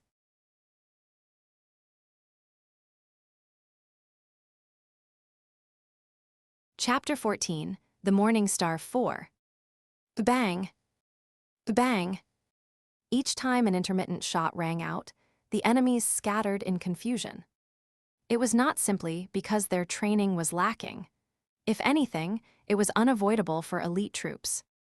When caught in an ambush, any competent officer would estimate the enemy's numbers from the frequency of their attacks. Going by the intervals between shots, the enemy has only one person or a small group. So far, that was obvious. The problem was that the shots in this forest were not coming from just one direction. One shot from the east, bang. When they sent troops that way, all they found were a few corpses. As they panicked and spread their forces out, another shot came from the west, bang. By then, Ivan could easily imagine what the commanding officer was thinking. The enemy had split into small groups and was driving them into a corner. It was an accurate assessment. If their opponent had not been an Annihilation Unit field commander. Click. Feeling the tension, bloodlust, and fury thick in the forest air, Ivan slowly raised his pistol. Ahead of him, 3 soldiers holding torches were scanning their surroundings. It was the behavior of men driven by fear or rage. From a distance, there was no difference between the two. Ivan let out a long breath. He exhaled halfway. He braced his abdomen and held it tight. He aimed the tip of the front sight at his target, calculated the distance, and raised it 5 marks. Smooth as running water, through training that had become nearly instinctive. That took 0.3 seconds. His wide-open blue eyes rapidly swept the area. The distance between the 3 soldiers, their differences in height, how far each stood from him. Once he had calculated it all, he filled his vision with the farthest target. Then he fired. Bang! The moment he pulled the trigger, he lowered the pistol and gripped his axe. There was no need to confirm the kill. The enemy would tell him. Damn it, Inov's down. Where are you? Show yourself, you bastard. He quickly leaped through the trees toward his next position. The torches they were wildly waving around were excellent target indicators. A fire in the forest was far too easy to spot. Of course, without those torches, the woods would be dark enough that they could not see anything at all, but that was their mistake. They should not have picked a night like this. Night raids were difficult, really, truly difficult. They required an outstanding commander and perfectly trained troops. Even soldiers like that would hesitate before an ambush in a forest at night, especially a forest in a foreign country. Ivan guessed about a third of them had fallen behind soon after the operation began. Then their total force is around 50. Judging by how dispersed they were and the size of the squads spread through the forest, that was about right. Standing directly above a soldier holding a torch, Ivan thought this as he gripped his axe and dropped down. Crash. AAGH. A coward, the man actually struck by the axe had not even managed to scream. Still, he seemed to have received proper training. The moment Ivan appeared, he raised his gun. Ivan lowered his body. The man's trembling finger pressed down on the trigger. There was no time to aim. At this distance, it was pointless, and the man did not have the presence of mind for it anyway. He was panicking and firing first. Ivan could not allow that. Did I? Ignoring the shout, Ivan tensed his thighs. Tendons stood out sharply on the back of the man's hand. In that instant, Ivan had already closed the distance in a single bound and swung his axe. The man's right shoulder and the back of his neck broke at the same time, literally broke. A violent strike, then a swift turn of Ivan's body for another blow, then another. 3 axe strikes landed in less than half a breath. No one there could speak anymore. Who? Ivan rolled his shoulders with a crack, then drove his axe into the ground.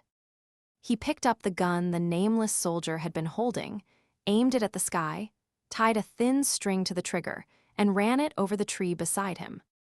Once he placed the gun in the dead man's arms and secured it firmly, his work here was done. Someone would come looking after hearing the gunshot. The moment they touched the corpse, the loaded gun would fire, and their command would misjudge Ivan's position in their confusion. The delay in information reaching headquarters, the limited sightlines in a dark forest, the fear of unfamiliar terrain, conflicting reports, their steadily dwindling allies. The more capable the enemy, the easier they were to deceive. Ivan raced through the trees as he thought. Which was why this was strange. The enemy was far too competent for a tutorial. Diane August was supposed to be an NPC who helped Isabel through her tutorial, then disappeared.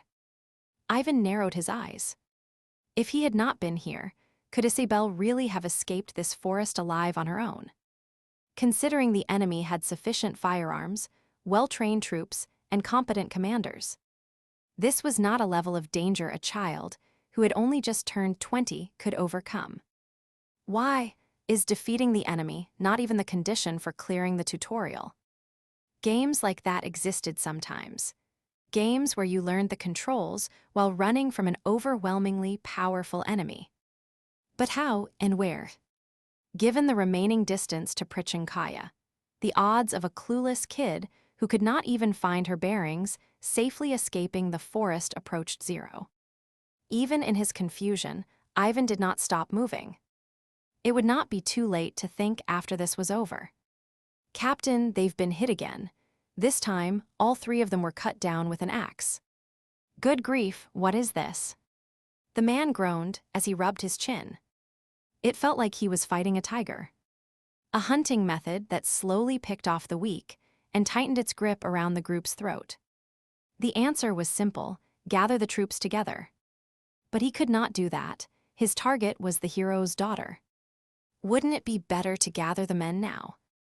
Idiot, isn't that exactly what the bastard out there wants us to do? The enemy was few in number, naturally. If they had faced a large counterattack, they would not have resorted to such a cumbersome method.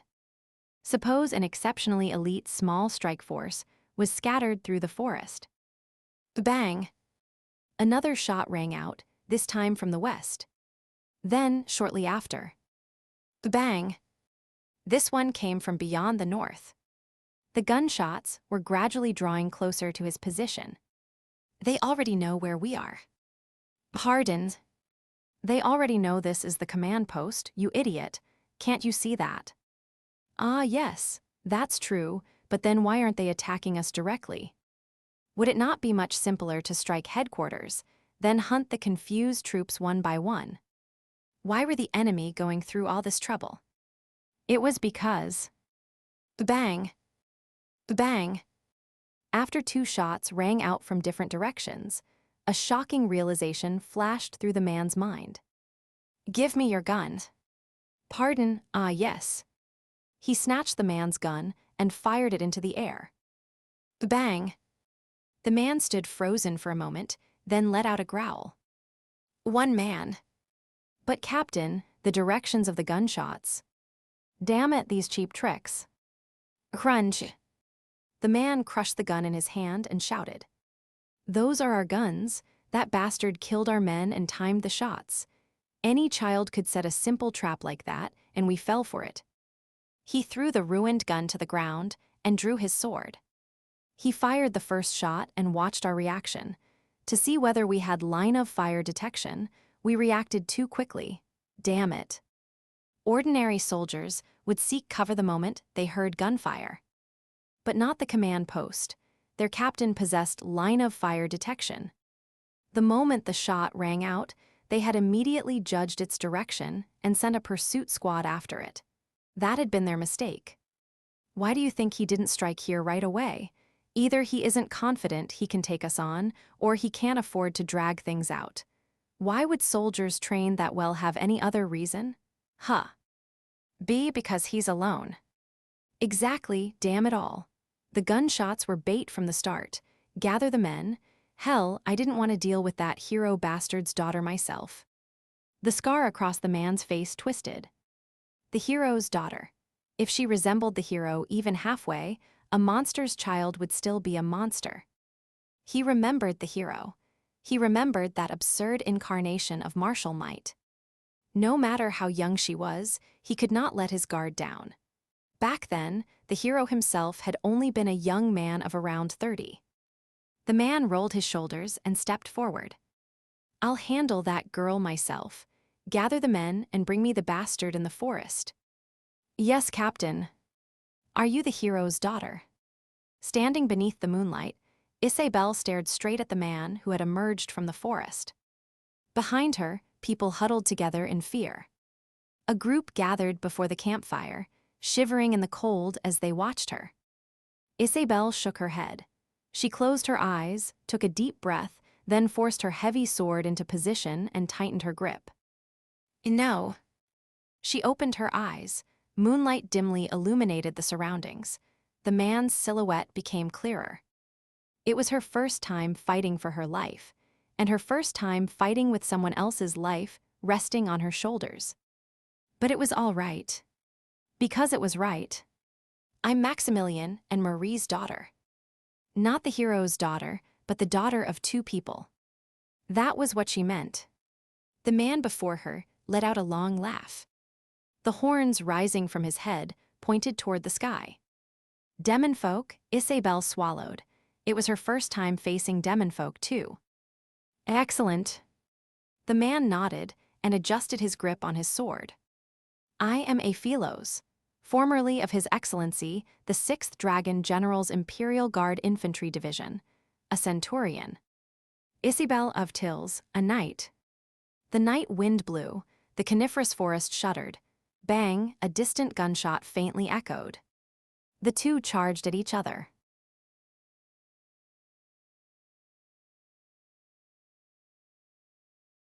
Chapter 15, The Morning Star 5. The tutorial was too hard. The instant he recalled those words, the Kim Seonwoo inside him flinched. Ivan ignored the reaction and continued thinking. This was too hard. Even objectively, when he thought back to Kim Seonwoo's time and imagined how the game would have progressed, it was absurd. Leaning against a tree trunk to rest, Ivan let out a sigh. If only there had been one person. Even someone on Dimitri's level as a squad member, he wouldn't have had to fight like this. Kill a couple of soldiers at the eastern edge, plant traps, sprint at full speed to the western edge, deliberately fire a shot. Repeating that for over 30 minutes had tired even Ivan out. Each engagement had required him to fire only once, which doubled the difficulty. That was how he ended up with a long sword wound across his forearm. Ivan took out the last healing potion, then stopped before pouring it. It was bearable, so he shouldn't use this. To catch his breath, Ivan sat beneath the tree and organized his thoughts. Suppose this situation was the tutorial right after selecting the character Isabel. He had passed the character select screen. Now the loading screen would be rattling off setting lore like, "What the hell is that, you nerd?" And the loading bar was nearly full. If this were a AAA game, there would be a cutscene here. Conveniently, there was a suitable one. A train terrorist attack, an academy cliché. Fine, the train attack happened, and she woke beneath a pile of dirt. In front of her, an NPC had been injured in her place. There was a problem, if the game began from there. How did she get out? Escaping a train car buried under earth and debris was a problem in itself. Assume there was some puzzle inside, and solving it let her escape. Then a whole pack of elite soldiers of unknown identity came rushing in, without teaching her a single combat mechanic, and the tutorial boss had line-of-fire detection. It became even stranger when he thought about cities. Her tutorial had been simple enough to clear one-handed. Then was this not a combat event, but an escape event? Or perhaps it had been a defeat event. Maybe she was meant to lose, get captured, then escape. Plenty of games did that. No, those bastards were trying to kill Isabelle. Their equipment did not suggest they intended to capture her. They had plainly intended to kill. If so, she could not be captured. In a typical defeat event, a helper rescued the player immediately after their loss. A rescue. A helper. A me. Ivan's expression turned cold, his heart dropped. He was the helper. In other words, he was an NPC. Ivan forcibly suppressed his pounding heart. He was used to reining in turbulent emotions. Calmly, he counted through the possibilities one by one. Had there been a character named Ivan Petrovich in the original game? Had his military service, the 18 years spent being worked like a dog, fighting the 7 dragon generals despite being an ordinary person, and even retiring and founding an orphanage, all already been set as part of the story, regardless of his own wishes, predetermined from the start? Then what ending did the original Ivan Petrovich receive? Did he survive until the end? Would he even show his face in the ending scene? Forcibly cutting off the chain of negative thoughts, Ivan tucked the healing potion inside his coat. There was only one way to find out: why this event's difficulty had become such a mess, and whether it truly had been a situation where she would die without a helper. He quickly climbed the tree and headed toward the train. Clang, screech. Their blades locked, throwing off sparks. Isabelle was being pushed back in strength, and it was difficult to gain an advantage through skill as well. She clenched her teeth and twisted her blade. It was a beautiful deflection, as though copied straight from a swordsmanship manual. The motion flowed smoothly without even the slightest error, knocking her opponent's sword aside. It was Isabelle's best. She had no confidence she could land a more elegant attack than that. Sometimes you get people like that. Aphilos laughed as he struck aside Isabelle's sword. The ones who shut themselves in a little room and swing sticks around alone after seeing who knows what. The model students who memorize manuals front to back because they want to make faster attacks, more flexible attacks. Right. Shut up. You're wrong, Knight of Tills. Clang, clang. Her attacks were blocked. Every time she tried to defend, though, she lost at least an inch of ground. She had not suffered any obvious injuries yet, but Isabelle could feel it. She was gradually being forced onto the defensive. Her balance between attacking and defending was a mess. She could not even take another step forward, only retreating farther and farther. And behind her were civilians. People she was responsible for. She could not retreat any farther. There was nowhere to go, nowhere to fall back to. Isabelle bit down hard and swung her sword. Clang. Isn't the point of swordsmanship to reach your opponent? In the end, swordsmanship is nothing but a method for driving the tip of your blade into their body. Clang. The hero's daughter is this old and has never seen real combat even once. I'm sick of the Alliance bastard's laziness. Shut up. Clang, clang, clang. A sword swung in anger could no longer maintain technical precision. It was only being flailed around wildly, meant to vent her rage. Aphilos had too much experience to fall for such crude attacks. Screech, clang. He bound their blades together, snapped his wrist, and knocked Isabelle's sword away. It bounced across the ground after flying from her hand. He could have finished her more quickly if he had wanted, but Hero's bloodline had put him greatly on guard. That hero, Maximilian, had always pulled off something miraculous at the final moment. But this was the end. Aphilos gave a small laugh. He had lost valuable soldiers for nothing. You protected no one. Isabel, daughter of Maximilian, do you have any last words? Isabel bit her lip as she stared at her fallen sword. Staying composed before death was commendable, but she should be watching her opponent. What a fool! Sneering at her, Aphilos raised his sword. Ivan watched the scene from atop a tree. He had no intention of saving her. He needed to confirm something. If Isabel died here, his assumption was wrong. Of course, there were games where the tutorial boss beat the player and caused a game over. But not in this case. Was that not an opponent far too strong for her to defeat with those stats? But if he rushed in now and saved Isabel? Well, then he could no longer deny it. It would be practically confirming that the character Ivan Petrovich was only an NPC in this game. So even if Isabel died, he did not intend to intervene. There were still 5 player characters left, after all. It was a worthwhile trade if sacrificing one let him find out. Ivan looked down at Isabel from afar, lost in thought. You protected no one. Isabel, daughter of Maximilian, do you have any last words? Time slowed for Isabel, as though her life were flashing before her eyes with death close at hand. The blade flowing like waves.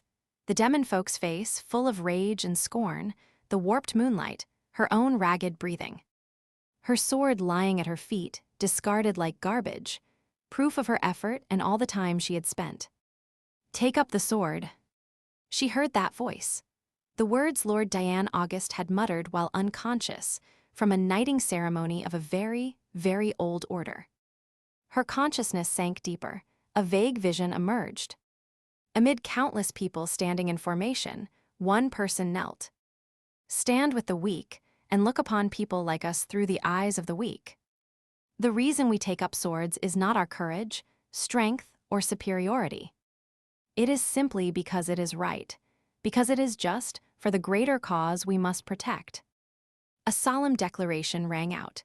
The knights lined up in the hall raised their swords as one. An old man standing at the very front lifted his sword, turned the blade flat, and slowly lowered it. Carefully, like a baptism, tap, he rested the blade on the kneeling person's head. Take up the sword, because it is only natural to do so. Take up the sword not for your strength, but for your goodness. Tap, tap, the blade touched both shoulders. From this day onward, your name is knight. Look upon people like us through the eyes of the weak. Without even breathing, Isabel regained her senses in the silence. The demonfolk's blade was falling toward her head. Slowly, though her own body felt even heavier and slower. Behind her, she heard terrified gasps, screams, and cries of horror.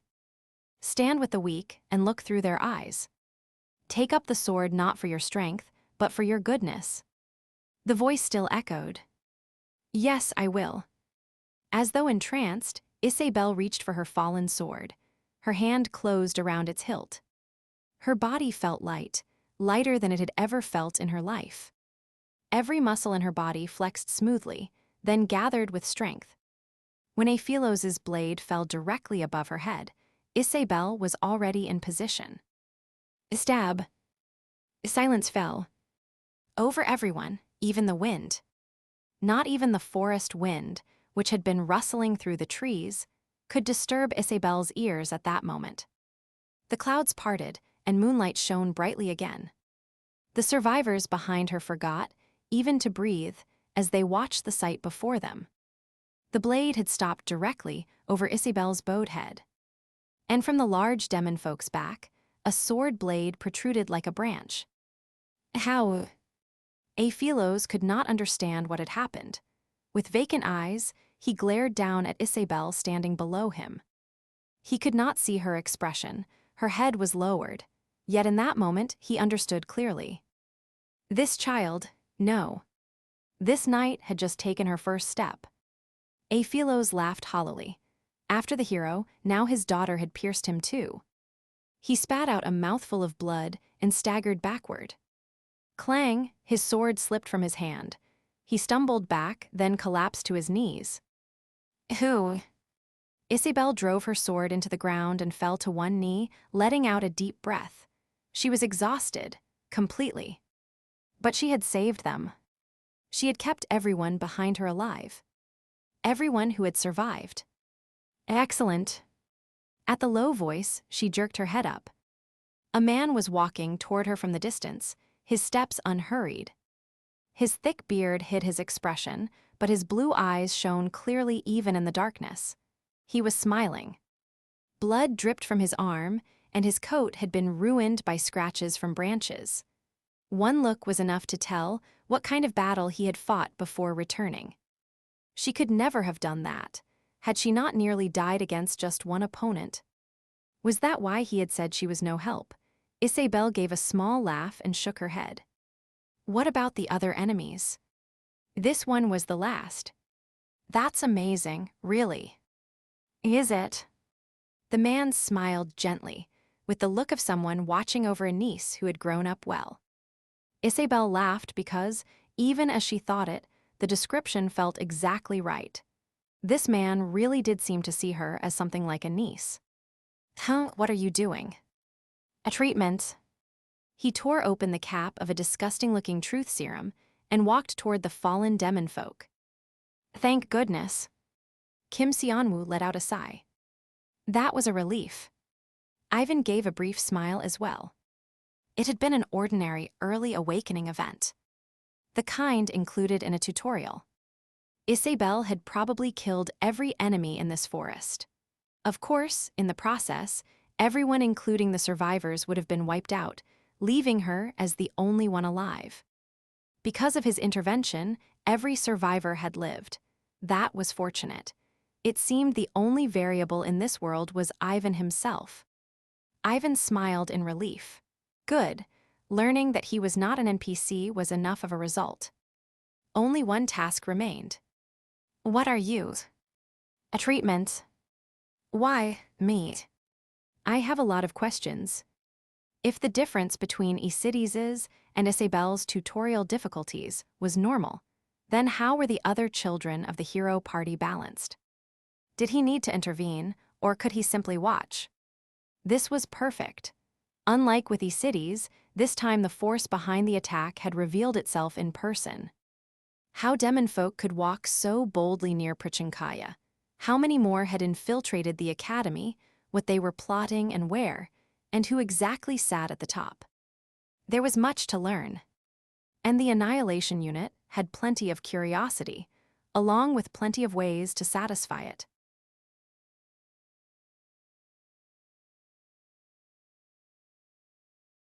Chapter 16, The Morning Star 6. You think I'd betray my side just because you spare me. That was what Ivan heard as he pressed one knee onto Aphilos' shoulder and exposed the wound. Ha, planning to torture me. Go ahead then. I am Aphilos, Centurion of His Excellency, the 6th Dragon General's Imperial Guard Infantry Division. That was what he said while Ivan pressed around the wound, pried it open, and spread apart the torn flesh of his chest. The moment Ivan began pouring the healing potion, the demon folk's previously resolute voice started to shake. Hydrochloric acid, you filthy, ugh, you humans, will be cursed. Ivan did not correct his misunderstanding. Still, he was impressed. One of the demon folk's lungs had been completely torn apart, just imagining how it would feel to have healing potion poured over a wound like that made Ivan's chest sink heavily. Fortunately, he had never been badly wounded enough to entrust his body to healing potion like this. The worst injury he had ever suffered had knocked him unconscious. He had heard that they had practically bathed him in potions, but even if he had not passed out, he probably would have lost consciousness at that moment anyway. NGH, it won't do any good. At that point, Ivan could not help but admire him. His shattered lung was being crudely stitched back together, and healing potion residue must have pooled inside it. The fact that he could endure that was remarkable. Then Ivan snorted. Remember me, I won't forget you either, not even in the afterlife. Crunch. With grim determination in his eyes, Aphilos bit down on his tongue. A horrible crunching sound followed. Ivan withdrew the potion and let out a sigh. Is it because you fought on the front lines? You still believe in that superstition? MMPH. Biting off your tongue won't kill you. People aren't made that fragile. To begin with, the only way someone who can't move can take their own life is through cardiac arrest. For some reason, the superstition that biting one's tongue allowed for a glorious suicide had spread throughout the world. Amazing. Had anyone ever seen someone accidentally kill themselves while eating? Professional agents like Ivan had always wondered about that. The more valiant the warriors, knights, and generals rampaging across the battlefield were, the more susceptible they were to such superstitions. Dramatic and glorious deaths were probably what they considered romantic. After staring down at Aphilos with disdain for a while, Ivan let out a long sigh and checked the remaining potion. This was his last bottle, and less than a third remained. This will only prolong your suffering. I don't want to torment you, Centurion. This is treatment, and this is healing potion. MMPH, NGH. Stop, you'll tear the wound open further. He forced Aphilos' mouth open, poured in every last drop of the healing potion, and clamped it shut. The demon folk seemed determined to spit it out, but soon his eyes lost focus. His half-severed tongue soaked in healing potion, and the liquid went down his throat in gulps, spreading through his body. Healing potion only treated external injuries. Drinking it would not offer any particular benefit unless he happened to have a perforated stomach or esophagus. Of course, if he suffered from esophagitis, his entire esophagus would feel as if it were on fire before being completely healed, but that was beside the point. MMPH. Feeling well enough to talk now. Poison Spider Petrovich. Aphilos, his eyes unfocused, began mumbling blankly. He glanced at the thick beard that covered the entire area beneath Ivan's nose, then raised his gaze to inspect Ivan's eyes and forehead. I heard you were dead. This method, NGH, the Annihilation Unit, so that's it. Had he worked directly on the battlefield during the war? Ivan narrowed his eyes. Why did you come personally? Your circumstances can't be good enough to throw away someone at your level as if you were expendable. A centurion was only the lowest rank of commander. In other words, he had once been common manpower, the kind they had in abundance. Naturally, he was not an important person. That had been true during the war, when the demon folk still retained their full strength. But after the demon king and most of the 7 dragon generals had died, and the surviving remnants had been torn apart and driven out into the world. Several years had passed since they began competing against one another, each pursuing their own ambitions according to the law of strength. A centurion from those days was now a precious active officer, one whose combat prowess and command ability had been proven. Not anymore, not anymore. What? Did you think we would stubbornly insist on operations that were doomed to fail? The Alliance, your complacency, NGH, makes me sick. When they attacked cities, the demon folk had hired mercenaries while concealing their identities. Followers still inside the Alliance had probably helped them. That operation had failed spectacularly. Afterward, they realized that this operation had been compromised before it had even begun. Their trail had already been discovered before they could put it into action. We can't rely only on our followers. There is a spy among us. Believing they had lost the intelligence war, they had to send someone reliable this time. This operation had to succeed. At the very least, they had to kill one person, the hero's daughter. At the same time, they had to account for failure. If they sent someone too important and the operation failed, the damage would be impossible to contain. So Aphilos was their touchstone. A commander at just the right level, capable of succeeding at most operations, yet not an unbearable loss if he fails. Ivan looked down at Aphilos with bitter eyes. This man had volunteered while knowing exactly how he had been assessed. Even if he succeeded, he could not return alive if they wanted to erase all traces of the operation. No matter how long the peaceful era after the war had lasted, there was no way to carry out a terrorist attack near Prichinkaya and return safely without leaving a trace. Ivan felt a powerful sense of kinship with someone who had entered this death trap with death already in mind. He let out a deep sigh. There won't be another attack now, because you failed.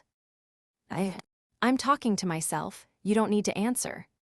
Ivan sat beside him and looked up at the sky. Aphilos's ragged breathing came from beside him. When you fail and are abandoned, they can say it was nothing more than a terrorist attack by a handful of extremists. Your superiors will explain it that way to the Alliance too. Your presence has already driven the Alliance's vigilance to its peak. Naturally, they won't do something as stupid as plotting another attack anytime soon. Is there something you want? What do you intend to do with me? You have 3 choices left. The first was to be detained and taken to Prichinkaya. Then he would receive a warm welcome from the Krasilov Counterintelligence Command, charged with attempting to assassinate a state figure. Afterward, the Counterintelligence Command would frame his superiors as the Crown Prince faction and launch a political offensive. Naturally, they would subject him to brutal torture and magical restraints. The second was to be released and allowed to return home. The Krasilov Counterintelligence Command would put a tail on him. No matter how quickly he fled, there was no way for him to return intact to his camp from the outskirts of Prichinkaya. Even if he returned alive, he would face this suspicion. A traitor who sided with the enemy to survive. He would either be shunned among the demon folk or interrogated and executed by them. And finally, there was one last option. Do you understand your situation? Kill me. You have been abandoned by your own kind. You can neither go back nor move forward. The only place left for you is the afterlife. Ivan gripped his axe and raised it. Slowly, he seized one of Aphilos's horns. Aphilos squeezed his eyes shut and murmured quietly, "Though you wander through the valley of death, do not fear, for I shall comfort you." It was a prayer to the Demon King. Ivan had heard it far too many times. When the Demon King was alive, the last words of nearly every demon folk were the same. They died longing for the Demon King, fanatically. So Ivan knew the rest. I am the star of the cross in the darkest night. I am the lighthouse upon the storming sea. I am your cradle, and I am your fortress. Do not fear, for I shall comfort you. Still gripping Aphilos's horn, Ivan whispered, "Are your parents still alive?" "And what? If not, I run an orphanage." "What are you talking about?" "I take in war orphans with nowhere to go, regardless of nation or race." 4 years ago, when the Demon King died and Ivan decided to retire, his superiors had given him the following order: kill the 7 dragon generals. It meant go there and die. It was the order given to every member of the Annihilation Unit. The Annihilation Unit had consisted of 8 strike teams. After that order, only 1 strike team remained. When Ivan returned after succeeding, Elizaveta had stamped his retirement application through tears. She told him to live without ever letting them see him again, to live as though he were dead. She apologized for being unable to stop the order. She thanked him for coming back alive and for nothing more. She said that even when the names of all those who had gone before were forgot, their honor would remain forever. So, if all you want is to survive, you can abandon yourself and live forgotten, as though you are dead. I don't deserve that. Everyone deserves it. Loyalty and faith do not define your life. If you wish, I will break your horns. They will be the last chains binding you. But if you wish otherwise, I will lower the axe a little further. It is the final choice you have, to live like a person or to leave like one." At Ivan's words, Aphilos closed his eyes. He let out a deep breath. Then he took several short breaths. I want to live. You made the right choice. Crack. One more person was added to the St. Basilicia Orphanage Resident Register. An orphan in his 50s, of Demonfolk origin. After the assassination attempt on Isides failed, the Demonfolk's threat level had increased sharply. The fact that Isabel's tutorial had been designed to be this difficult meant that it was, in other words, the result of Ivan's own actions. And that meant the tutorials do not proceed simultaneously. This was not a game where every character had to resolve their own incident at the same point in time upon character creation. The events experienced by each starting character occurred at different times. Ivan rubbed his chin, lost in thought. The Demonfolk were not AI that simply moved according to a predetermined script. Like everyone else in this world, none of them were NPCs. Even events that unfolded according to cliché could ultimately reach fluid conclusions depending on the variables. If that was true, what could he predict? What should he do? Ivan turned his gaze to Isabel. She was looking at the survivors with sad eyes. Keep these people alive and see them graduate. This was an academy story, because it had to be. Even if there were no players, characters, or NPCs, that one thing could not change. He could dwell on useless thoughts later. Mr. If I hadn't boarded this train today, the families of those people, the people who were on this train, would have lived right. The dead were not NPCs sacrificed for a cutscene either. They probably would have. Ivan looked at the night sky, faintly beginning to brighten, and answered. Do you know how many people the hero killed? And what? Including indirect casualties, it was estimated at no less than 30,000 a year. People forced onto battlefields they were certain to lose, to support the hero's operations, and draw the Demon King's army's attention. The hero party was fundamentally an assassination squad. Their purpose was to kill the 7 dragon generals and the Demon King. To make them let their guard down, they had to be handed a winning hand on other fronts. As part of a grand strategy to strike east and attack west, there had been a time when defeats were forced on other fronts to support the hero party's infiltration. Everyone who was there knew it. The hero, me, even the soldiers on the front lines. But the hero smiled even then. If he did not, if he imagined his own failure, if he lamented his own inadequacy, if he allowed the weight on his shoulders to crush him, then the lives of all those who had died for him would have been wasted. So the hero smiled instead, even in an era when hope was so scarce that they had to search the sky for the morning star. He had to appear as hope to everyone. The moment he broke, the allied kingdoms would have been finished. Look. Ivan raised a hand and pointed to the sky. In the east, the sun was rising, staining the sky blue. In the west, the moon had already disappeared, yet even there, far in the distance, the morning star still shone during the brightest hours, just as it had continued, shining through the darkest night. That is the star your father bore in those days, and the star you must now inherit. A hero does not mean the strongest person. The most courageous person. Yes, we called those who did not kneel beneath any burden and never lost their smile, no matter the moment, heroes. So now you must become their hero. Looking at the survivors gathered in grief, Ivan firmly pressed a hand against her head. Isabel, daughter of Maximilian, raise your head and straighten your back. The sorrowful earn pity, but those who always smile inspire admiration. Rise with hope and live by remembering gratitude before guilt for someone's sacrifice. Live to prove to everyone that their sacrifice was not in vain. Like the morning star, never losing its light even beside the brightest moon. Shining clearly even beside the rising sun. As a symbol of hope like that, Isabel stared blankly at Ivan, then suddenly came to her senses. Are you ever going to shave that beard? No. Ivan answered with utter disgust.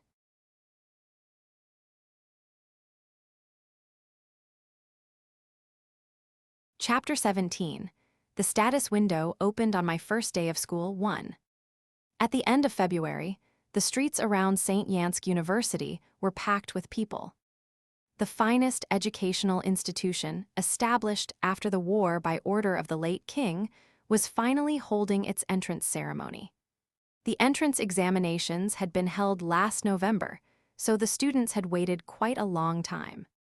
It was also the season when Prichinkaya merchants conspired to empty the pockets of new students and their families from distant lands, while pickpocketing and every other kind of traditional pastime ran rampant. Despite the biting chill of an early spring morning, excited and happy new students passed through St. Yansk University's gates in a steady stream, followed by undergraduates who watched them with pitying eyes. "What's that?" That was how it had been until someone pointed to the sky and cried out in alarm. One by one, more people began pointing upward. Then a long shadow blotted out the morning glow and fell across the university grounds. A ship.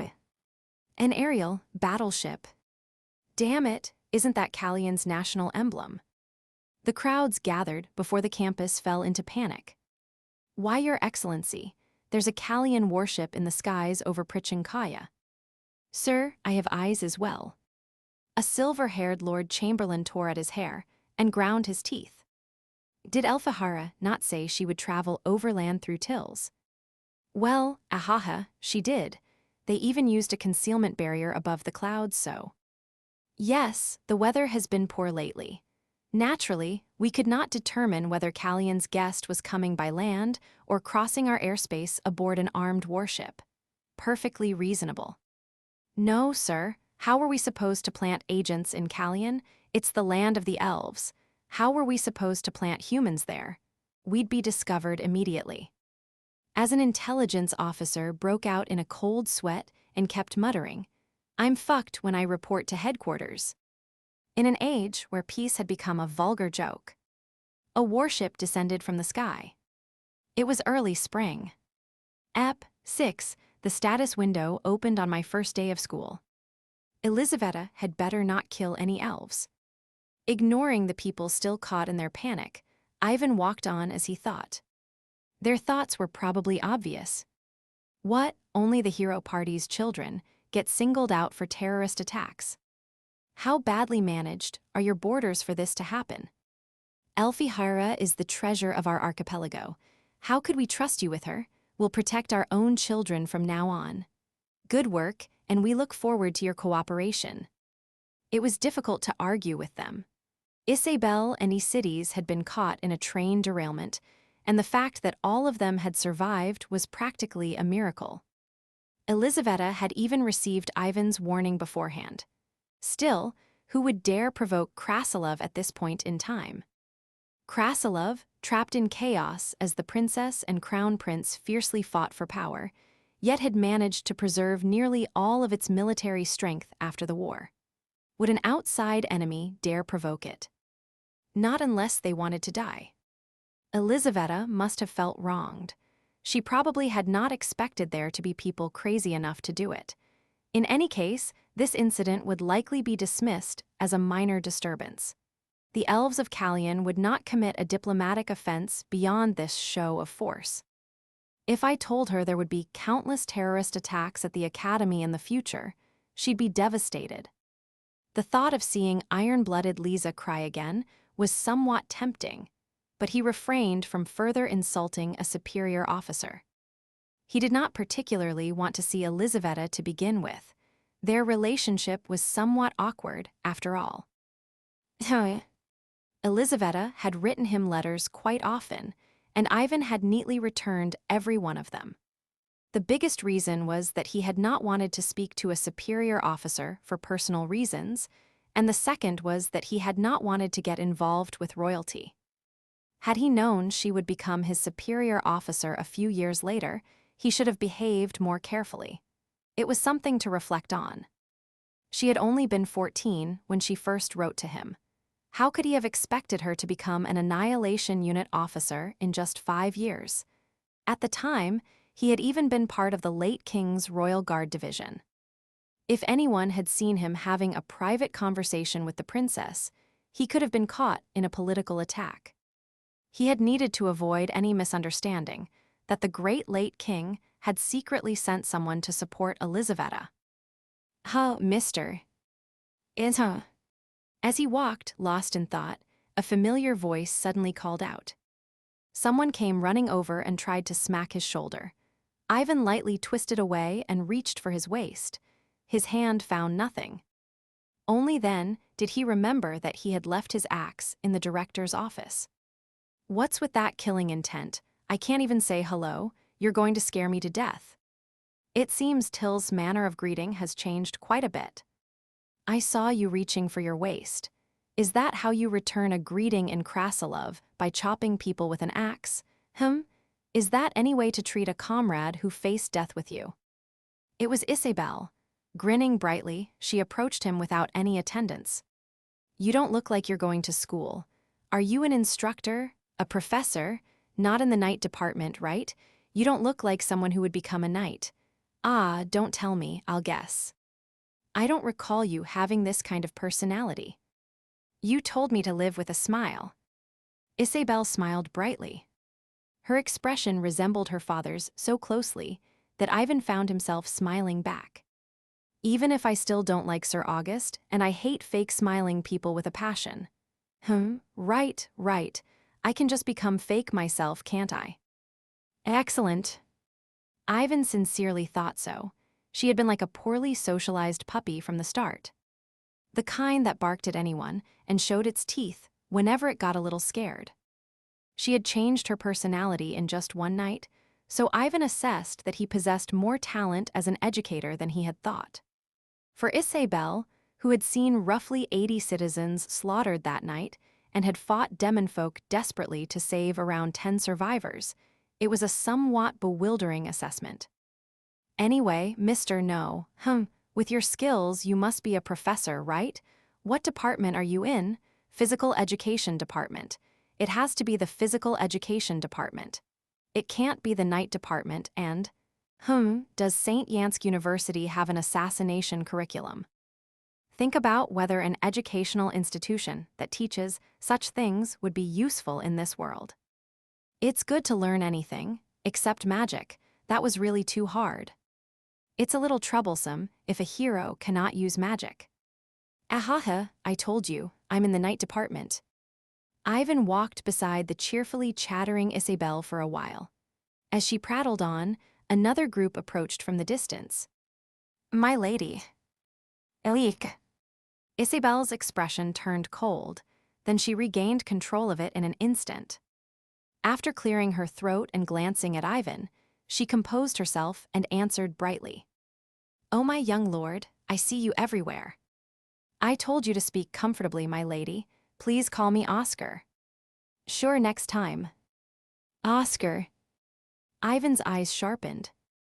A remarkably handsome blonde young man, surrounded by a group of female students, approached him with a bright smile. Good heavens, this boy looked exactly like his father. Ivan was impressed. Not only his looks, but even that expression of someone delighted by his own greatness. The only difference was probably the crowd around him. Gilsver had been remarkably discreet about his womanizing. Back then, it had not exactly been easy to meet women anywhere. The only women in the party had been the Saintess and the thief. Patricia had only just been a girl in her mid-teens, while Enrica had been a vampire over 100 years old. It is a pleasure to meet you. I am Oscar de Sation of Tills, and you are?" "Ivan Petrovich." "Forgive me, but what is your relationship with my lady?" "Ah, my apologies. You may not know, but my lady is a state guest of our country, so I have no choice but to risk being somewhat rude." Anyone would have such thoughts upon seeing a suspicious, bearded stranger walking beside the hero's daughter. Ivan did not agree with the assessment, but that was how it appeared from Oscar's point of view. This man was suspicious. It became even more suspicious when one remembered the train terrorist attack Isabel had suffered. Oscar had departed 3 days after Isabel. She had rather die than travel with him. Then news of Isabel's accident reached Tills. Advance to Prichinkaya. Let's tear apart the paws of those Krasilov bears. A nation that forgets history has no future. People of Tills, do not forget the hero's sacred achievements. The streets of St. Madeleine had been filled with citizens carrying placards like those. The hero's daughter had not simply suffered an accident abroad. She had vanished after becoming caught in a terrorist attack. How could that not cause a public uproar? Fortunately, urgent news soon arrived that Isabel had returned without a single injury, and the protesters dispersed. Still, Till's wariness and distrust had soared sky-high. On top of that, he had just received a severe lecture from his father, Gilles Ver, the Defender Duke. Once you enter the academy, protect Isabel no matter what. Do not let a single hair on her head be harmed. Even if I die. No matter how I think about it, her life is more precious than yours. That's incredible. Why didn't you trade me for her? You said you were close to the hero. If I could have, I would have done it 20 years ago, son. Yulia and I wanted a daughter. Wow, that's genuinely terrifying. Oscar frowned as he recalled the stern instruction of Gilles Ver, the great Defender Duke and model of Till's Knights, then quickly smoothed his expression. I am a staff member of St. Yansk University. I have been quite rude. There have been many unfortunate incidents recently. Please forgive my discourtesy. May I ask which department you oversee? I do not recall seeing your name on the faculty list. At that, Isabel's ears perked up. He was not a professor. I'm a gardener. Elik. With those skills, he was what? A gardener. Isabel stared at him with shocked eyes. His deep eyes still revealed nothing of what he was thinking, and his thick beard hid every trace of expression. I really want to shave that off, she thought without meaning to, then suddenly realized something. A strange smile appeared on her face as she punched Ivan's side. He reflexively reached for his waist, then remembered he had no axe and casually lowered his hand. You're a government agent, right? Some kind of secret agent? Wow, university life is really making my heart race. What on earth are they hiding here that they would station a government agent? After whispering that, Isabel cleared her throat and composed herself. This stays between us, all right? You can't go telling anyone else. If it is a secret between us, I think you need to watch your mouth more carefully. What's with you? I'm the hero's daughter. Solemnity, secrecy, justice. Did the hero say that? As their whispering continued, Oscar's expression grew strange. My lady. Ah, yes, young lord, Mr. Petrovich. Thank you for showing me around. Wow, the campus is so large that I almost got lost. Goodbye. Did St. Yansk University's Department of Arts have an acting major? Ivan seriously decided he should recommend a course on acting theory for Isabel's liberal arts classes as he left. At that moment, in the grand auditorium where preparations for St. Yansk University's entrance ceremony were in full swing, someone stared blankly into empty air. What is this, a status window? Congratulations.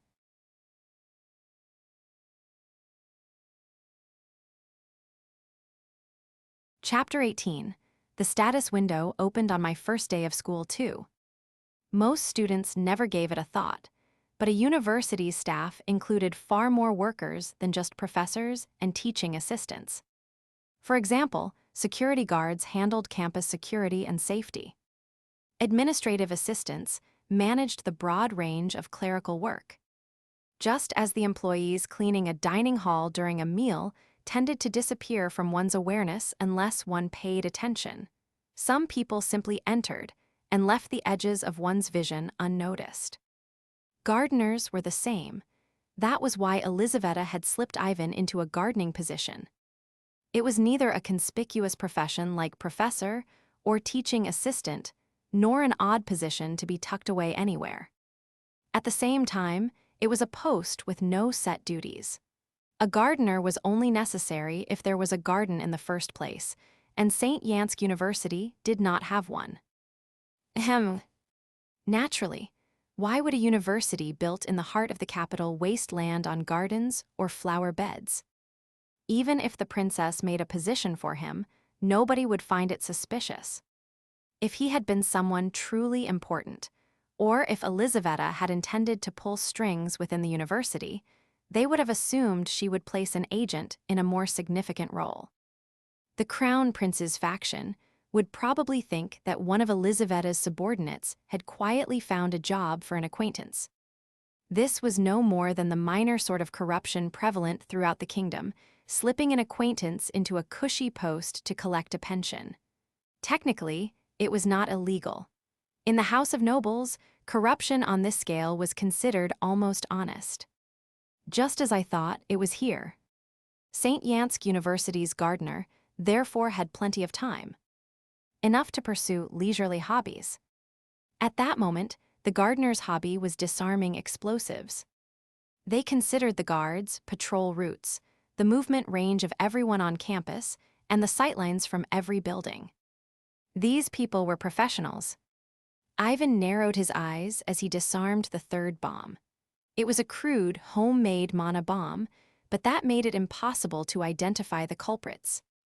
Ivan had identified and searched for the bombs for the following reasons. First, because it was common knowledge that an academy entrance ceremony would be attacked.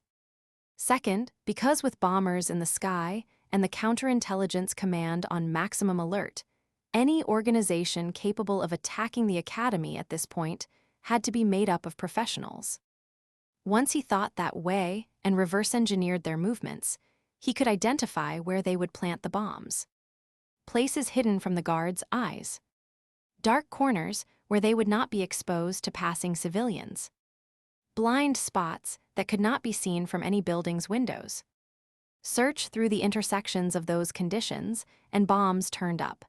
At this point, it was no different from harvesting potatoes. Figure out roughly where they were, stroll over and pluck them out. Now all that remains is finding out who did this. That was the problem. There were too many likely suspects. The demon folk, they were the least likely possibility, which made them suspicious in its own way. They had more than enough reason to terrorize St. Yansk University. At the same time, unless they were idiots, they would not try something like this again immediately after their last failure. The elves were more suspicious, but their motive was weak. They still had a warship floating over St. Yansk University, so they were in the best position to pull this off. Yet even if the elves did this and damaged Krasilov's prestige, they had far too little to gain. The Crown Prince faction, they were probably the likeliest culprits.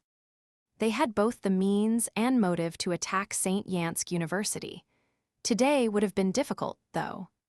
The Counterintelligence Command, having borne the full force of Elizaveta's anger, was guarding the area with bloodshot eyes.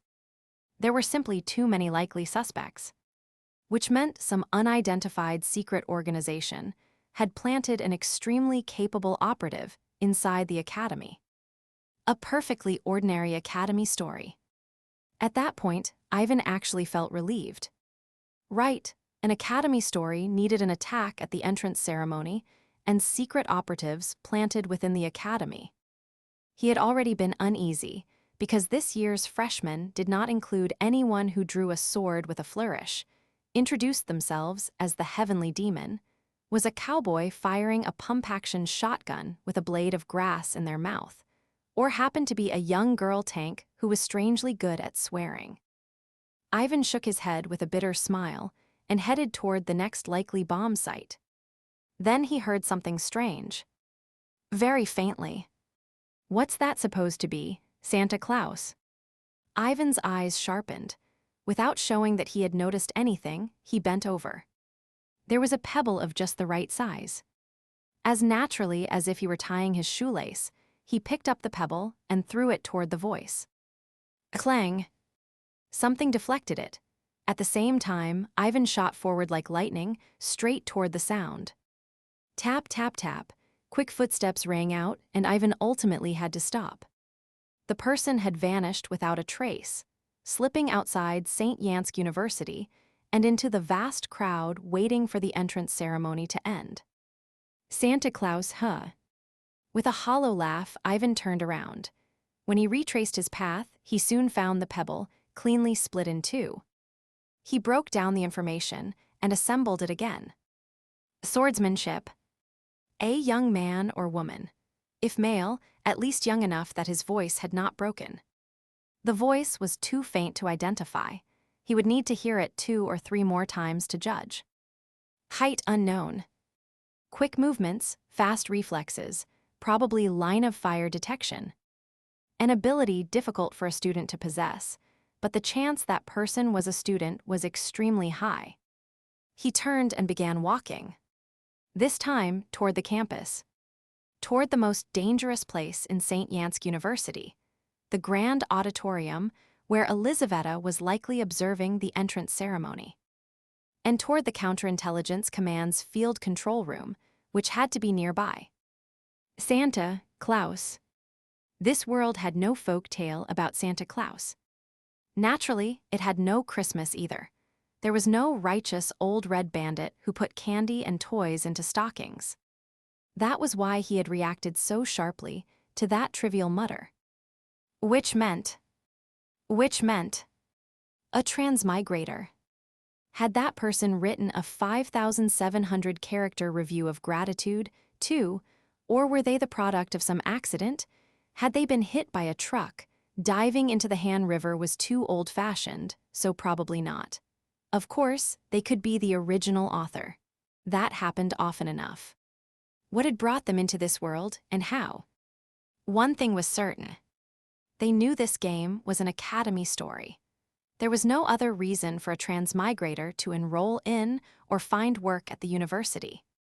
If so, that person knew the original work, knew what would happen next, knew the ending. Hey, wait, stop right there. This is a restricted area. Get Dmitri. What? Where did you hear that, and what are you talking about? Crack. Ivan twisted the arm of the uniformed soldier, blocking his path. The moment the soldier reacted and drew a pistol from his sleeve, Ivan smoothly disassembled it by turning the latch. The soldier whose arm Ivan held stared blankly at the pistol grip left in his hand. Click, click. Gun barrels appeared in an instant. 5, they were well trained. Their disguises were good too. The 5 soldiers surrounding him were each dressed differently, like ordinary civilians one could see anywhere. Ivan swept his gaze over them, drew a deep breath, then let it out shortly. Anger churned within him. Anxiety was burning away his patience with every crackle. Get Dmitri. Do you know the lieutenant colonel? Do not cause a disturbance here. Let us speak somewhere quiet. Ivan. Pardon. My name is Ivan Petrovich. Is anyone here from the Annihilation Unit? I was in the final class, sir. Forgive me, but may I see your face? The soldier Ivan had forced to his knees carefully raised his head. Slowly, he lowered the pistol grip he had still been holding and spread his hands wide. He studied Ivan's face for a long while with a bewildered expression, then raised one hand and gently covered the area beneath Ivan's nose. Good heavens, is it really, little Ivan? Cold sweat ran down the soldier's face as he examined Ivan's eyes, nose bridge, and forehead. He quickly signaled the surrounding soldiers to withdraw, then bowed with a respectful expression. Colonel Petrovich, it is an honor to meet you. Your name? Osip Sornov. You probably do not remember me.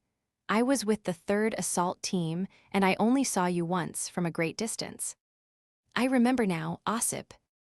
Ivan released the soldier's arm and stepped back. Osip brushed off his knees a few times, rose, and respectfully offered his hand. Ivan took it, and they shook hands. Do not mourn those who went ahead, for I stand in the same ranks as them. I heard you were killed in action, Colonel. I clearly saw your nameplate at the National Cemetery. And I did not think there would be a survivor from the 3rd Assault Team. We survived in place of the finest men of our age. All of us did. The final mission given to every assault team in the Annihilation Unit had been the assassination of the 7 dragon generals. Therefore, including Ivan's assault team, the only one to return alive, if there had been any other survivors.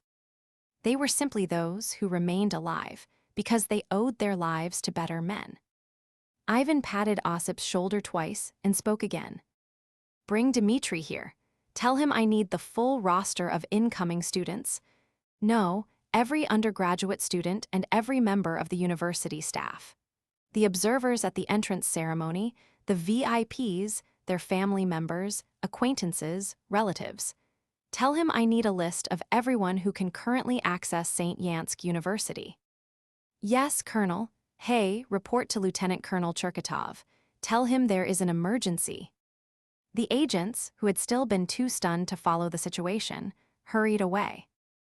As he looked toward the grand auditorium, where the entrance ceremony was in full swing, Ivan slowly caught his breath. A transmigrator. Were they Korean? No, it did not matter. They were from Earth. Someone from his homeland. Sadly, that was what they were. That was what they were. Kim Seonwoo and Ivan both felt bitter. Because he would have to kill them. He needed information about the ending. He needed to eliminate the variables leading to that ending. Most importantly, I am not some NPC. Ivan closed his eyes. I am not some NPC. My memories, my experiences, my career are not a prologue. I am not some NPC. My life is not some passing background story. I have to survive and return home. So there are more reasons to kill you than to let you live. Before I hear that I, Ivan Petrovich, exist in your damned original work. Before it is too late, without fail.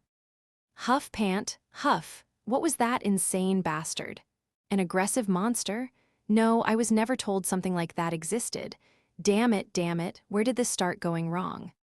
After wiping away cold sweat and gasping for breath for a while, they suddenly heard a familiar voice. Their father. "You are back, where have you been and what were you doing? Forget it, pathetic." Father. Sit, causing such a commotion just from going to the restroom. You are still as useless as ever. This damned wastrel of a youngest child. Wasn't a wastrel of a youngest child in a proper fantasy story supposed to start getting head patting from the very moment they transmigrated? They were supposed to stop this academy attack in spectacular fashion and begin turning their reputation around. Then the quest had suddenly been cancelled. D-rank quest, stop the academy attack cancelled. The academy is under attack by an unidentified group. Stop the attack on the grand auditorium and undergraduate facilities during the entrance ceremony. Objective, disarm campus explosives 3-3, completed. Optional objective, eliminate the intruders cancelled. Optional objective, protect new students cancelled. Reward, cancelled. Damn it. They had lost an important early game quest. Wasn't an academy attack originally meant to be the protagonist's debut stage? It had been the perfect chance to leave a strong impression on the heroines and future companions, and earn the instructors' favor. The quest had cancelled itself out of nowhere, so they had run over in shock, only to encounter a freak who looked like Santa Claus. And what was this supposed to be? A rank quest, the gardener of St. Yansk University. You have caught his attention. Good luck. Objective, eliminate Ivan Petrovich, gardener of St. Yansk University. Optional objective, persuade Ivan Petrovich. Optional objective, conceal information. Additional objective, survive. Failure penalty, death.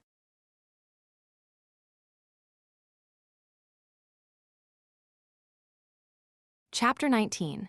The status window opened on my first day of school 3. Senior, honestly, running into each other in places like this puts me in a bind, you know? The orphanage is good. We should meet somewhere like that. Why do you think I became a regular donor at your orphanage? It's urgent. If it's urgent enough for someone like you to come here, then it must be. And why did you beat up those guys again? Seriously, you could have just sent word. Grumbling, Dmitri led Ivan to a nearby cafe. The second floor was crowded, with citizens waiting for the entrance ceremony to end.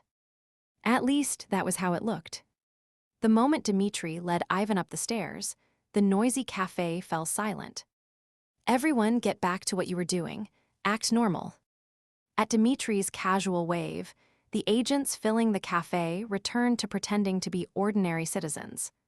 Only a table in the center, carefully positioned outside the sight lines from both the windows and stairs, stood empty. Have a seat. This was such a prime spot, but I can't use it anymore. Do you know how hard it is to make a safe house right in the middle of Prichinkaya? My apologies. Forget it, so, what did you bring that has you acting like this? Dmitri smiled and held out his hand. Ivan took 3 small explosives from inside his coat. The expression vanished from Dmitri's face. The instant Ivan saw Dmitri's hand smoothly slip into his sleeve, he spoke. I removed the fuses. You should have said that first. Damn it, you nearly gave me a heart attack. If you were going to be this suspicious, you shouldn't have hired me in the first place. Why say something so hurtful? I have a job where I'm supposed to suspect even my own parents. Dmitri shrugged and examined the explosives. As he rummaged through them, a dark smile gradually spread across his face. Interesting, these were inside St. Yansk University. Yes, the work of a professional. I can tell at a glance, 3 of them. Judging by the amount of mana, they weren't meant to blow up a building or assassinate someone important. This was a distraction, right? Yes, there was likely a separate infiltration team. We haven't missed anyone on our side. It definitely wasn't the Crown Prince's faction. We've tagged so many of their people. Dmitri beamed as he clapped his hands. Soon, an agent disguised as an ordinary middle-aged woman approached. Send these to the Magic Division at headquarters. Yes, Lieutenant Colonel. And the documents, are they ready? Yes. She took a thick stack of papers from her shopping basket. Dmitri accepted them, gave them a quick look, then pushed them toward Ivan. What you asked for, Senior. I really sweated getting this ready in such a hurry. If His Excellency weren't so serious about supporting you, Hugh. Thank you. It's nothing. Oh, His Excellency said he wanted to see you sometime. Do you have time? Not for the foreseeable future. Ivan gathered the documents and stood. As he tucked them under his arm and turned away, a voice called from behind him. Senior. Yes. Your eyes have gone a little wild, you know that. When Ivan turned around, Dmitri was looking up at him with a serious expression. His eyes glimmered beneath the shadow of his hat, fixed squarely on Ivan. Calm down, this isn't a battlefield. Right. Well, it may be a little rich coming from someone who dragged a retired man in to do work, but relax your shoulders and take a look around once in a while. Neither Her Highness the Princess nor I expect you to be perfect. Without answering, Ivan gave a slight nod and walked away. Dmitri snorted and tilted his head. That's why people need to date. He stays cooped up without even seeing sunlight, and look how gloomy he's become. Right. Colonel Petrovich, truly, little Ivan, his reputation was no exaggeration, incredible. I nearly wet myself the first time I saw him too. How can someone who spent 4 years sitting around doing nothing turn out like that? Anyway. Dmitri tapped the table and continued. Put someone on him, don't leave that senior alone. Should we stop him if his actions cross the line? What are you talking about? Do you want to die? Just report it. Watch him from very, very far away. How far could he possibly go? Dmitri didn't know why Ivan was angry, but he probably intended to personally search for the agents who had planted the explosives. At most, he would scare a few students. Was there any need to provoke an already angry Ivan? As Dmitri was thinking that, Ivan was taking out an axe and a healing potion in the director's office. He could not tell anyone. He could not tell them that this world might actually be nothing more than some kind of game, operated by an intricate system. so he had to do it himself. Ivan sincerely believed that as he spread Dimitri's report across the table. Faculty and staff list. New student roster. Personal information for all undergraduate students. A little over 300 new students had enrolled that year. St. Yansk University had a 3-year program, so the total number of undergraduates was close to 1,000. Then there were faculty and staff, including professors and teaching assistants, guards, administrative workers, and admissions officers. If he also included the unfortunate undergraduates who had gone on to graduate school, along with students whose graduation had been delayed due to leaves of absence and other reasons, the total came to 1,733. One more thing. He needed to look at the families of students who had the authority to attend the entrance ceremony. Anyone with a plausible reason to set foot on campus that day could be included among the suspects. That meant accounting for foreign dignitaries and every student's family. The total came to 2,429. I know you are among them. Ivan pressed down heavily on the piles of documents sorted by category. I do not expect it to be easy to find you. Arrogance was the sharpest dagger that killed agents. But it will not take long, I promise. Academy transmigrators could never live quiet school lives. That was common sense.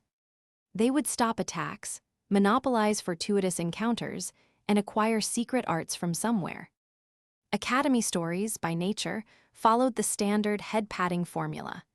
They had no choice but to. Who would enjoy a story about someone attending school normally and graduating?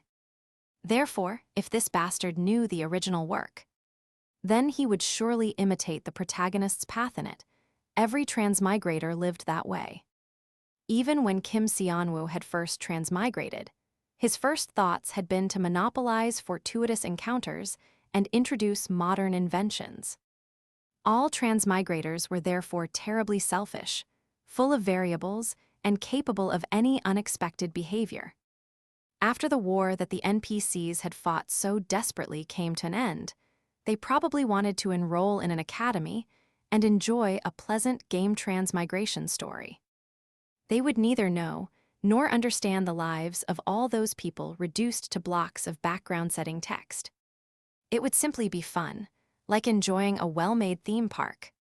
Ivan already understood that this was just venting, hatred with nowhere to go, perhaps even petty jealousy. What is that, Santa Claus? It was only an offhand remark, but it made clear how that bastard viewed other people. That one remark, spoken without even trying to hide the fact that he was a transmigrator, spoken by someone treating all this as entertainment, had stirred Ivan's heart into a mess. That one remark, as though he saw others as nothing more than objects. Colonel, did you see that?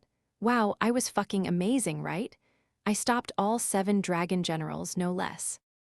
Do not speak. I think I could do it again if I had to. What a shame. I keep thinking that I should have turned the shield a little farther to the right back then. Cherenovika, do not open your mouth. If I had, maybe I could have saved Sasha, that idiot. It really is a shame, Colonel, really. We're almost there, almost there. Hold on a little longer, just a little longer. I'll let Sasha hit me once I get there. At least we won't be lonely. We managed our connections well, whether it's heaven or hell. Please be quiet, your blood will cool faster. Cherenovika, please. Live a long time, Colonel. Come as late as you can. If you come too early, I'll mutiny. Their stories were not background lore. Ivan was having a nightmare amid the scattered stacks of documents. It was a memory from long ago. Do not mourn those who went ahead, for I stand in the same ranks as them. Their stories were not background lore. We survived in place of the finest men of our age. All of us did. Their history was not some scenario. It could not be. In his nightmare, Ivan slowly murmured, as Kim Seonwoo's voice comforted him, like a hand patting him on the back. Kimchi stew, tteokbokki, nachos dipped in cheese, spicy pork stir-fry, rice bowls topped with raw fish, Saksho Mulho, warm ramen. Hometown, home, Korea, Seoul, rooftop room, parents. Subway stations, convenience stores, night streets, hometown, I have to go back. Steel yourself, do not waver, look straight ahead. It is all right, we are not alone. He listed the things that calmed him, without any order. Until the night ended. After the semester began, E-Cities found herself in quite a difficult situation. No one wanted to eat with her. At a school filled with nobles from all over the world, the title of royalty naturally could not be a reason for ostracism. But seeing a royal's bodyguard, a middle-aged mountain of muscle carrying an axe and glaring at everyone, was a great burden for students barely past 20. Uncle, you've completely ruined my life. That's my fault. Isn't the real problem all those people trying to flirt with my niece? Then why are you stopping the girls too? Your uncle has already heard those girls talking badly about you behind your back. Alza, my college life, Dad, I hate you. The strongest music department student ever, now an outcast on her first day, ran off sobbing.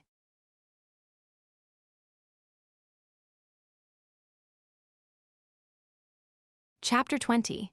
The status window opened on my first day of school 4. After narrowing them down and down, there were 3. It had taken 3 days to narrow the list this far. Ivan rose, pressing hard against his gritty eyes. The criteria had been as follows. People who had suddenly distinguished themselves, people whose personalities or tendencies had changed drastically, and people who displayed strange behavior. Without support from the counterintelligence command, obtaining that information would have been impossible. He had needed to investigate the House of Nobles directly. The problem is, these brats. One was an orphan who had enrolled through the Practical Skills Scholarship Program. The other 2 were from the House of Nobles. In other words, they belonged to the Crown Prince faction. They would be difficult to touch. Ivan might be working undercover, but if someone followed the trail back to its roots, it would inevitably connect to personnel from the Counterintelligence Command. And the Counterintelligence Command was Elizaveta's right hand. If he provoked the House of Nobles carelessly and got caught, it would damage Elizaveta's political influence. Would it be a problem if I kidnapped all 3? Ivan tapped the table as he said something that would have made Dmitri foam at the mouth, along with Elizaveta. One was a promising new student who had entered on a full scholarship. That student was an orphan, but already a talent drawing attention from institutions in every field. Stirring things up carelessly would not end well. The remaining 2 noble children both came from upper house families. Naturally, he could not simply kidnap them. If they really were transmigrators, he could act more boldly. For now, though, he only had suspicions. He had not found any solid evidence. Therefore, let's keep watch on the 3 of them for now. He could kill them whenever he wanted. Even kidnapping them would not be difficult. Still, he would need preparation if he wanted to handle this as cleanly as possible, without any consequences afterward. So, after 3 days, Ivan decided to report to work at the academy. From that day onward, a rumor began to spread through St. Yansk University that a strange man had started appearing on campus. E-Cities had been trapped in the label of an outcast by some incomprehensible, malicious twist of fate. Her options were running out. Fortunately, the semester had only just begun. First impressions might last, but there had to be plenty of ways to turn things around. For example, she could seek out someone even her uncle would hesitate to mess with. My dad's friend's daughter. Whether it was an arrangement between their parents or a remarkable coincidence, the children of the hero party had gathered together in the same year. No matter how thoughtless her uncle was, he would not dare approach a hero's child carelessly. That was how this lunch gathering had come to be. It's nice to meet you, Miss Einarsdottir. Is that how I should address you? Oh, that just means Einar's daughter. Please call me E-Cities. We can be casual with each other. Even so, you're a princess, aren't you? Ahahaha, a princess. I've never been treated like this before. I'm practically tearing up. Eyes glistening with tears, Isides vigorously shook the pretty girl's hands. Ah, was I rude? I knew Isabel already. You're a freshman in the night department, right? May I ask your name? I'm Yuri Frank Isides. Please call me Yuri. Essie, quit fawning over her and back off. She's somebody very important, you know. I'm sorry, I don't know the names of the Krasilov court nobles. What are you talking about? No, a noble, don't say something so dangerous. Isabel snickered and gave Isides a light tap. What bloodline could possibly be more precious than royalty? Isides hesitated for a moment, unable to understand the situation. Yuri's face reddened as she spoke. I'm just an orphan. Frank isn't even my real father's surname, honestly. Besides, Yuri is a boy's name. It's hard to survive on the streets with a girl's name. Yuri answered with an easy grin. Isabel smirked, then turned to Isides. She's the full scholarship student in our department. She's really good with a sword. Better than you, Isabel. Better than me, of course. She was even better than Oscar. Honestly, I was surprised. Where did someone like her come from? You're flattering me. I was just lucky. If you beat us through luck, that's skill. Isides felt her heart warm. Yes, this was it. This was how things were supposed to be. A lively spring day, warm sunlight, eating together while praising each other's abilities and engaging in friendly competition. This was the dream. Without realizing it, she sniffled and forced herself to erase the image of her uncle, who was probably fooling around with the night department students right now. It was Isabel, Isides, and a freshman. Ivan sat in a tree, looking down at the chatting girls as he flipped through his notes. He had not approached closely enough to hear their voices. Still, he possessed extremely accurate lip-reading skills. Their conversation was ordinary. The girl's name was Yuri or Yuli. Both names were on the freshman roster, but if she was one of the names on his suspect list, Yuri was more likely. That created a problem. A suspect was in contact with the hero party. On top of that, her name was Yuri. Naturally, in the Krasilov cultural sphere, that was a male name. In Korea, though, and more broadly in Northeast Asian cultures, it was used as a female name. If a woman was using the name Yuri, there was a high chance she was a transmigrator. He drew a red underline beneath her name on the suspect list. What's that bastard doing?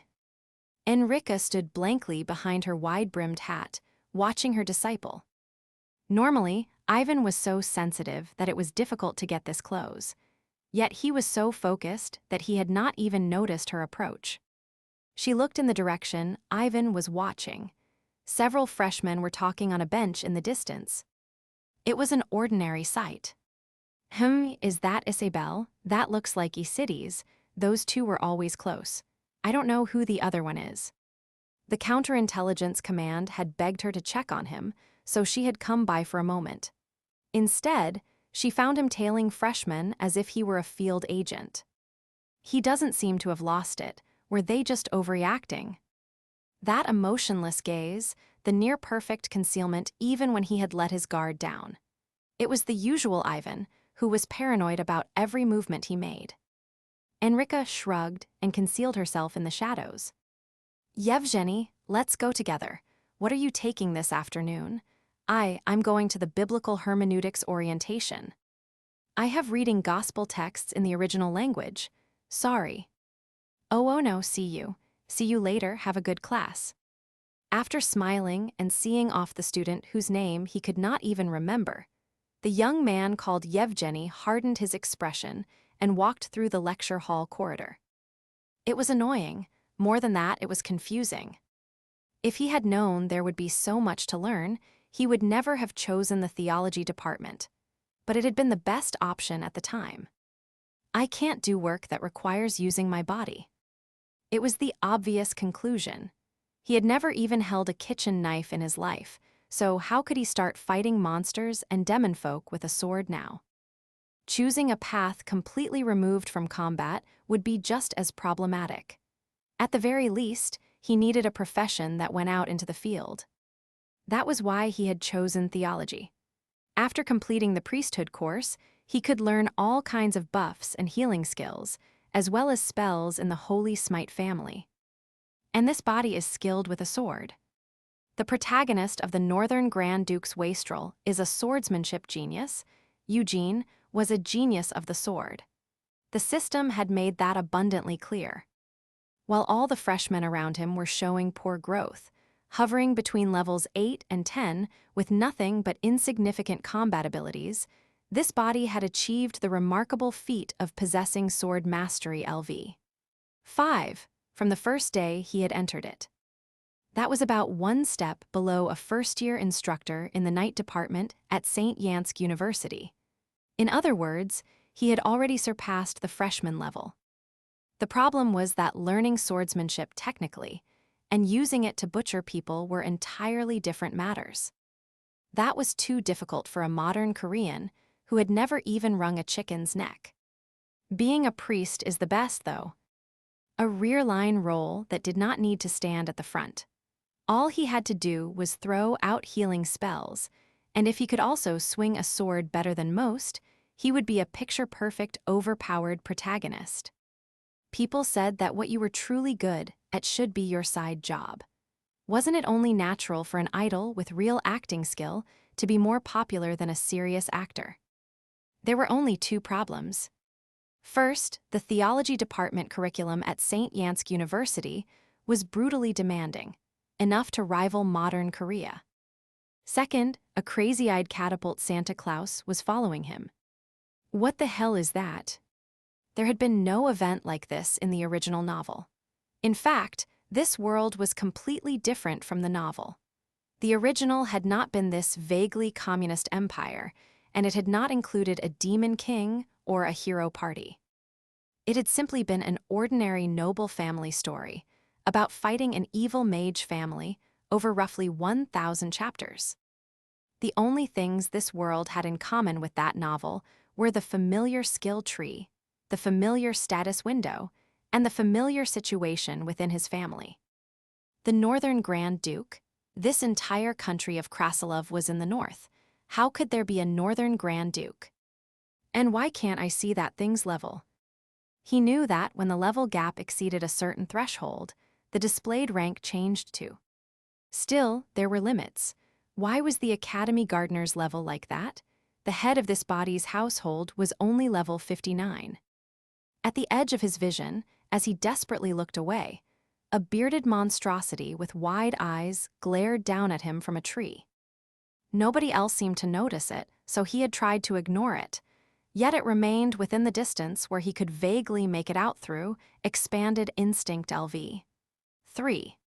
He's tailing 3 people in total. Enrika was certain now. At first, she thought he had received orders to protect the hero party's children and let it pass. Something had felt off, though, so she followed him and found this. The problem was that the 3 had nothing in common. One was in the theology department, one in the night department, and the other in the magic department. Even their backgrounds did not match. A duke's son, an orphan, and the youngest daughter of a viscount. There was no connection at all. And that killing intent. He stared at them with the low growl of a tiger crouched in the bushes, as though they were his mortal enemies. Shouldn't he leave them alone? The orphan had practically broken down the scholarship program's doors to get in, and seemed to be receiving offers from everywhere. The 2 noble children were from the House of Nobles. They clearly belonged to the Crown Prince faction. There was nothing to gain from touching them, and they happened to be in the magic department and the theology department. The one thing both departments had in common was that their heads were not from Krasilov. The theology department was naturally headed by the Saintess, while the magic department was overseen by the elves of Kallian. In other words, attacking students from either department would cause a serious problem. No way, no way. Surely he wouldn't go that far. Enrika snorted, though part of her thought that if anyone could do something like that for some bizarre reason, it would be that madman. The hero party's thief. The vampire who had ruled Prichinkaya's back alleys for a century, prepared to intervene in an emergency as she stalked the student stalker. He saw my eyes. Ivan had been tailing him from quite a distance away from the theology department's main building, but the brat had noticed him. With dry eyes, Ivan stared at the young man on his suspect list. Yevgeny Novikov-Karamzin. Yevgeny was an ordinary name, nothing special. Yet in Asian cultures, Yevgeny could also be rendered as Eugene.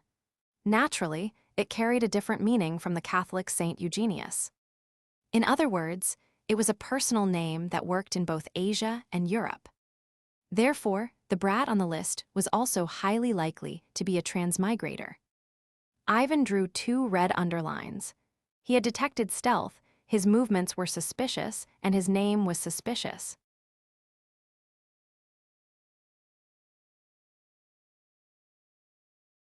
Chapter 21. The status window opened on my first day of school, 5. There was a term called confirmation bias. It meant the tendency to selectively accept information that suited one's own views. In other words, once Enrica had started to suspect something, she could not stop. That was exactly where she stood now. That crazy bastard looks dangerous. 4 days. For 4 days he had been lying in wait, chewing on dry rations. When Enrica first entered the assassination unit, she taught her disciples patience. No matter whether it rained or bugs landed on them, they were to remain still and observe their target. That was not what she meant by it. Unlike Enrica, who was a vampire, Ivan was human. Unlike her, who had no inherent weakness beyond avoiding sunlight and blessings, he had things necessary for survival. Besides, Enrica was an elder who could endure the sun. Sleep, food, rest, basic things like that. Enrica narrowed her eyes at Ivan, then let out a deep sigh. At her age, being told to look after someone his age, the joke was downright vicious. "Hey, disciple." Ivan stood like a statue, without answering. He was concentrating so hard that he could not even detect her voice from this distance. His eyes are moving. Is he lip-reading? He sure can keep at something exhausting for a long time. Enrica shrugged and slipped a hand into her sleeve. Click, bang. She fired her pistol just like that. It was flawless, without a trace of wasted momentum. A steady diagonal shot aimed directly at the back of his head. Ivan tilted his head aside, dodging it, then jumped down from the tree with an axe in hand. Enrica. Yeah, brat, let's get out of here first. Someone must have heard that shot, and who knows what annoying people will come sniffing around. Let's go to your place. Now's a little inconvenient. I'm much more inconvenienced. Elise will cry again if she finds out. I also want to take a look at your orphanage. Enrica grabbed Ivan firmly by the nape and dragged him along. Ivan glanced at her face, then put away his axe.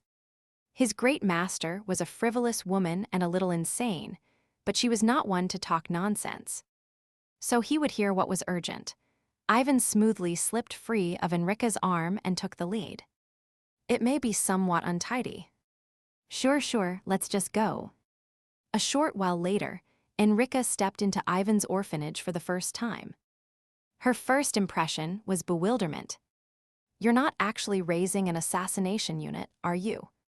That is a misunderstanding. Really? Enrica stared blankly around her.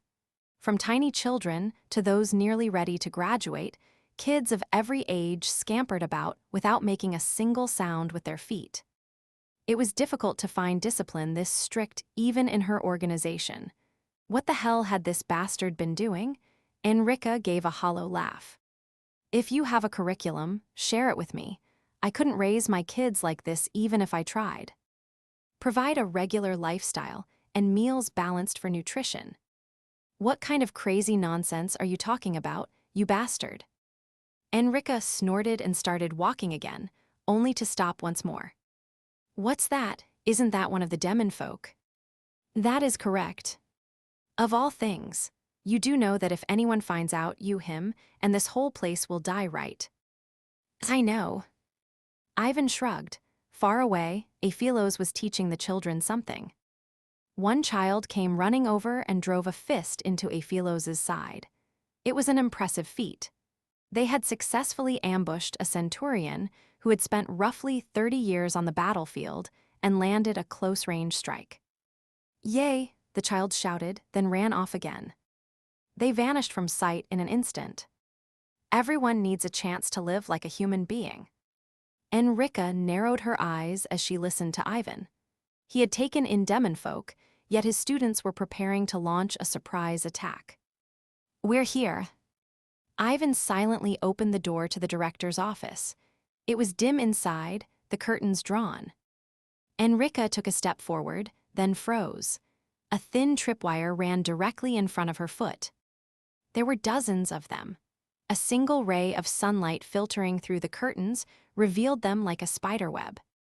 "What is all this?" Vampires could see in the dark, even without light. Blackout curtains were not enough to hide an indoor space from her. She could write off the booby traps as paranoid security measures. "But this, what have you really been doing with your life?" Without a word, Ivan disarmed the traps. He undid each one attached to the wires, then touched the light fixture in the corner of the director's office. With a pop, the mana lamp came alive in blue light. The room was a mess. Dozens of stacks of documents, profiles written in neat, densely packed handwriting, notes bearing names connected by red string. Notes had been placed everywhere those threads tangled together like webs. When she read them one by one, they were ordinary lines of dialogue. They were the kind of ordinary conversations that had no business being here. Records of circumstances in which someone had spoken, expected speech patterns, meanings between the lines, inflections inferred from shifts in the tongue, lists of possible regions of origin based on those inflections. Even when tracking an international criminal after receiving a red alert from the counterintelligence command, one would not go to such lengths. And this was all for students. Alone without sleeping, for days on end. Enrika's face gradually hardened. This situation, this appearance, this behavior, all of it was familiar to her. These were traces of a certain mental illness, something close to panic attacks, perhaps something that had been festering for even longer. It sometimes appeared in people who had spent a long time rolling through battlefields. It was not all that rare. But it was dangerous, like a ticking bomb. Even now, Prichinkaya was full of drug-addicted veterans wandering the streets in this state. Enrika drew a deep breath. "Ivan, is it?" Ivan's expression remained blank. She could practically see the face he must have been making beneath that accursed beard.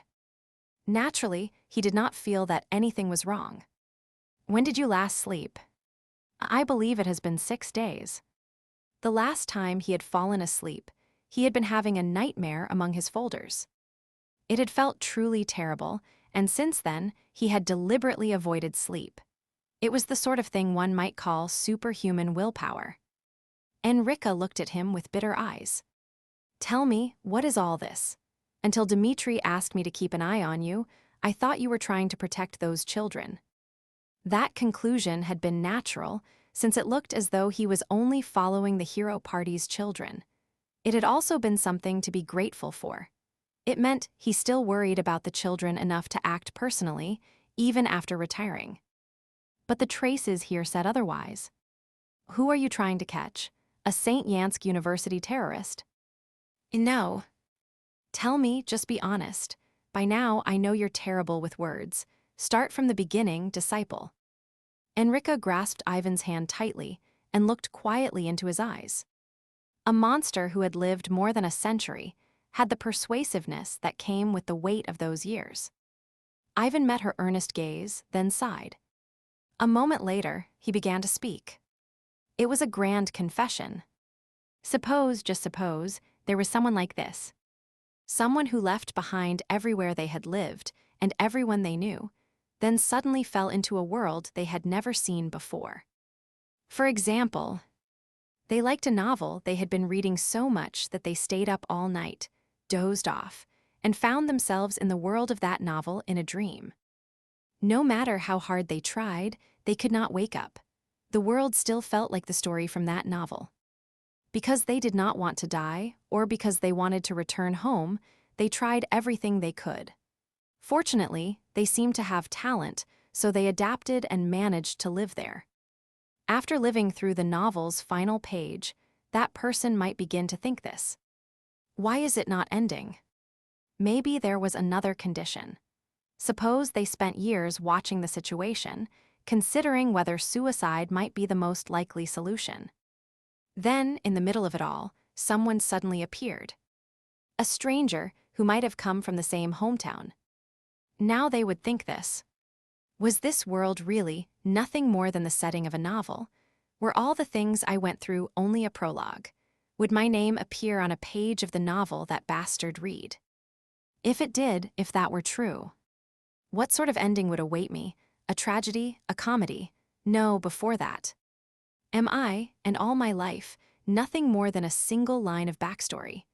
Am I no more than a character preserved outside the story that is about to unfold? Those were the thoughts he conveyed. Increasingly disjointed, yet with eyes full of conviction, he looked directly at his master and continued. He put as much consideration into it as possible, enough to make even this old-fashioned dinosaur understand. So, to summarize, you're actually a transmigrator. And you recently confirmed there's another one. And you think you need to kill that person. That's very logical, disciple. Enrica sighed deeply and scrubbed at her face with dry hands. Leaning against the sofa, she stared at the ceiling for a moment. Damn it, there were notes on the ceiling too. She could not even imagine how he had attached them. There's a lot I want to say, but I should apologize first. I thought you had followed us all the way to the Demon King's tower. They had spent so much time together that she had naturally assumed he had climbed the tower with them. It was Enrica's mistake. In truth, it was everyone's mistake. There was no point making excuses that they had not known what condition he was in. Taking him in as a disciple and leaving him alone was little different from abandonment. The Demon King's tower. Yes, for some reason, we all thought of you as part of the same party, but when I think about it, you were. We assumed you already knew, so we never bothered to mention it. Enrica paused, then shook her head. Max is not from Tills. Do you mean he has a different nationality? But. No, listen to me first. Maximilian, he isn't from this world. Enrica looked straight at Ivan and spoke as though biting off each syllable, as if she meant to carve the words directly into his mind. You're not the first, you won't be the last either. She had used his convenient term, transmigrator. But more precisely, they were not transmigrators, they were the taken. They were people who popped out of somewhere one or two at a time, whenever the balance of the world tipped. It was not common, but a few would always appear every century.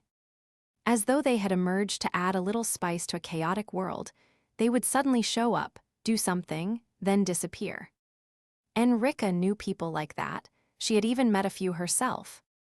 Maximilian had been one of them. He had been an ordinary man who missed his home, yet one admirable enough to head toward the battlefield. That was why even she, a vampire, had followed him. He was that kind of man. He stood at the front and smiled, making everyone want to follow him. A hero, the Demon King Slayer, and an ordinary man. A lonely stranger until the end, now gone. That was how Enrica remembered him. A brave stranger who had drawn his sword to protect an ordinary commoner girl in Tills who had taken him in. That's why we don't say the hero was born, we say the hero appeared.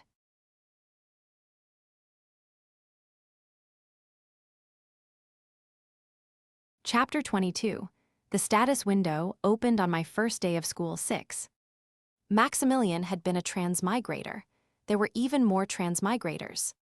Setting aside the fact that Ivan had never heard anything like that before, what had happened to them? The hero had vanished. He had secluded himself somewhere deep in the mountains of Tills, leaving behind his wife and daughter. No one could understand such a thing, yet Ivan thought he might. It was. Did he go back? Ivan lowered his head, his face pale. Could he have returned? Was killing the demon king the condition? Then what was Ivan's condition? Smack. His head snapped to the side as his vision flared white. The pain followed afterward. Ivan turned, feeling his stinging cheek. Enrica was looking at him with sad eyes. Get a hold of yourself, I'm not finished talking. Is Enrica? Yes, you recognize me. Good. Enrica sank deep into the sofa and sighed. This boy lacked sleep. No, he lacked rest. Now she finally understood why. This was not trauma brought on by war. He was dissociated. He recognized this place as reality while wishing it was not. Of course, he could not have rested, not after spending all those long years alone. Every night, he must have chewed on his solitude, then suffered through that sense of wrongness every day. Transmigrators, wanderers dragged here from another world. Enrica pitied their kind. She pitied this quiet, twisted lunatic more than most. Looking directly at her disciple, she slowly began to speak. They say everyone brought their own story with them. Only a few records remain, but that was true in most cases. Some spoke of stories, others of legends or myths, others of novels. Sometimes it was a play, and sometimes they described something else entirely. They were all different. Yes, that means each of them had their own story. There was no common thread in what kind of stories had led them here. Still, all of them felt as though they had fallen into a story they admired. There was no way to know what occasion or method had caused it. What endings did they, the transmigrators, meet? This was the most important question Ivan carried within him. What ending awaited him? Some vanished again, some died, others remained. And the hero, Maximilian. As you know, he went into seclusion. Who knows whether he returned in the meantime or whether there was another reason? It's not as though we can go ask him. We have no way of meeting him. Ivan lowered his head, dizzy. Everyone had a different story, and everyone had a different ending. What would his be? Would he remain preserved in this world forever? Was there no way home? He wanted to believe death was not the only possible ending. Bang! Enrica struck the desk hard. When Ivan looked up, she was watching him with sad eyes. So what are we to you? And what? Are we nothing but side characters in a novel from your world? As you said, are we only characters consumed as lines of writing? That's... No, of course not. How could that be? If there were 10,000 protagonists in a world where 10,000 stories intertwined, did each protagonist have to see the others as supporting characters? No, that was not how it worked. They were all protagonists of their own stories, if so. Is your world fundamentally different from this one? Is that place reality while this is only a fragment of a story?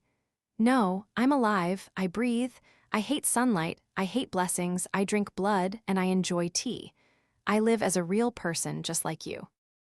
Enrica. You might be nothing more than someone's supporting character. Don't be ridiculous. You are the protagonist of your life, and I am the center of mine. Her eyes burned as if they could devour Ivan. Ivan quietly looked at her face. You don't want to be a supporting character?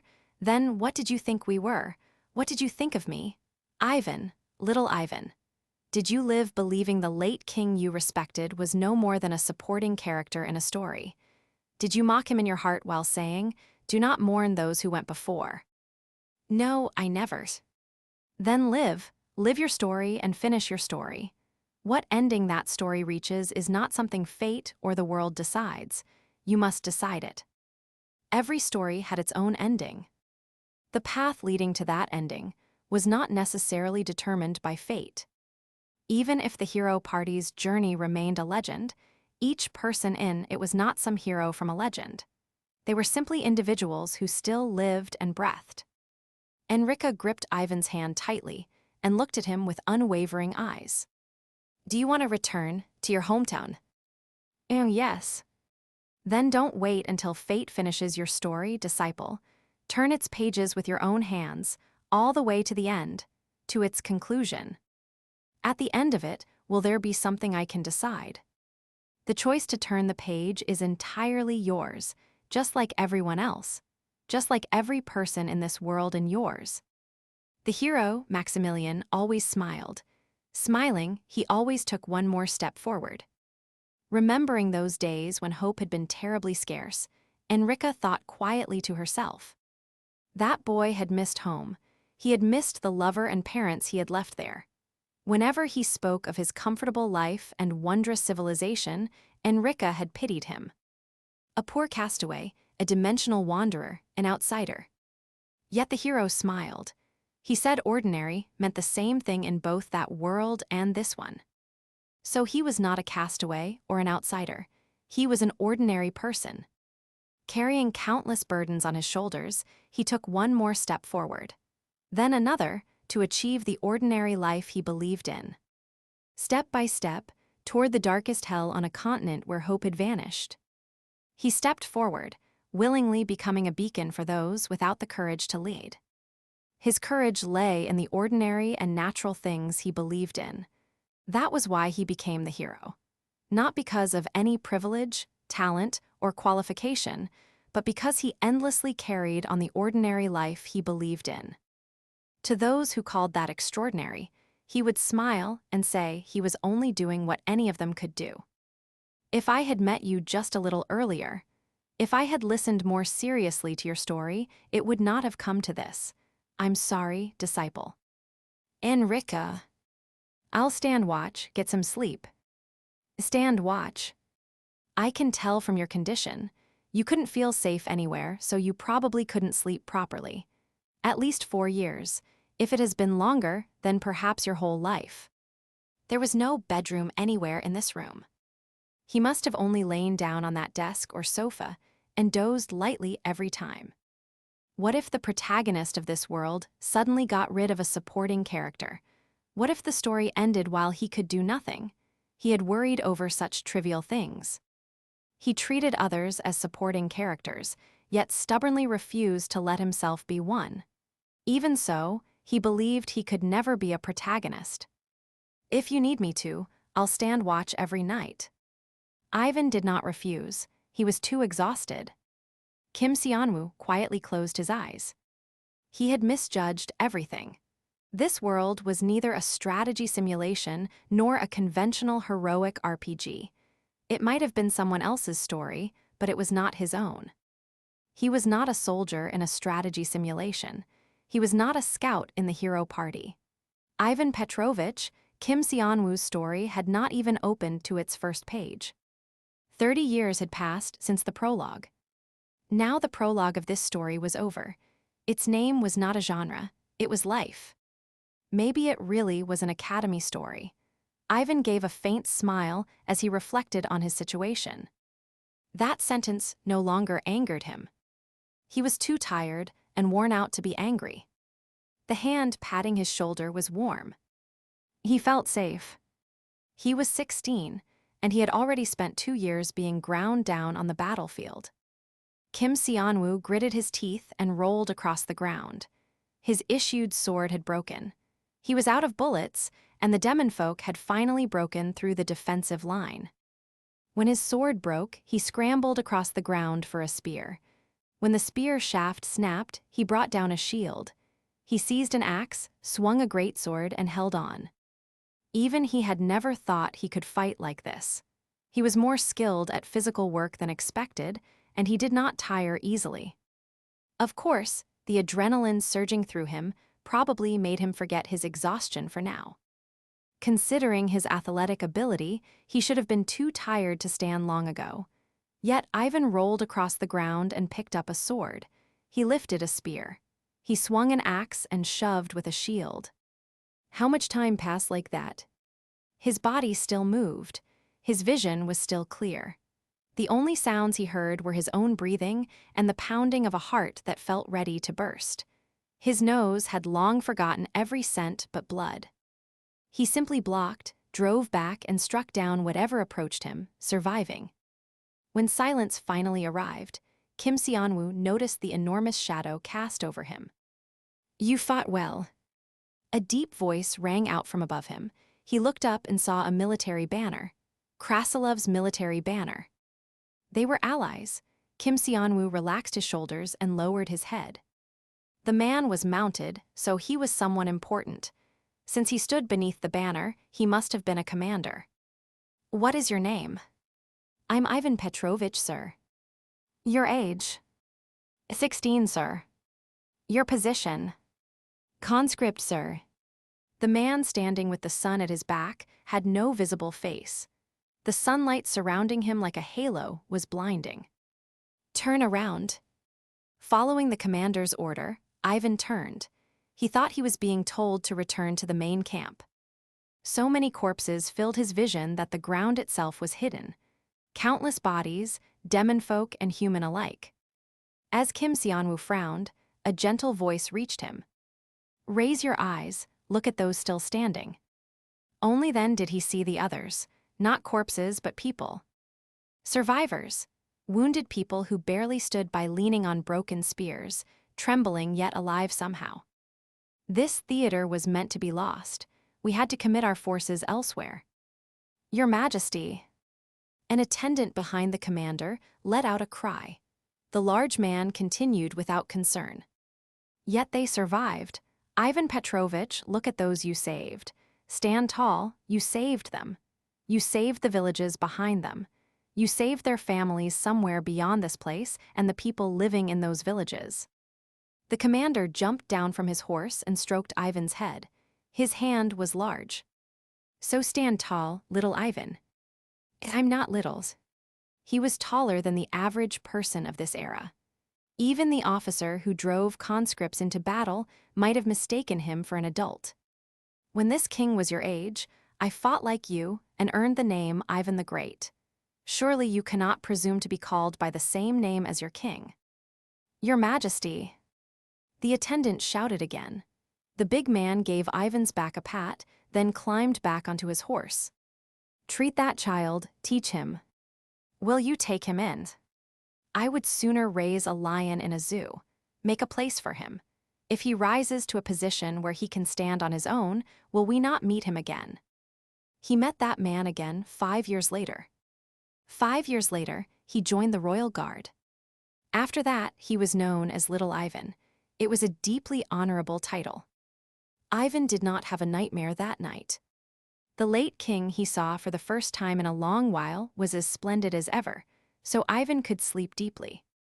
A rank quest, the gardener of St. Yansk University cancelled.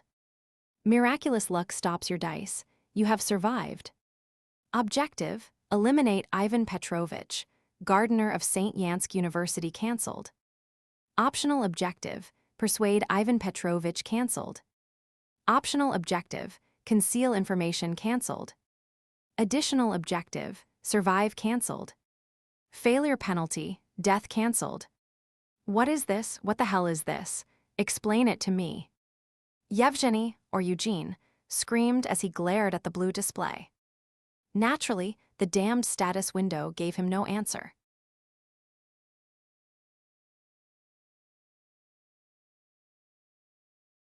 Chapter 23, The Saintess and the Woodcutter 1. St. Yansk University had no gardens. Ivan had reflected on that before, but it was important enough to emphasize twice. So even after he somehow ended up holding the pruning shears the administration had prepared for him, Ivan still had nothing to do. Still, Ivan had decided to start living a life now. At the very least, he had resolved to try his best. That was how he came to be butchering a roadside tree with pruning shears. "I watched you for a moment, and you've turned it into something worse than a bonsai at my house." Enrika taunted him from behind. Ivan looked at the sky for a moment, then at the tree, before turning back to look at Enrika. "Shouldn't you be asleep? Are you surprised to find a beauty who isn't a sleepyhead? You must really be short on sleep." As a normal person who had never felt anything but respect for anyone more than 70 years his senior, Ivan shook his head at Enrika's words. Enrika's brows drew together sharply. She forced herself to calm down before speaking. So you're a gardener. For now. It does seem like it would be good for your mental health. Not bad, but my prescription is a little different. Elise had probably intended for this bearded monster, a man in his 30s, to take care of his mental health through a leisurely hobby while earning a little pocket money. Enrica thought differently. This guy needed practice dealing with people. Not dealing with them using an axe or a gun, though, strictly speaking, that would count too. Still, she meant ordinary human relationships. Come with me, I was just in need of an extra pair of hands. I decided to work as a visiting lecturer for the night department starting today. I was already an honorary professor, but I've been so bored. And nights. Sadly, there wasn't an assassin department. Of course, the world did not need a university that taught such things. That was why Ivan found himself standing at the lectern, glaring at a group of freshmen. Ep. 7 the Saintess and the Woodcutter. St. Yansk University was a prestigious international university with remarkably modern facilities for this era. That was true of the theology department's main college, which looked as though an entire cathedral had been moved there. The magic department's main college, modeled after the environment of the Callian archipelago, and the night department building in the physical education department. The freshmen were busy wandering around with their mouths hanging open, taking everything in. They looked exactly like chicks, and it brought back old memories. Enrica snickered. In a gymnasium where large rings and all kinds of training equipment had been neatly arranged, Enrica climbed onto the platform, smacked the lectern, and shouted in a ringing voice. Nice to meet you, brats. Maybe it was her way of establishing dominance. The freshmen began staring at the professor they had never seen before. A required major course for the night department, Understanding Close Quarters Combat 1. It had to be an important class, since every night department freshman was required to take it, but the slender woman was completely unfamiliar. The students murmured as they tried to remember the faculty roster. Enrica grinned and puffed out her chest. My name is Enrica Sarajevica. If that name sounds familiar, you're right, I'm that person. The hero party. Shadowblade. Enrica grinned at the scattered cheers and shrieks.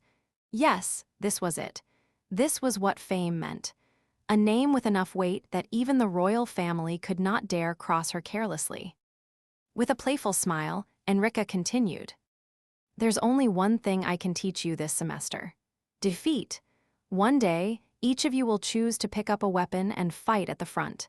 This class is the first gate you must pass to prepare for that. A warrior who carried a sword could not win every battle. Defeat would come someday, without fail. And more often than not, defeat came hand in hand with death. That was why they had to get used to it. To losing, they had to learn that before they learned the skills of battle. How to lose, how to survive even after losing. And if possible, how to judge an opponent's ability before they themselves suffered defeat. Teaching every one of you individually wouldn't be difficult, but class time is too tight. So I'll divide you according to your skill levels. They might all be freshmen, but that did not mean they could take the same class. It was only natural. How could someone admitted at the top of their class be taught at the same level as someone who barely got in from the waitlist? Those who fought better had to take harsher lessons. That was why they needed separate classes. Teaching more than 50 students in 3 hours was too difficult to begin with. All right, freshmen, if I fight you, I won't be able to judge your abilities. It would all be over in a single exchange anyway. Despite her arrogant words, no one dared object. The hero party had slaughtered the Demon King and the 7 dragon generals. They were the strongest people in all the allied kingdoms. So, I'll provide education tailored to your level. Here is our teaching assistant. Following Enrica's gesture, the students turned to see a strange man standing in the shadows with his arms folded. Eyes that burned a vivid blue, sharp features, and a stiff expression. Then there was the thick beard covering his entire lower face, making his age impossible to judge. On top of that, he wore worn work clothes and had a towel draped around his neck. It was the gardener outfit the administration had hurriedly prepared. As enormous question marks appeared over the students' heads, Enrica grinned. The teaching assistant is this university's gardener. I invited him on short notice this morning. Now, let me tell you his profile. He was 34 years old. Most of the students were horrified at that. His job was gardener. 2 students were horrified at that. He had no income and was a pitiful pauper living on the state's welfare pension. Since Colonel Petrovich was officially dead, he had no way of receiving a military pension. He had been getting by while running an orphanage on donations. This teaching assistant will assess your abilities. I'll grade you as I watch you fight, and by the end of this class, I'll finish dividing you into groups. I have a question. One student shot a hand into the air. Light athletic clothes, neatly groomed features. He was obviously the son of a noble family. When Enrica nodded, the young man opened his mouth with a mocking expression. What if that poor gardener gets seriously hurt? What? Enrica burst out laughing, tears gathering in her eyes. Then I'll give you a prize. I'll give extra credit depending on how badly you hurt the teaching assistant. Ahaha, good grief. Don't misunderstand, students. I'm not doing this because I want to watch someone die, but you should at least show some manners. Whether it's manners toward someone older than you or someone who has lived through more than you have. If you want to live, Enrica finished with a smile. Throughout that time, Ivan had been glaring at the students. It was not surprising that he had been brought in as a teaching assistant for a practical assessment. After all, it was common knowledge that the first class at an academy was an evaluation of one's abilities. He had no idea why a university curriculum would begin with a skills assessment, but that was probably because the educational system in this pre-modern fantasy world was primitive. In any case, there were 4 people worth watching. Oscar, Isabel, Yuri, and the muscular monstrosity sitting in the back. Isides' bodyguard. No, why was that guy sitting down? Was he sitting there because he was a student? Did he have no shame? A muscular monster in his 40s, sitting among students half his age, was bizarre beyond measure. That guy's name was probably Mord Eriksson. Ivan remembered encountering him during his service. He was one of Great King Einar's closest retainers. He had seemed to have some sense, at least. He should have retired and been training disciples by now, yet here he was enrolling as a freshman. And that kid, Yuri Frank, the top freshman in the night department. She had received the highest score in the swordsmanship evaluation, a perfect score on the written examination, and a full scholarship. Her behavior was suspicious, too. The moment she saw him, she had been quickly looking away, breaking out in cold sweat and fidgeting strangely. She had even been horrified when she heard he was a gardener. Ivan's gaze sharpened further. A transmigrator. Otherwise, why would she be afraid of someone with such a perfectly ordinary and harmless appearance? 2 red lines were drawn beneath her name in Ivan's mind. All right, who wants to go first? Once Enrica's lengthy explanation ended, countless students began looking at one another. It was understandable. Showing themselves off among unfamiliar students in their early 20s would be rather embarrassing. They were not afraid that they lacked skill or that they would humiliate themselves fighting Ivan. They were simply shy. Ridiculous. Ivan silently glared at the students. Then, a student sitting in the back raised a hand high. It was Mord, the muscular freak in his 40s. We've met before, haven't we?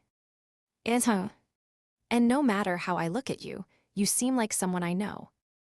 Mord rolled his shoulders with a series of cracks and laughed heartily. Come up here, we ought to see this through. And if I win. Mord leaped onto the ring in a single bound and said, I'll shave you. Mr. Eriksson, go. Isabel, who had been anxiously watching Ivan, suddenly jumped and shouted. It was the stinging betrayal of a hero party member's child.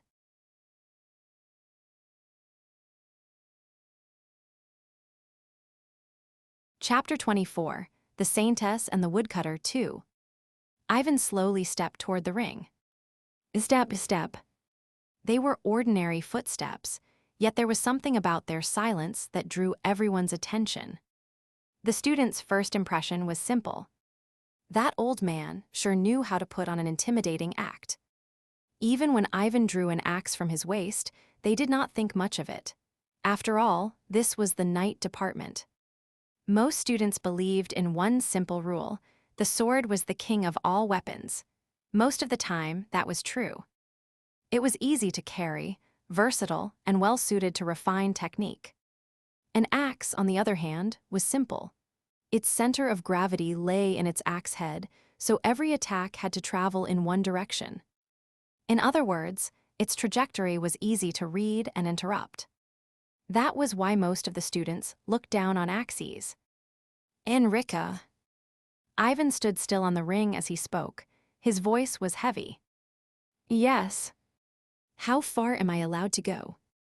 Just don't kill anyone. The Saintess is here after all. Patricia, the Saintess of the hero party, was currently the head of St. Yansk University's theology department. In other words, a trauma specialist better than any healing potion was always nearby. Good. Ivan nodded. Erickson. I knew it. Seeing you this close confirms it. You still have the same face from back then. If I win, you'll do volunteer work. In what? This man was an intelligence agent from the Drone Kingdom. On the surface, he was a new night department student. Officially, he was Isides's personal bodyguard. In truth, he was someone Great King Einar could use as a spy. Which meant that, at any time, he could join hands with either the princess faction or the crown prince faction as an unofficial diplomat. He was a variable. Until Isides's course of action was decided, Ivan needed to keep him tied down. The easiest way was to keep him close. Every hour after school, except for the time he had to guard Isides. I'll have you do laundry at the orphanage. Volunteer work was good for character education. That was an undeniable truth. Looking after orphans did wonders for cultivating one's character. This was an opportunity to teach civilization to this drone berserker Huskarl as well. What bullshit. Come. Ivan raised his axe. The two warriors, both in their 40s and taking a first-year university practical class, no longer needed to talk. When the two first clashed, the freshmen were somewhat confused. What was this? Why were they fighting so well? Clang. Then, as their two axes threw sparks at each other, the freshmen were horrified. What? How were they moving like that? Did anyone see that? No one. Clang, krrrak. By the time the strongest freshman, a man in his 40s, had fallen to his knees and begun panting, the students were finally able to properly look at the man still standing straight. Vivid blue eyes and a blank expression. Even after moving so violently, his breathing remained calm enough that he did not so much as tremble. Huff Petrovich, as expected, little Ivan Huff, what the hell are you plotting here? Safety management. Ivan passed by Mord, who had been reduced to a rag. Safety management. Large question marks appeared in the students' minds again. Then what the hell had they thought safety was until now? Next. Professor, isn't the test range a little too broad? It's our first class today. The young man who had flinched at Ivan's words raised his hand. It was the noble youth who had mocked Ivan earlier. Enrica grinned and nodded. Looks like we've decided who's next. Come on, we're short on time. Hurry it up. No one wanted to go up onto the ring, so with the help of his kind classmates, the young man was dragged onto it. Breaking out in a cold sweat, he stumbled back. Come. Ivan raised his axe. Come on, if you can just land one sword thrust on our teaching assistant, I'll give you an A+ right away. How's that? Or better yet, I'm in a good mood.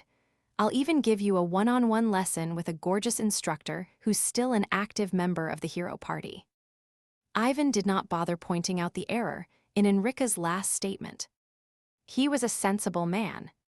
Instead, he raised his axe. He was a man who took recruit training seriously.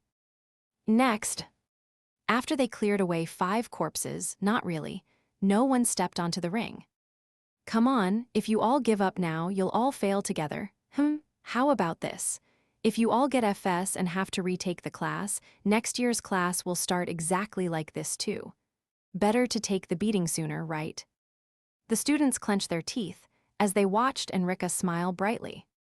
All right, they could not be sure, but at least they would not die. If they succeeded in attacking just once, they were guaranteed a high grade. This was a 3-credit required major course. It would obviously have a significant effect on their grade averages, and night department students were competitive by nature. They were chicks who had grown up being called martial prodigies and swordsmanship geniuses back home. Just once. Only once. The freshmen did not give up until they had cleared away 30 corpses. Not really. Next. At last, it was Yuri's turn. Yuri trembled as she held her sword. Never before, in all the time she had wielded a blade, had it felt so heavy. She took one brave step onto the ring, where dense killing intent swirled, where a chilly wind blew over the bloodstains smeared across the floor. Yet every time she looked at the man in front of her, she shrank back again. His shabby work clothes and the old towel around his neck kept reminding her of something. Yuri Frank. Yek Wyes. Ivan stared quietly into Yuri's eyes. His sharp gaze seemed to claw through her mind. Yuri's pupils shook wildly from side to side. Her head spun, and strength kept leaving her hands. Top student of the night department. Yes. Lee Yuri. Hick. Kim Yuri, Park Yuri, Choi Yuri. I don't really understand what you mean. In Krasilov, Yuri is a man's name. Yees, I have my reasons, so. Come. Ivan raised his axe. We can discuss your reasons later. No, I want to forfeit. Is that okay? I'll just fail the class. Before Yuri could drop her sword, Ivan charged.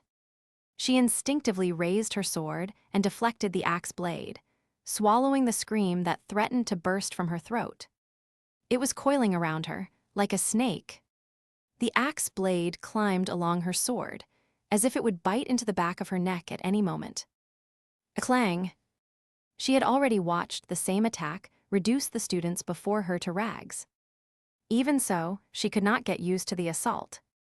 Ivan's axe seemed to have reached some higher realm. Each blow was not especially heavy. Mord Eriksson had hit harder.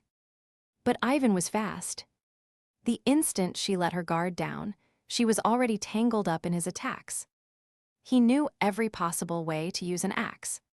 He did not simply swing it. He struck the blade, used centrifugal force to close in again, brought it down, then immediately drove in from an angle. Krrrk. He used the curve of the axe head to drag her sword in, then twisted the handle and tore her blade free. If she dropped her sword from that impact, it was over. Ivan looked down at Yuri, who had fallen to her knees, then nodded. You fight well. Thank you. I'll be watching, next. Yuri staggered down from the ring on weak legs. Miraculously, she had not been injured, but that only made her feel that the monster had gone easy on her. She stared at Ivan with a terrified face, then squeezed her eyes shut. What the hell are Kim, Lee, Park, and Choi supposed to mean? Wait, Korean, he's Korean. Lee Yuri had been an illustrator. The last job she had worked on was a freelance commission for an Academy adult game. It was called Masterpiece 3. It was the kind of game where students ran away from a gardener who found out their weaknesses and did indecent, very, very indecent things to them. That gardener had been a middle-aged man in old work clothes, with a towel around his neck. And now Yuri had been dropped into that goddamn world. Right after staying up all night to send the first rough draft of her commission. A world where a bearded gardener with an axe glared greedily at female students. It was a misunderstanding. If he finds out, I'll have terrible, terrible things done to me. Trembling, she remembered what had happened to the students whose weaknesses had been exposed. The gardener was watching her. If he learned that she was also from the same hometown and that she too was a transmigrator, the genre might change into a blackmail story through some means or another. She was the protagonist. Well, of course she was. She was an orphan, a full scholarship student, and a swordsmanship genius. How else could an illustrator who had spent her whole life drawing possibly become someone like that? Of course she had to be the protagonist. She wanted to go home. Isabel lasted 3 exchanges, while Oscar lasted 2. That put the rankings at Mord, Yuri, Isabel, and Oscar. Mord was not a student to begin with, so that was one thing. Still, their relative ability had turned out almost exactly as Ivan expected. His eye for talent had not dulled yet. Satisfied, Ivan nodded. Are you smiling right now? It's a misunderstanding. It looked like you smiled. I naturally have a smiling face. After you lunatic. At the voice coming from in front of him, Ivan had to compose his expression again. Enrica stood beside him with both hands raised, hiccuping as she fought back a burst of laughter. Ivan was a sensible man, so he did not react to his older teacher's ridiculous behavior. While Yuri was shaking in fear, Ivan and Enrica were being scolded by the Saintess. That was the price of cramming 50 patients into the theology department chair's office.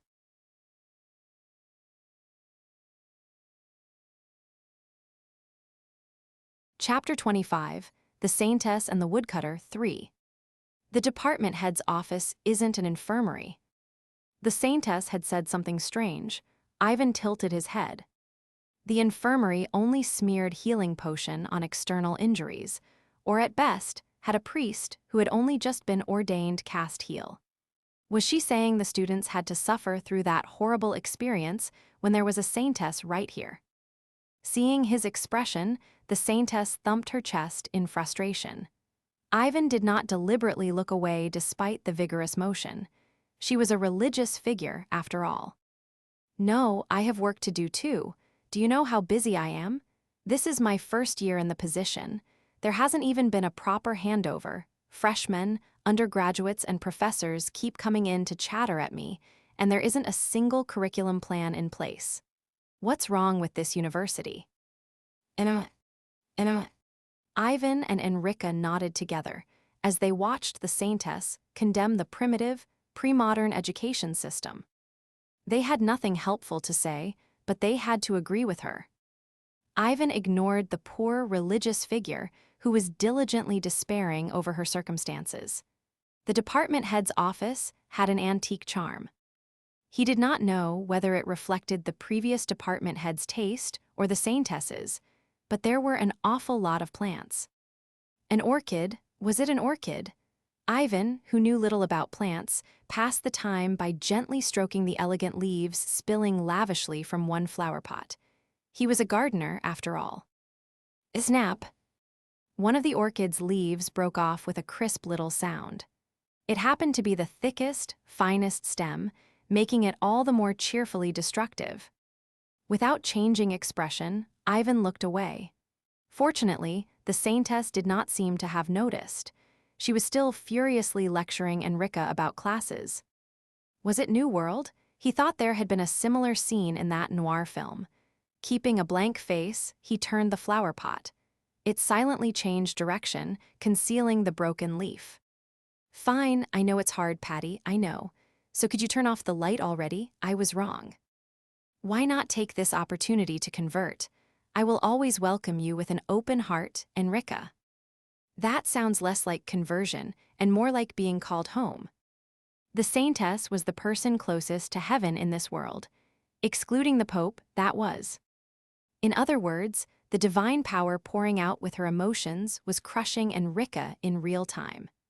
Ivan could not tell if it was his imagination, but Enrica seemed a little smaller than before. Enrica cautiously spoke up. Right, Patty, don't be surprised when you hear this. I came here to tell you, but I forgot. Look at the state of my mind.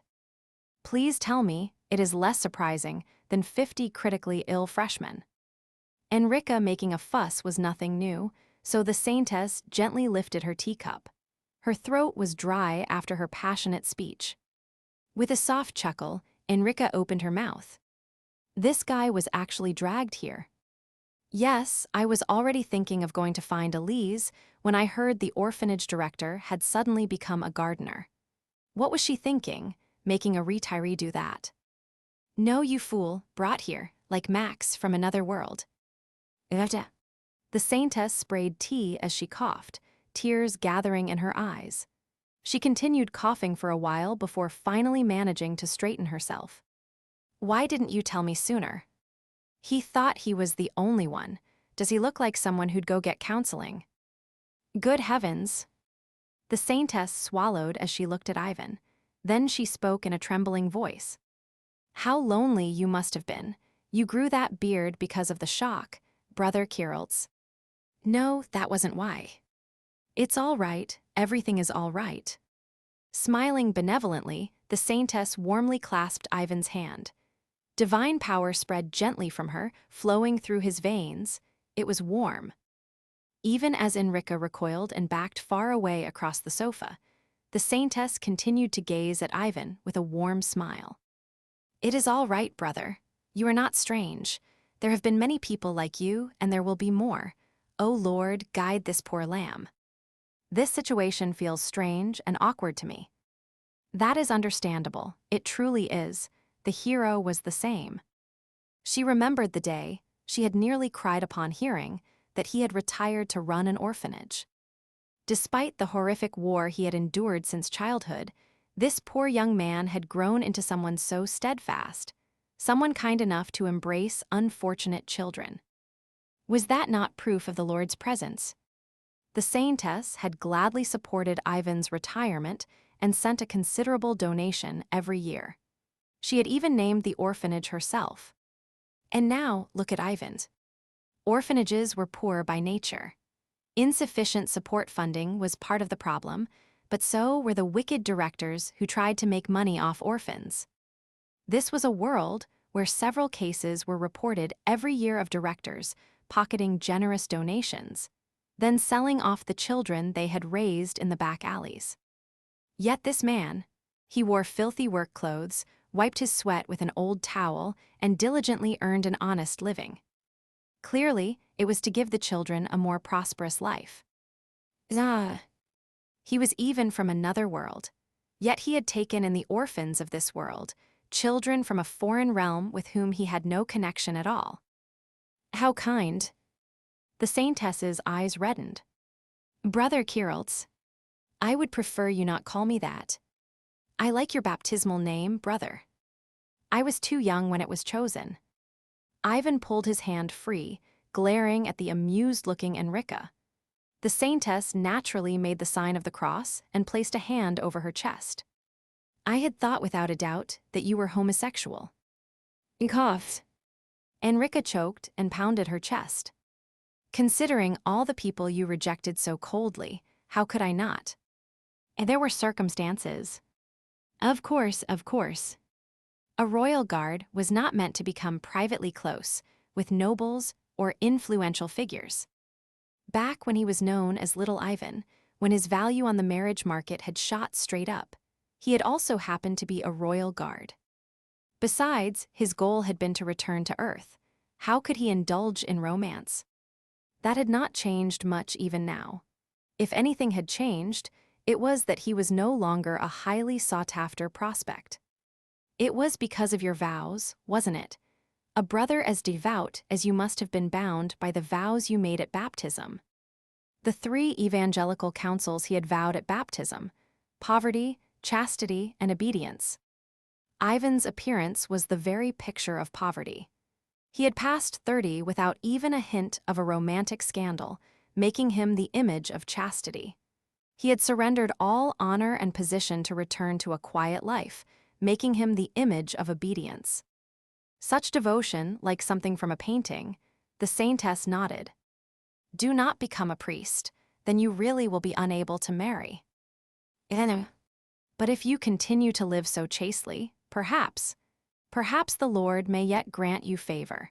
The Lord embraces us with love, and love between people is the greatest blessing beneath the sky. I must visit your orphanage today. It is almost time to leave work, so let us go together. You said you hadn't finished your work.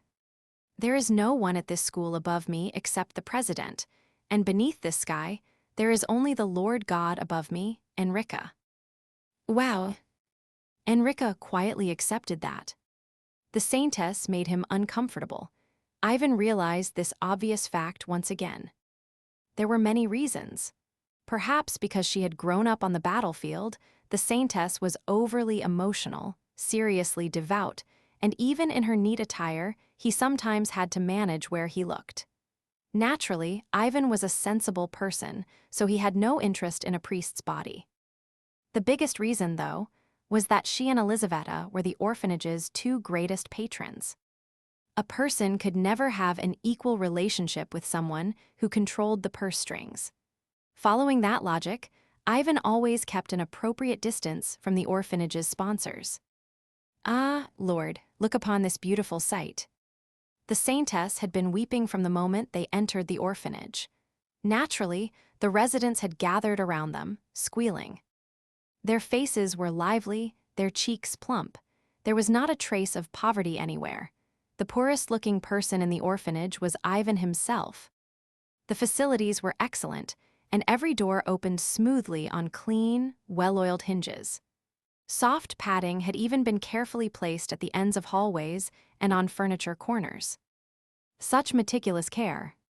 With tears in her eyes, the Saintess stared at a large doodle drawn in one corner of the orphanage building. It had apparently been drawn by a mischievous resident. The doodle showed a bearded odd man scowling as he handed out gifts.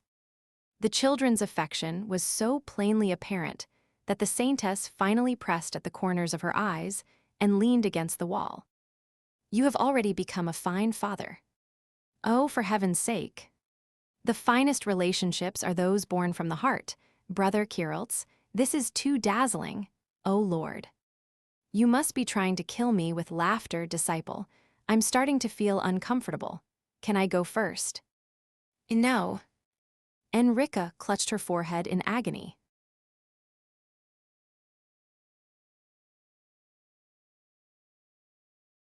Chapter 26, The Saintess and the Woodcutter 4. The suspiciously wealthy foreign sponsor, who had visited the orphanage director's office, only got to the point, after making a tremendous fuss upon hearing, that Ivan did not have a bedroom. The Saintess calmly listened to Ivan's account, which Enrica gave for the most part, then took a sip of tea. Between 1 and 3, transmigrators were at the university. That is strange. Enrica, have you ever heard that only 1 or 2 of those brought here appear in a century? Yeah. How many are there now? The Saintess set down her teacup and quietly folded her hands. Her eyes had deepened, like those of a high priest. Maximilian, the Demon King, and Ivan, 3 in total. There may be more elsewhere, but at most, there would be 1 or 2 I do not know about. That was over 20 years ago. The Demon King appeared over 20 years ago. Maximilian had arrived over 20 years ago. Ivan had arrived over 20 years ago. Not even a generation had passed, let alone a century. The stories of the Demon King and Maximilian have ended. I do not know what Brother Kirill's story may be, but I imagine its conclusion is not far off. But what if others begin appearing now? Is that a problem? It is not normal. I attended Maximilian when he was one of those brought here. That is why I know all the old church records concerning them. 1 or 2 in a century. Whenever they appeared, they always rose to prominence somewhere. As though each was determined to forge a story of their own, they did so with fervor. After they finished the story of their age and disappeared, time passed before others were brought here to turn a new page. Which meant that now, after the Demon King's death, when every nation had grown quiet, why would new transmigrators appear? The few nations whose military strength remained intact after the war with the Demon King, along with the minor conflicts surrounding colonial expansion, might have been faint signs of danger. Still, it was far too soon. The world was too devastated to face another war. No nation had enough strength left to dare wage a full-scale conflict. Even if the Demon King reappeared, would that truly be a problem? Most of the hero party was still alive and well, and every nation had already prepared countermeasures against powerful individuals. The demon folk had scattered as a race, driven into slavery or exiled beyond the borders of civilization. Only remnants remained in distant lands. They no longer had the strength to continue a war. You said there were several suspects. 3. Their nationalities. 2 are from Krasilov, the other is from Kallian. 1 elf and 2 humans. The Saintess folded her arms and sank into thought. You said all 3 are students. Yes. And none of them have been verified. No. Then we should verify them. The Saintess nodded far more readily than Ivan had expected. In Ivan's experience, whenever a person of faith used the word verification, nothing good followed, so he wondered if she intended to conduct an inquisition. Find out which of those suspects truly are among those brought here. We should also learn what stories those children were brought into. Then, would we not be able to discover what story remains for our age? What could transmigrators accomplish in this world after the stories of the Demon King and Maximilian had ended? What story had led them here? The Saintess intended to piece together those fragments and prepare for the future. Of course, this world was not the plot of a game or novel. Whatever those people had experienced in another world, fictional stories could not affect the course of this one. People were different, though. Those who had been influenced by those stories were different. What ideas a transmigrator carried, what actions they intended to take, those things would absolutely affect this world. Just as the Demon King, the hero, and countless transmigrators before them had done. Transmigrators would surely create incidents, turmoil, and history. The Saintess nodded and settled back into the sofa. Only after taking another sip of tea did she suddenly ask, "So, Brother Kirillts, what was your story?" "I do not know." "Pardon, no, even if it was a long time ago. Did you not have some powerful sense of purpose or a feeling of destiny, something like that?" There had to be at least one, surely. Most transmigrators were like that. Ivan hesitated at the Saintess's question before speaking heavily. "There were too many." Pardon.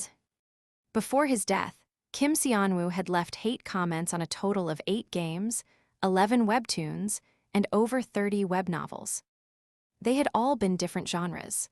If he liked something, the genre did not matter. Ivan carefully explained it. He began with the superstition in his world that criticizing an author could make someone transmigrate into their work. As an immature Kim Seonwoo who wanted to transmigrate, he had followed that superstition and hurled sharp critiques at every kind of work. In other words, 700-character punch of gratitude.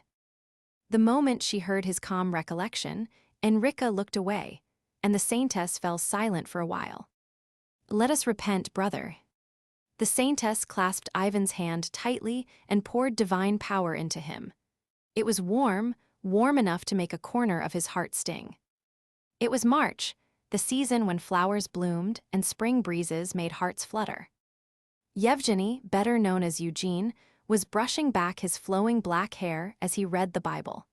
The damned scripture reading class was approaching. The theology department chapel had been made as an exact replica of a cathedral. Beneath the lush roadside trees, Eugene sat on a bench and read, making for a picturesque scene all on his own. Eugene had set the hearts of countless novice nuns aflame, but he suddenly stopped when he noticed a sparkling notification at the edge of his vision. Warning. Warning. Warning. What is it? What is it this time? Don't pull this bullshit on me. He instinctively flinched and looked around. Nobody was there. Again. This damned status window was muttering things only it understood, without explaining anything at all. As he thought that, the warning message burst open with a pop. This time, incredibly, it began to explain the situation. What? Warning. Survival instinct LV. 3. Stand up immediately and walk forward. Do not look back. Act naturally. Even if someone calls your name. No matter what, he needed to get away from there. The status window was so unhelpful that it might as well have been useless, but at least it never lied. This must have been some kind of Neapolitan horror story scenario. Clutching his forehead, Eugene stood and began walking as naturally as he could. He had definitely transmigrated into the genius swordsman scoundrel of the Northern Duke's house. But this felt more like a title from the Holy Roman Empire. He was not from a Northern Duke's house. He was not a genius swordsman. He could not even act like a scoundrel. He bit his lip hard. This was closer to SCP, or whatever it was, some kind of cosmic horror setting. At least this damned status window. No, shit window. Your name is shit window from now on. Eugene gritted his teeth and struggled to keep his expression calm. He kept an ordinary, peaceful face, hid his trembling hands naturally inside his sleeves, and walked forward with steady steps. Eugene. Naturally.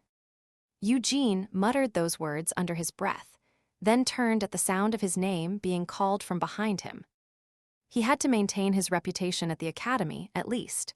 He wore a warm, pious smile. I knew it. Yevgeny is Eugene. China, Japan, Korea, where are you from? A murderous Santa Claus was glaring at him from behind a tree. Eugene glanced at the warning window, which was flashing madly, and slowly, very carefully turned his head until his neck cracked. The weather is wonderful. As if he had not turned because someone called him, but simply to stretch. He kept glancing at the damned status window to see whether there were any other warnings, whether it was attempting another narrative trick. Thump. A strong hand landed on Eugene's shoulder. Ivan quietly studied his eyes. His gaze was awkward. It was not the behavior of someone simply startled or terrified. He was clearly conscious of something. Of course, there was nothing in the direction the boy kept looking. The most logical conclusion, then, was that there was something only this boy could see. Do you see something? Ivan did not know whether transmigrators received some sort of special privilege. At least, he had never received one. Had Maximilian been born with some special talent too, there was no way to know. But if that was the case, if transmigrators had something special, Kim Seonwoo's common sense allowed for a few reasonable guesses. A status window, a trait window, or something similar. The sort of thing that frequently appeared in early game transmigration stories. A convenient blue augmented reality display that only its owner could see. Perhaps the thing Ivan had wanted so desperately was visible in this boy's eyes. The moment Eugene heard Ivan's words, though, he instinctively thought. The freak in front of him was definitely another transmigrator, probably Korean. Fuck, a double protagonist? That was the fastest route to failure. Was this not an absurdly old-school style? Eugene did his best to act normal. If this was another transmigrator who had lived in this world longer than him, was he more likely to be friendly or hostile? At the very least, this man had thrown a stone full of killing intent at him the instant he recognized him. That meant he was an aggressive monster. Eugene's thoughts spun wildly. He remembered his first quest. Eliminate Ivan Petrovich, conceal information, or persuade him. Failure meant deaths. W, who are you? Do you know me? I intend to get to know you from now on. If you do this, the department head will not just let it go. Saintess Patricia has authorized it. What little faith Eugene had left shattered completely, and Ivan led him away by the hand. Warning cancelled. Survival instinct LV. 3. Stand up immediately and walk forward. Cancelled. Do not look back. Cancelled. Act naturally. Cancelled. Even if someone calls your name, do not answer. He is not an ally. Cancelled. Leave with the gardener. Do not resist. He is your ally. Did a message like that not usually get people killed in Neapolitan horror stories? Eugene stared blankly at the status window and thought about it. It was a pleasant March, with warm spring breezes in the air. Looking down over the peaceful campus, the Saintess quietly made the sign of the cross. A transmigrator. A transmigrator who had suffered alone for 30 years. A transmigrator who did not know his own story, who had lost his goal and would vanish as a supporting character in someone else's story. She watched Ivan leave and prayed. May that taciturn woodcutter finally find a purpose in life. And may he have at least a handful of happiness left in his hands when he reached its end. The student's name, the one you said was needed to arrange the special class. Oswald, a first year in the magic department. Is that correct? Yes, that was the name. Is there a problem? I would not call it a problem. The boy himself is an exceptionally diligent and talented student, but... The head of the magic department wore a strange expression as he watched the Saintess carefully. He was an elf from the Callian archipelago. Until just before the semester began, he had been a renowned mage in Callian. Elves were few in number, far fewer than humans. As a result, the children of prominent families generally knew each other very, very well. He was no exception. Any student willing to study abroad in a land so far from home would surely come from an influential family in the Callian archipelago, so the Saintess's student immediately came to mind. Oswald Eastvelpin, the legitimate son of a prestigious Callian mage family and the son of a current Privy Council member. A diligent, intelligent, thoughtful, and gifted young noble. He had a few minor problems, but he was a promising young man. The minor problem was this. He is somewhat unfortunate. Unfortunate. He had a prenatal engagement with the daughter of the Privy Council chairman, but it was recently broken off. Yet, how was he supposed to explain this? Ernbert, the head of the magic department, wiped away his sweat and sighed. Elves were nearly perfect in most respects, but the god who envied such flawlessness had left them with one defect. Their flaw was obsession, it was not pride. For elves, pride was simply natural. They could be obsessed with success, honor, or knowledge. There were many forms of it, but in this case, Evelyn Rustpitz, the Privy Council chairman's daughter, was obsessed with Oswald to a disturbing degree. The Genius Mage, obsessed over by the villainess, was the worst novel of my life. Fuck, I meant it. It was firewood. I even dropped it after 30 chapters without leaving a hate comment or criticism. I left cleanly. The author would not even know I had existed as a reader. So why? Oswald forced himself to ignore the sharp gaze he could feel against the back of his head and looked up at the sky. Life is fucking bullshit.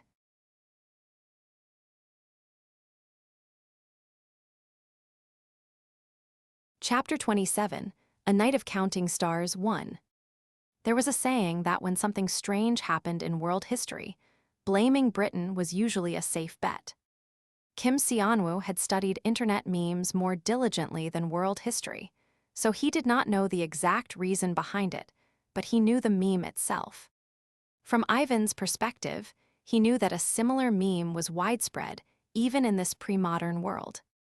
When something strange happened in world history, blame the elves. Elves were a race full of superiority complexes, arrogant, prideful, and convinced that racism was common sense. The only reason they had joined the Allied kingdoms was that, to them, demon folk were even more disgusting than humans. The dwarves, unfortunately, were a race without prejudice, so they had sided with the demon folk. There is an academic theory that humans may be evolved monkeys. In most respects, you are not terribly different from monkeys, but humans at least display the faintest traces of intelligence. Do not take it too negatively. It is praise. Humans talk back, "Oh dear, what is the world coming to?" Magic, you are giving far too grand a name to playing with dirt using mana. Human, is your race not far too young to wield magic? Those were words Bael Green, who had been considered one of the most decent elves, had personally said to Ivan. Ivan still remembered that moment clearly. Every member of the hero party was insane, but Bael Green had been an especially high-quality lunatic. More surprisingly, Bael Green had not meant any harm. In other words, from Bael Green's perspective, those had simply been natural opinions. Even now, when the war against the demon folk had devastated their already small population, and they had reached the point where opening their borders was necessary to preserve their nation, elves were fundamentally rotten people. A service club. Yes. Me. Why?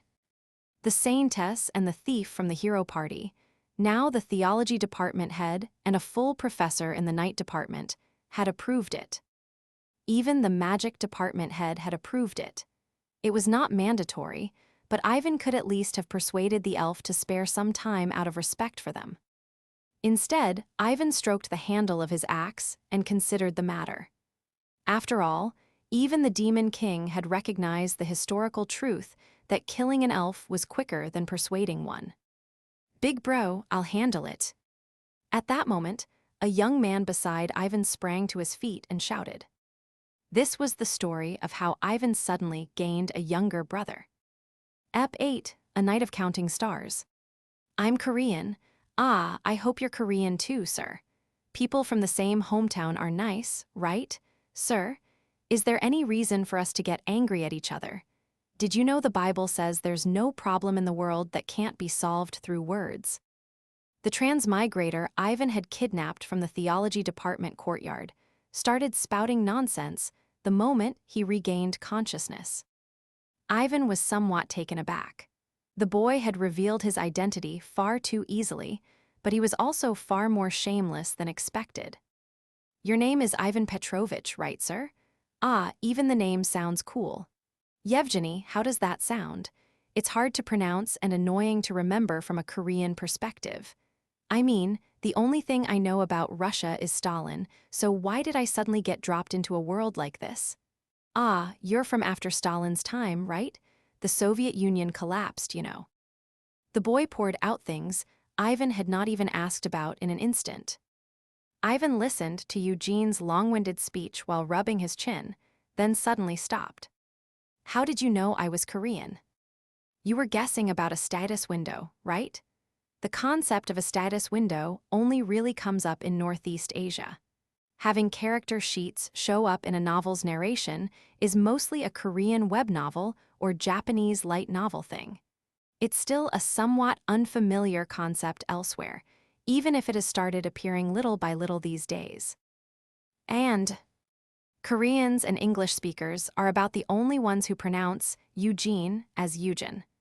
Korea was the only overlap with the status window clue, so I took a shot. Hee hee. All 3 Northeast Asian countries belong to the Sinosphere, but they read Chinese characters differently. That meant the same characters could be pronounced differently. Japanese used long vowels and Chinese used tones. Pronouncing Eugen in short, separate syllables made it a Korean name. That was the deduction he had made while being dragged here. Was it survival instinct, or had the status window helped him? Even taking those things into account. This guy is more capable than I expected. Ivan nodded. So you can see a status window? Yes, of course. Can you see one too, sir? Ah, when it first popped up right in front of my eyes, I thought I'd finally made it in life. But it doesn't give me anything, and I don't get anything out of it. It suddenly gives me quests, then cancels them. This isn't a status window, it's a shit window. Is yours like that too? I do not have one. Oh my God, I envy you, sir. You might not believe this, but in the 4 years I've been here, the status window hasn't helped me even once. Whenever I try to do anything, it just goes, warning, warning. Eugene was not only capable, he was also extremely talkative. Ah, right. How many years have you lived here, sir? 30 years. Oh. At Ivan's answer, Eugene clicked his tongue and fell silent. 30 years without a status window. No, that would even be before the Demonfolk War. What year was it when you came over from Korea? It was 2021. Oh, mine was 2022. My God, 1 year apart back home became 30 years apart here. Then since I've been here for 4 years, barely a few months must have passed there. It is difficult to think of it that way. Among the stories, the Saintess had told him about transmigrators from the distant past were things that could only have been modern artifacts. There was no reason to assume time on Earth, and in this world moved in proportion. Someone from a later era might have transmigrated before him into this world. Was there some sort of standard? What conditions did transmigration require? Ah, sir, what did you do before you came here? I was wondering if there might have been some common trait between us. I was a university student. Oh, I was an office worker. Then that makes me your big bro. Want to call me big bro? Ivan shut his mouth and looked at the lunatic in front of him. Eugene, who had been energetically chattering away, flinched when he felt Ivan's gaze. He hurriedly continued. But age isn't important, right? Going by the years you've lived, you're over 50 by now. Right, 20 years on Earth and 30 here. Ivan thought about it for a moment. For one thing, he had never thought deeply about his own age. Still, that sounded a little like Eugene was making fun of him. May I call you big bro? Fuck. Eugene cursed his own mouth and sighed at the awkward silence. Why had he said something like that? Had he lost his mind? Ivan watched Eugene and thought, this guy was kind of interesting. He had enough talent with the sword to use line-of-fire detection, was taking the regular theology department curriculum, had a status window, and was good with words. He could be useful, at least more useful than Dmitri. Ah, if not, it can't be helped. Instead of big bro, shall we stick with sir, if that's more comfortable for you? I do not mind. Yes, big bro. Ivan nodded as he watched Eugene grin fawningly. Let's do a job together. At that point, Ivan had analyzed the profiles of every enrolled student at St. Yansk University. There were 3 people suspected of being transmigrators: Eugene, Yuri, and an elf named Oswald. Eugene might be the only transmigrator, while the others could simply be ordinary residents of this world who had been unlucky enough to land on the suspect list. Still, certainty was always better. Since the Saintess had approved it, there was no room for trouble. If he gathered every possible transmigrator, sorted them out, and analyzed what they had in common. What my story is, what story remains in this world? There might at least be some shared point from which he could draw conclusions. The conditions for transmigration, what transmigrators had in common, and whether an ending existed. An experiment needed a broad comparison group to produce meaningful results. Yes, big bro, leave it to me. Isabel, Yuri, and Isides had always eaten together since the semester began. It was the result of several overlapping interests. First, Isabel. She instinctively paid attention to the gazes around her. It was a skill she had acquired through years of palace life. She could recognize other people's insincerity. Everyone knew she was the hero's daughter, so anyone who approached her could not help but be aware of her background. That was one of the things Isabel hated most, so she had become a voluntary outcast. Isides was a little different. As she had once recalled, she attended university with her uncle. Art students were far too delicate and sensitive to eagerly build friendships with these cities while her muscular uncle shadowed her closely. So she had become an unintended outcast. There was even less to say about Yuri. She was an orphan, and no matter how much things had improved, most people who could afford university admission fees were naturally nobles. A war orphan whose abilities surpassed those nobles by far. Her very existence scratched at the nobles' pride, so she too became an outcast. As the three lonely girls comforted one another's wounds and wrote their own high school drama together. "Ah, mister." Isabel put down her sandwich and happily waved toward somewhere. Yuri, who had been chewing her sandwich beside her, turned her head. Then she dropped it with a thud. A gardener with a towel around his neck was walking straight toward her. An NTR playboy got added, with a young nobleman beside him, grinning fawningly like a courtier.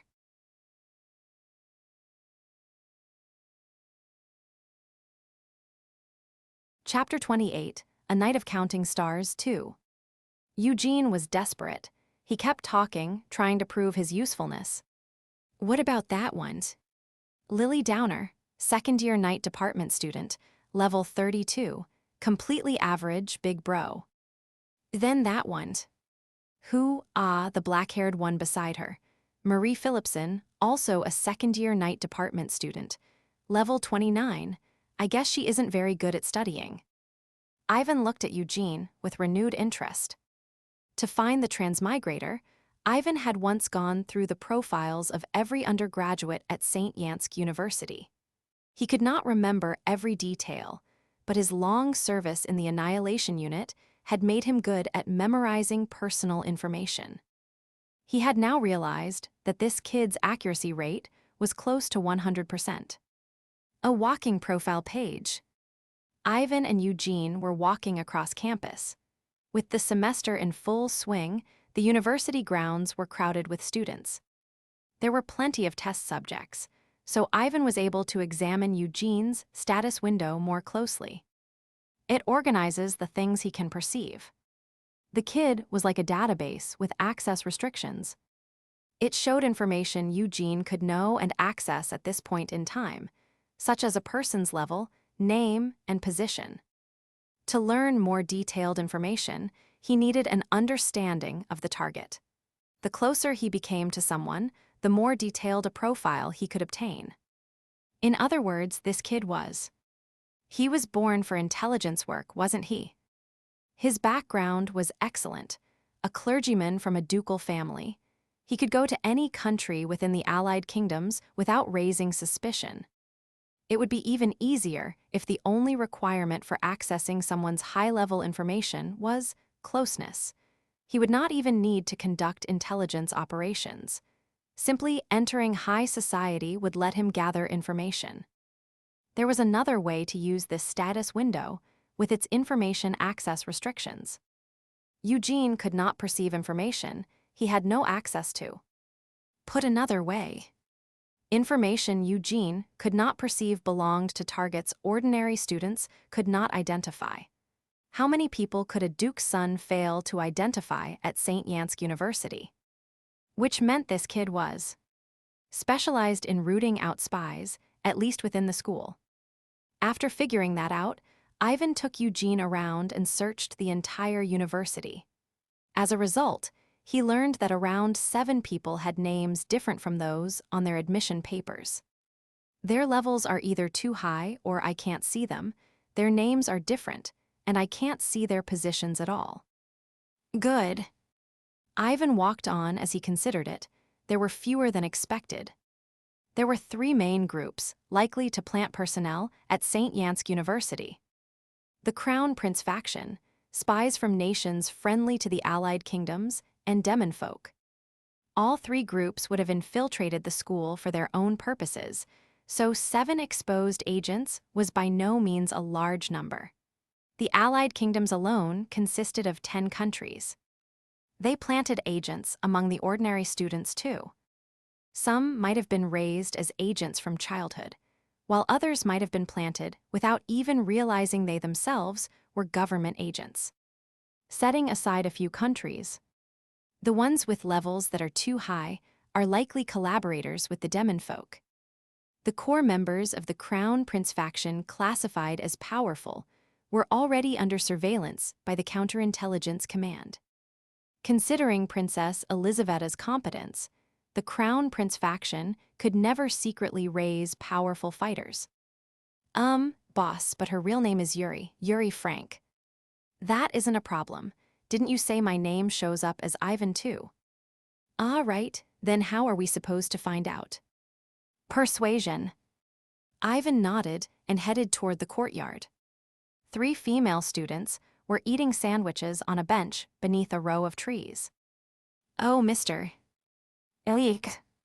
The 2 students' opposing reactions only deepened Ivan's suspicions. There was a good chance she was not a transmigrator. Suspecting someone over nothing, but their name was mere speculation. Still, that student's reaction was clearly suspicious. Ivan had once been a thoroughly trained agent, and he was very good at looking ordinary. In other words, being frightened by a harmless, ordinary-looking gardener was suspicious, no matter how one looked at it.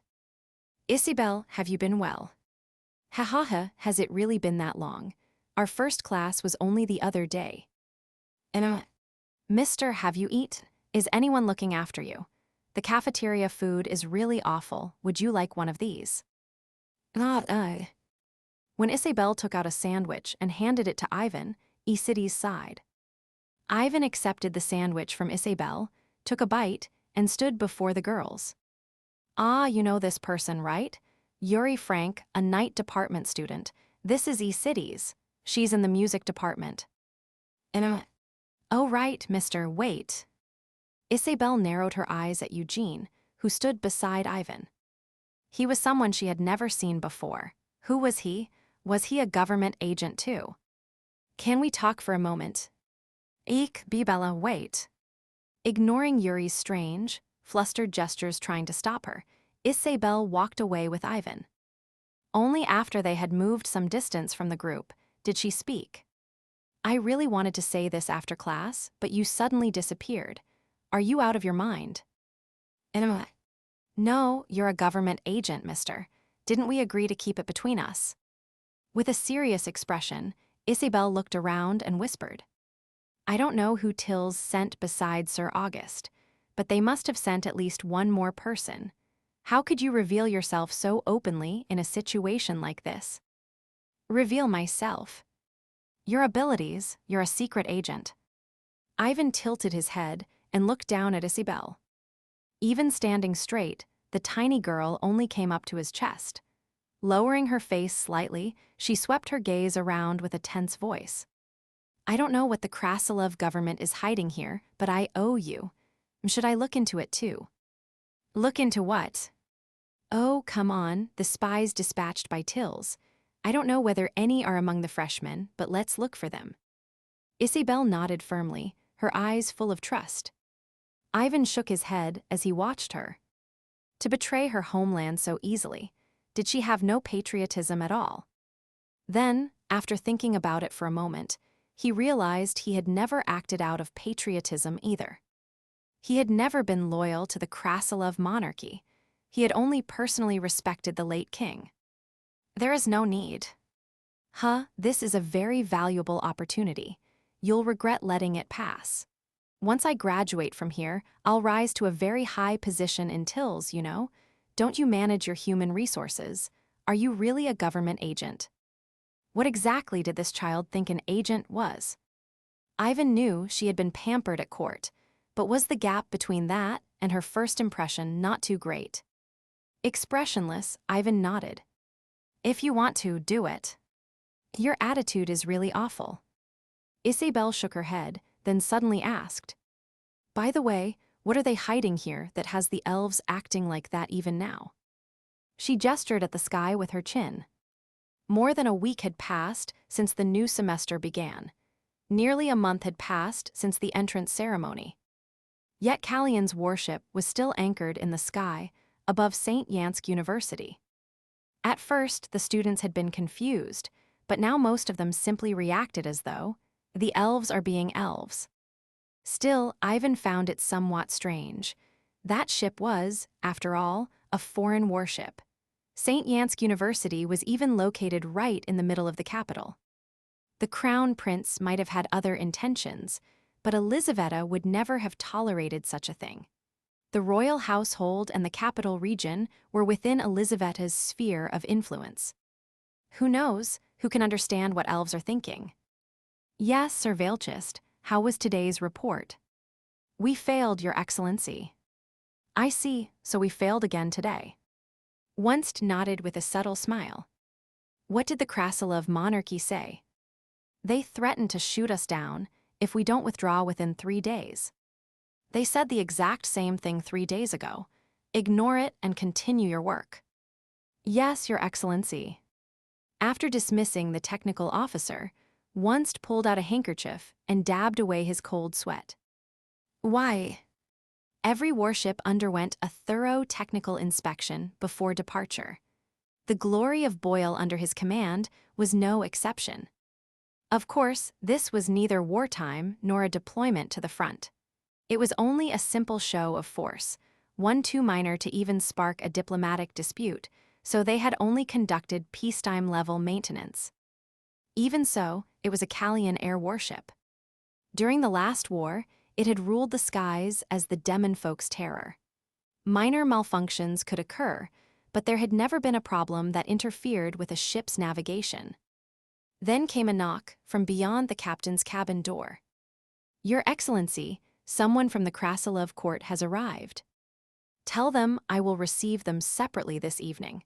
Didn't I say I had an afternoon appointment? I did explain that, but... A commotion sounded beyond the door. The urgent voice of an officer followed.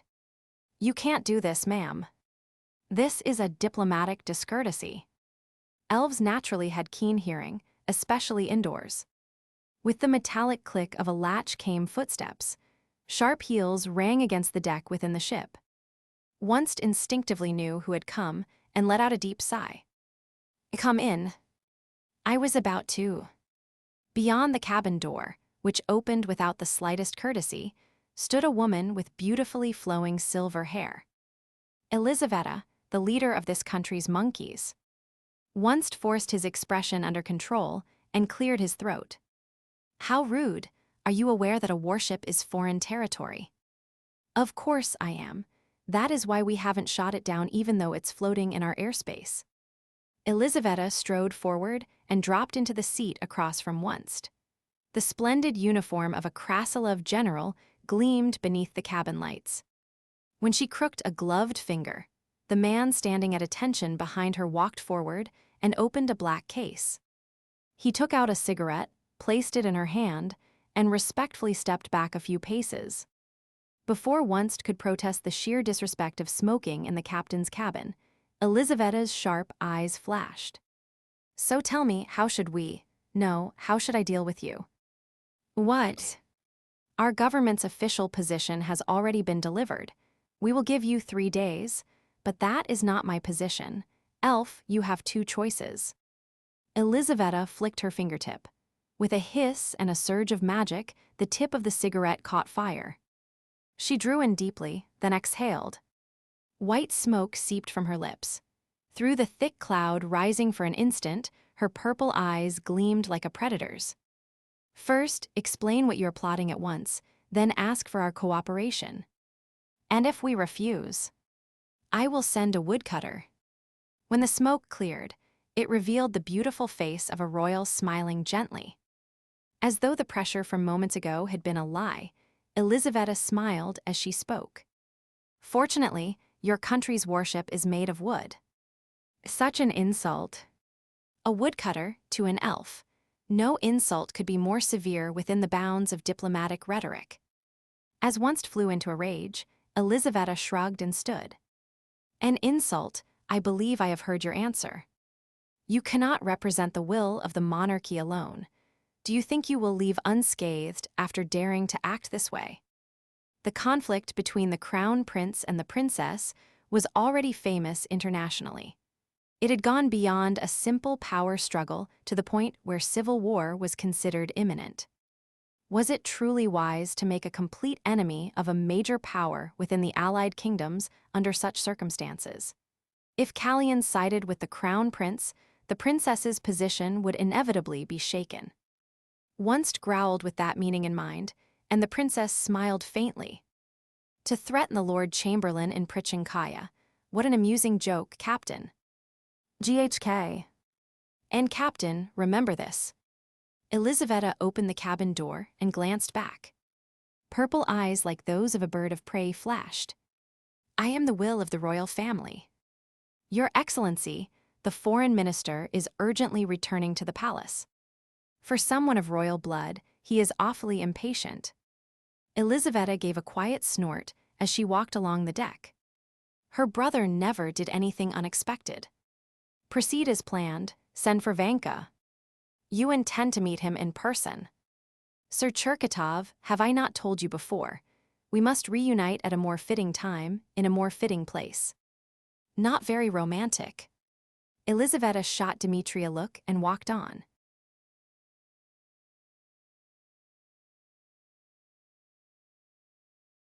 Chapter 29, A Night of Counting Stars 3.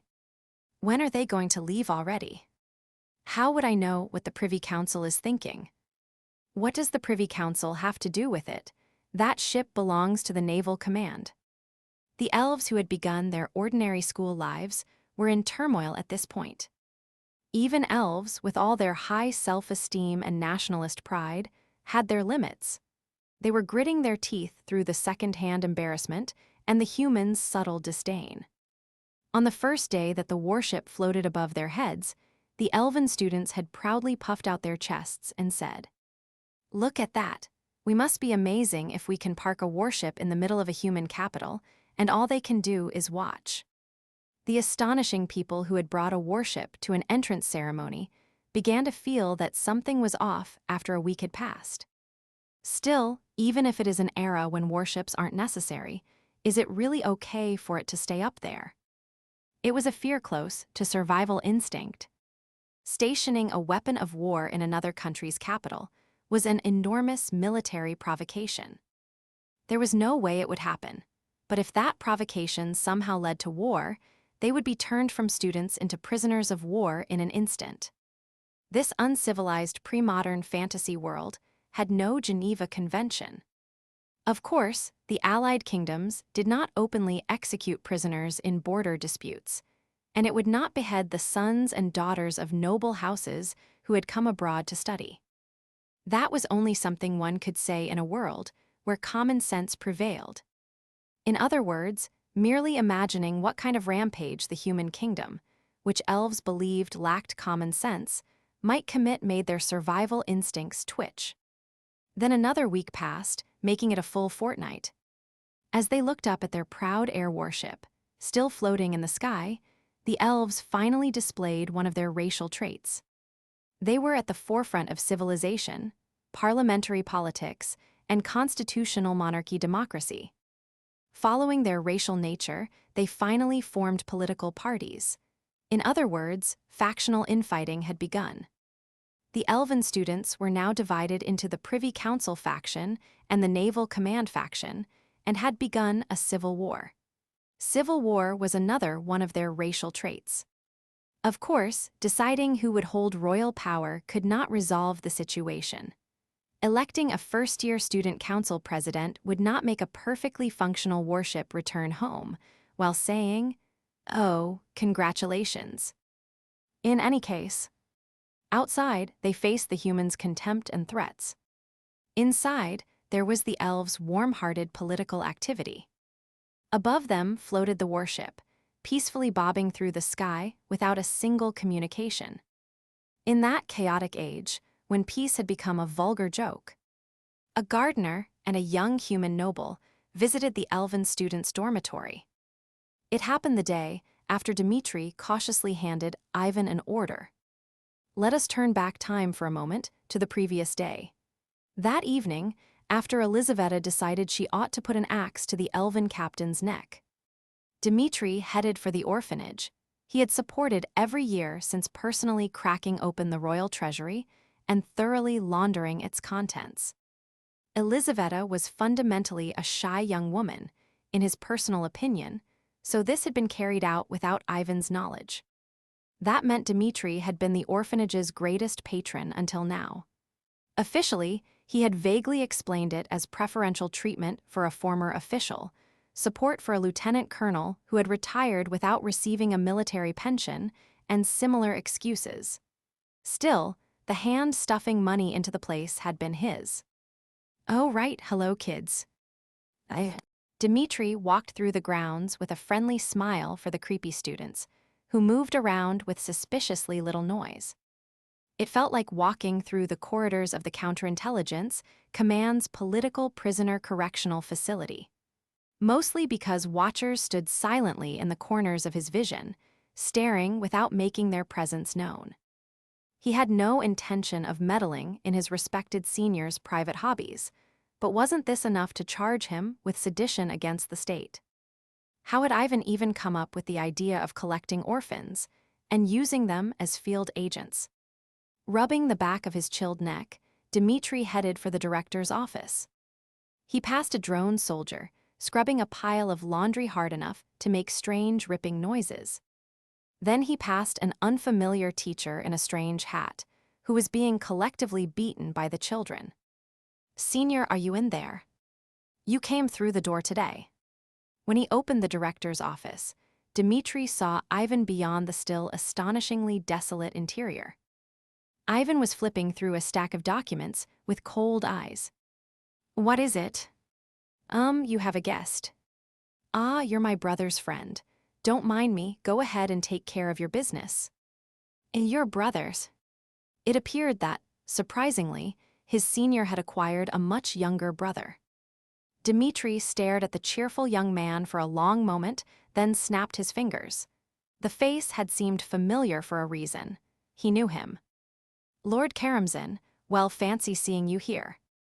"Lord, I'm only a student. Please speak comfortably." The incident in which society's most notorious troublemaker had suddenly enrolled in a theology school had stirred up Prichinkaya and its surrounding areas for quite some time. Wasn't he the youngest son of Duke Karamzin, whose family had produced several generals? And that boy, who had never taken the slightest interest in politics, was calling his senior brother. Dmitri's eyes sharpened, and Ivan tapped the desk. "Yevgeny, wait outside." "Yes, brother, please take your time. I'll go do volunteer work." "Keep an eye on how many outfits moored ruins doing laundry." "Yes, brother." Eugene backed out of the director's office with a smile like a scheming courtier. Dmitri watched him blankly, then tilted his head. "Your tastes have changed quite a bit, senior. Didn't you dislike boys like that?" "The kid is kind." "Now that you mention it, you do seem to look a little better, too. It really must be Lady Enrica one." Ivan heavily tapped the desk again. He was impatient as ever. Dmitri grinned and pulled a letter from inside his coat. "Colonel Kirilovna." "Kirilovna is Chamberlain.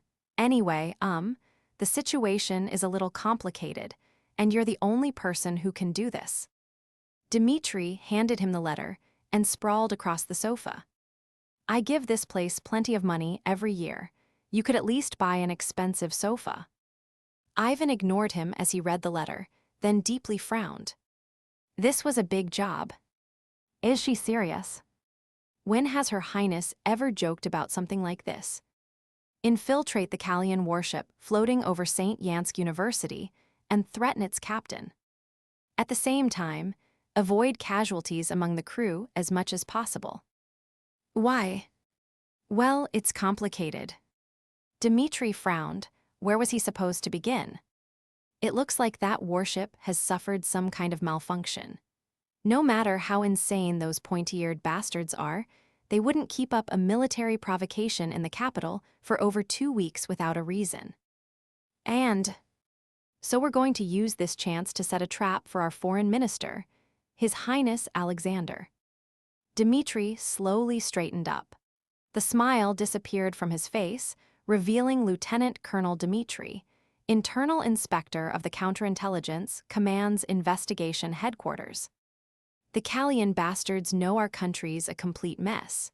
In the middle of all that, Her Highness the Princess personally went over there and threatened them. If the warship came under a real threat, the captain would certainly try to join hands with the Crown Prince. That was why they had provoked the captain from the start. We need a scene where His Highness the Crown Prince meets with the elves. A scene we can use to claim that he plotted a military coup through an elven warship. Extreme. Everything Her Highness does is. Is that your only objective? Of course not. When have we ever worked that way? Dmitri rose to his feet with a grim smile. We will seize the Callian warship. We will condemn those pointy-eared bastards for daring to aim their naval guns at the great Krasilov royal palace, declare that they conspired with the Crown Prince to attempt a coup, and the preparations to send an official letter of protest to the Callian Privy Council are already complete. Callian will dismiss it as the misconduct of a single captain, and in return, they will have to approve us docking their destroyed warship outside Prichinkaya for repairs. Air warships were Callian's weapons of war alone. Technology, however, always carried the risk of being leaked. So they would seize the warship. Then, under the pretext of repairing a ship that had been destroyed, they would attempt to reverse engineer it. From Callian's perspective, it would not be an absolute loss.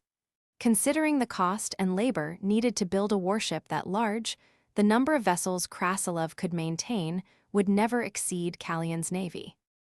Still, Krasilov desperately needed even a few air warships. Krasilov had no ice-free ports, so maritime trade came to a complete halt in winter. If the operation succeeded, the princess would gain enormous justification. One conspiracy would not make Alexander lose his position, but it would at least leave him under enough political pressure that he could not move freely for some time. If they also acquired the designs for air warships, they could move the military, which had remained neutral in the conflict between the Crown Prince and Princess. Powerful weapons of war naturally ended up in the military's hands. Practical benefit, justification, and support. She was pursuing 3 goals in a single operation. Even if they did not achieve the best outcome, the princess would suffer no blow at all. After all, the elves had been the ones to park a warship in front of the royal palace. It is impossible without you, Senior. Every agent we can mobilize has already been exposed, and the undercover operatives can't carry out this operation. At present, the only force the princess could move in Prichinkaya was the counterintelligence command. Enrica did not obey the court's orders, so Ivan was the strongest card in the princess's hand. The logging machine, butcher of the 7 dragon generals, executioner of the great king. Little Ivan. If this ends well, you won't need to continue the existing operation. If His Highness the Crown Prince becomes a vegetable, there will be no need to protect the distinguished guests at St. Yansk University. If you need any other compensation, Her Highness the Princess asked me to pass this along. Dmitri hesitated for a moment before speaking carefully. She said she would offer you the position of Prince Consort. Pretend I didn't hear that. Her Highness will be hurt. Tell Her Highness to keep her eyes on the sky. Ivan rose from his seat as he spoke. Has anything changed? Yes, brother, the wording in the quest window changed. Ivan nodded at Eugene's words. After Dmitri left, Eugene returned to the director's office and quickly wrote down the altered quest text before handing it over. B-rank-linked quest, Krasilov Palace Intrigue. The princess seeks to seize control of the palace by obtaining the Crown Prince's weakness. Now, the fate of the Krasilov royal family rests on your choice. Objective: follow the princess's orders and prove the collusive relationship between the captain of the Callian air warship and the Crown Prince. Optional objective: ensure the survival of every air warship crew member. Optional objective: seize the air warship. Optional objective: inform Crown Prince Alexander of the full conspiracy, then proceed to the next linked quest. Objective reward: Failure penalty. Ivan read the memo once, then nodded. You'll be coming with me on this operation. Me. I need to confirm how success rewards are given and how the quest progresses. These quests generally appeared before an event occurred. It made sense. There was no reason for it to hand out an event that had already ended as a quest. Therefore, quests acted as an early warning system for future events. The quest that had appeared before Dimitri's visit had been Palace Intrigue. It had been the type of quest that required him to uncover the conspiracy surrounding the air warship, choose either the princess or the crown prince, and carry out a mission. In other words, it was a faction selection quest. The faction selection had not yet been completed, but the quest's content changed the moment he heard the princess's plan. It now took the form of advancing the conspiracy or informing on it. An early warning system that updated in real time. It was an extremely useful resource. Ivan looked at Eugene, whose value was steadily increasing, and thought, the transmigrators I know are the Demon King, the hero, and me. What the three had in common was that each had reached the top in their own field. Considering that this boy was still inexperienced, yet clearly had that kind of potential, there was a possibility that the other transmigrators were the same. What abilities did they possess? What stories did they carry? And what endings would they meet? At the end of those endings, what form would their ending credits take? The Demon King was dead, the hero had vanished, and he remained. Then what about the other transmigrators? If they brought their stories to an end, would they die? Would they vanish? Or would they remain? There was much to discover, a certain way to investigate it, and a reason he had to know. By tomorrow morning, persuade an elf named Oswald and Yuri. We begin the operation tomorrow night. Then what will I do, brother? Help. Ivan decided to raise this one as an agent. Ivan nodded to himself.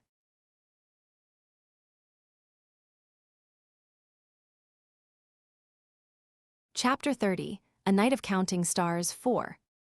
Oswald was a first-year student in the magic department, like most elves. Looking at St. Yansk University's racial makeup, most elves were concentrated in the magic department and the music department. It was probably due to their species' lazy tendency to avoid physical labor in the first place. One morning, while classes were in full swing, Ivan and Eugene headed for the magic department. Big bro, I've been thinking. Isn't it strange that this world has no paladins? This brat no longer seemed to have any intention of hiding the fact that he was a transmigrator.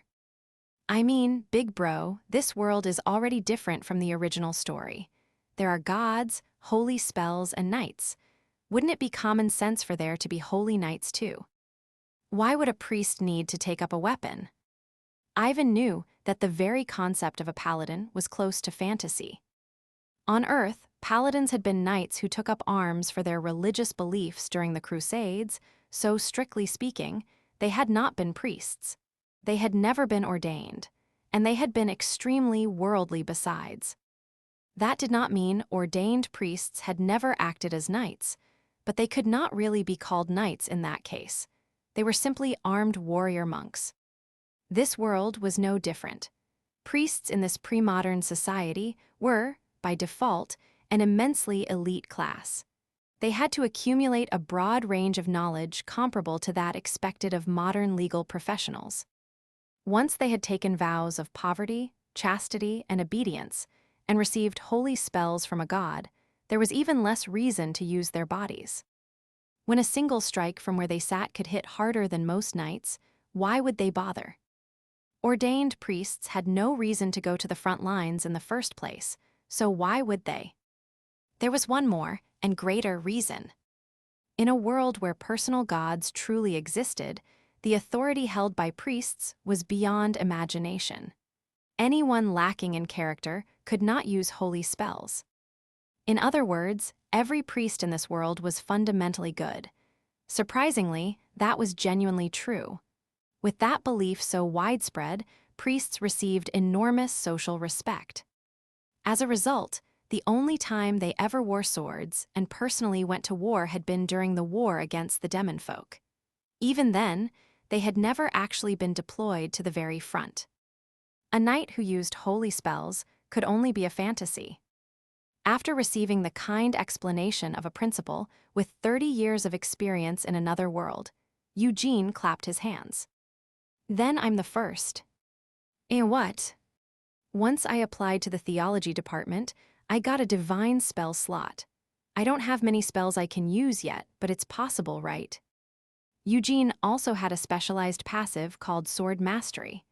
In other words, his skill with a sword was greater than other people's. A priest who can use holy spells and is good with a sword. Isn't that a paladin? Wow, big bro. I think I'm the founder of the paladin build. He was not wrong. Ivan nodded and fell into thought for a moment. Divine spell slot. Can you learn other spells too? I can, but the experience cost is so high that I haven't tried. Isn't life all about choices and focus? Holy spells, magic, and swordsmanship. He could learn all three. Ivan narrowed his eyes at Eugene. An old conversation passed through his mind. It's good to learn anything you can, except magic. That was seriously too hard. It's a little troublesome if a hero can't use magic. Ha ha ha, I told you I'm in the night department. It had been a passing exchange with Isabel. A hero's daughter was not necessarily destined to become a hero, but what if he considered Maximilian's case? He can use holy spells, magic, and swordsmanship, and he's a transmigrator too. Could this guy be a hero? Ivan looked down at Eugene with a complicated expression. Eugene walked along with a sycophantic grin on his face. If I become a paladin, I've always wanted to say this. You know, Deus Vult, God wills it. Ah, that's good. Ivan, who had been thinking of Maximilian, shook his head. The world did not need this brat to be the hero. Soon, Ivan and Eugene arrived at the magic department lecture building. Oswald, who had been listening to class, suddenly shuddered as a chill ran down the back of his neck. An intense gaze. It held almost murderous intent, no, something denser and more covetous than that. It was Evelyn Rustpitz, the beloved daughter of the Privy Council chairman and young lady of the Duke Rustpitz family, was glaring at him. Oswald gritted his teeth. What am I supposed to do about that? He was a normal man in his 20s. That meant he had never read the so-called female-oriented romance fantasies grouped under the label of villainous novels. So he had absolutely no information about this novel. Setting aside why he had suddenly transmigrated into a novel he had not even read 30 chapters of, he had to survive in a world he knew nothing about without even the usual transmigration perks. Should have at least read some regret, misery, obsession novels. He wanted to pound the ground and weep. It was not as though he had never encountered novels grouped into that genre, but those clichés could only be enjoyed when they were fiction. When a heroine regretted, suffered over, and became obsessed with the protagonist, 21st century South Korea's harsh reality called it this. Stalking, the kind of serious dating violence that made cops say, "What the hell is wrong with this guy?" Anyway, the reason Evelyn was glaring at him now was simple. Oswald had smiled and said it was fine after accidentally bumping into a female student in the hallway. What the fuck was I supposed to slap her instead?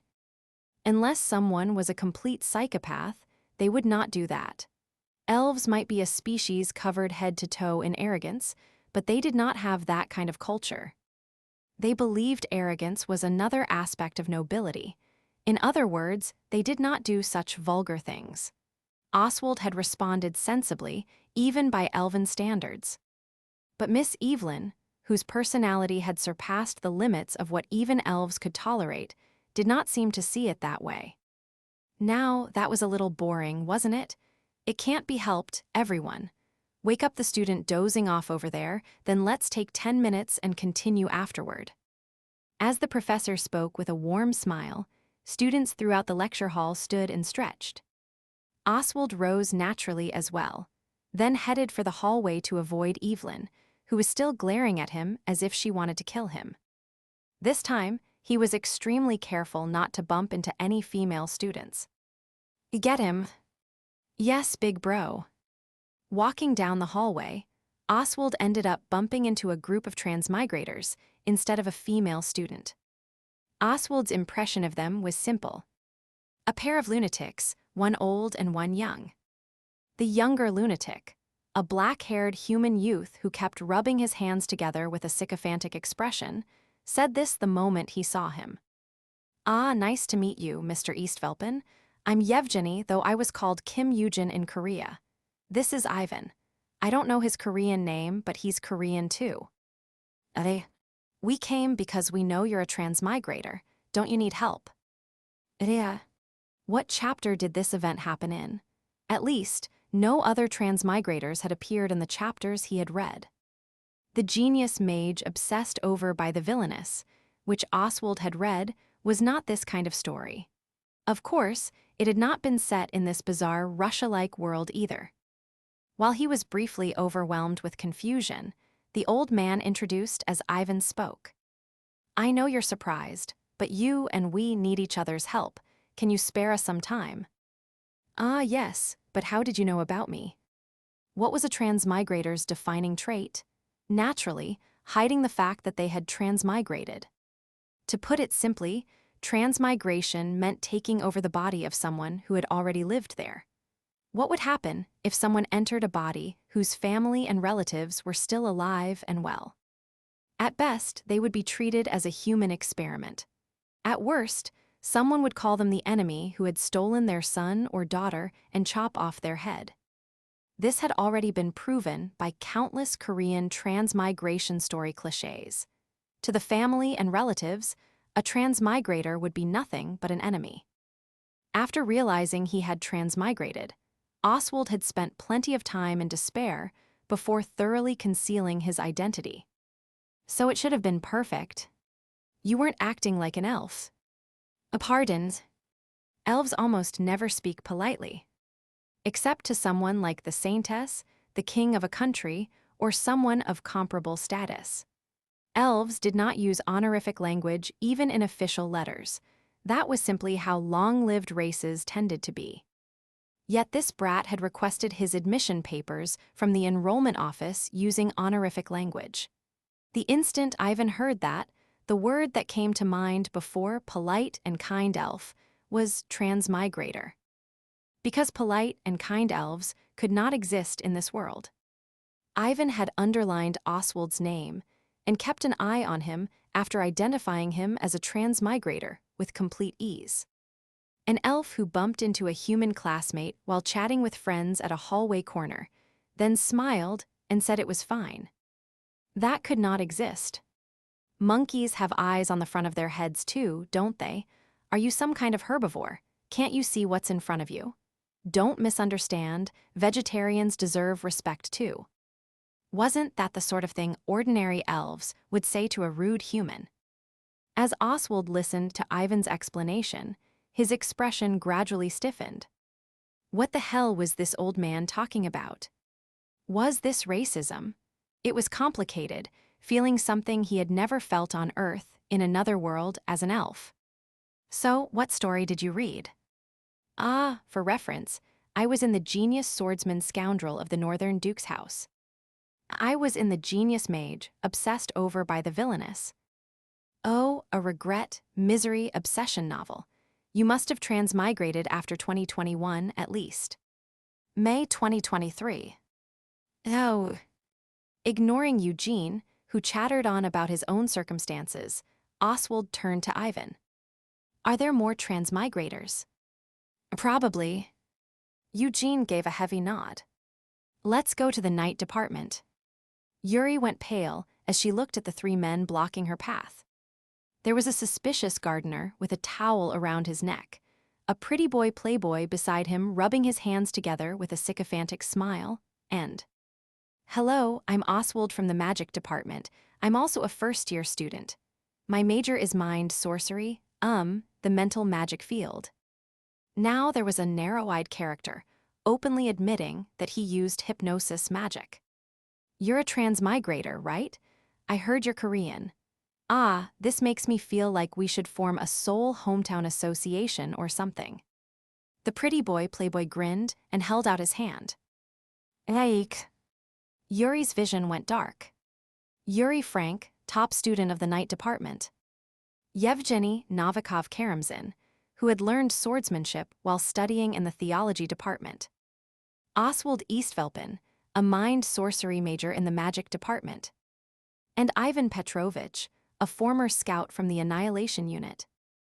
Ivan looked over the transmigrators gathered in the small clubroom and thought, wasn't this a hero party lineup?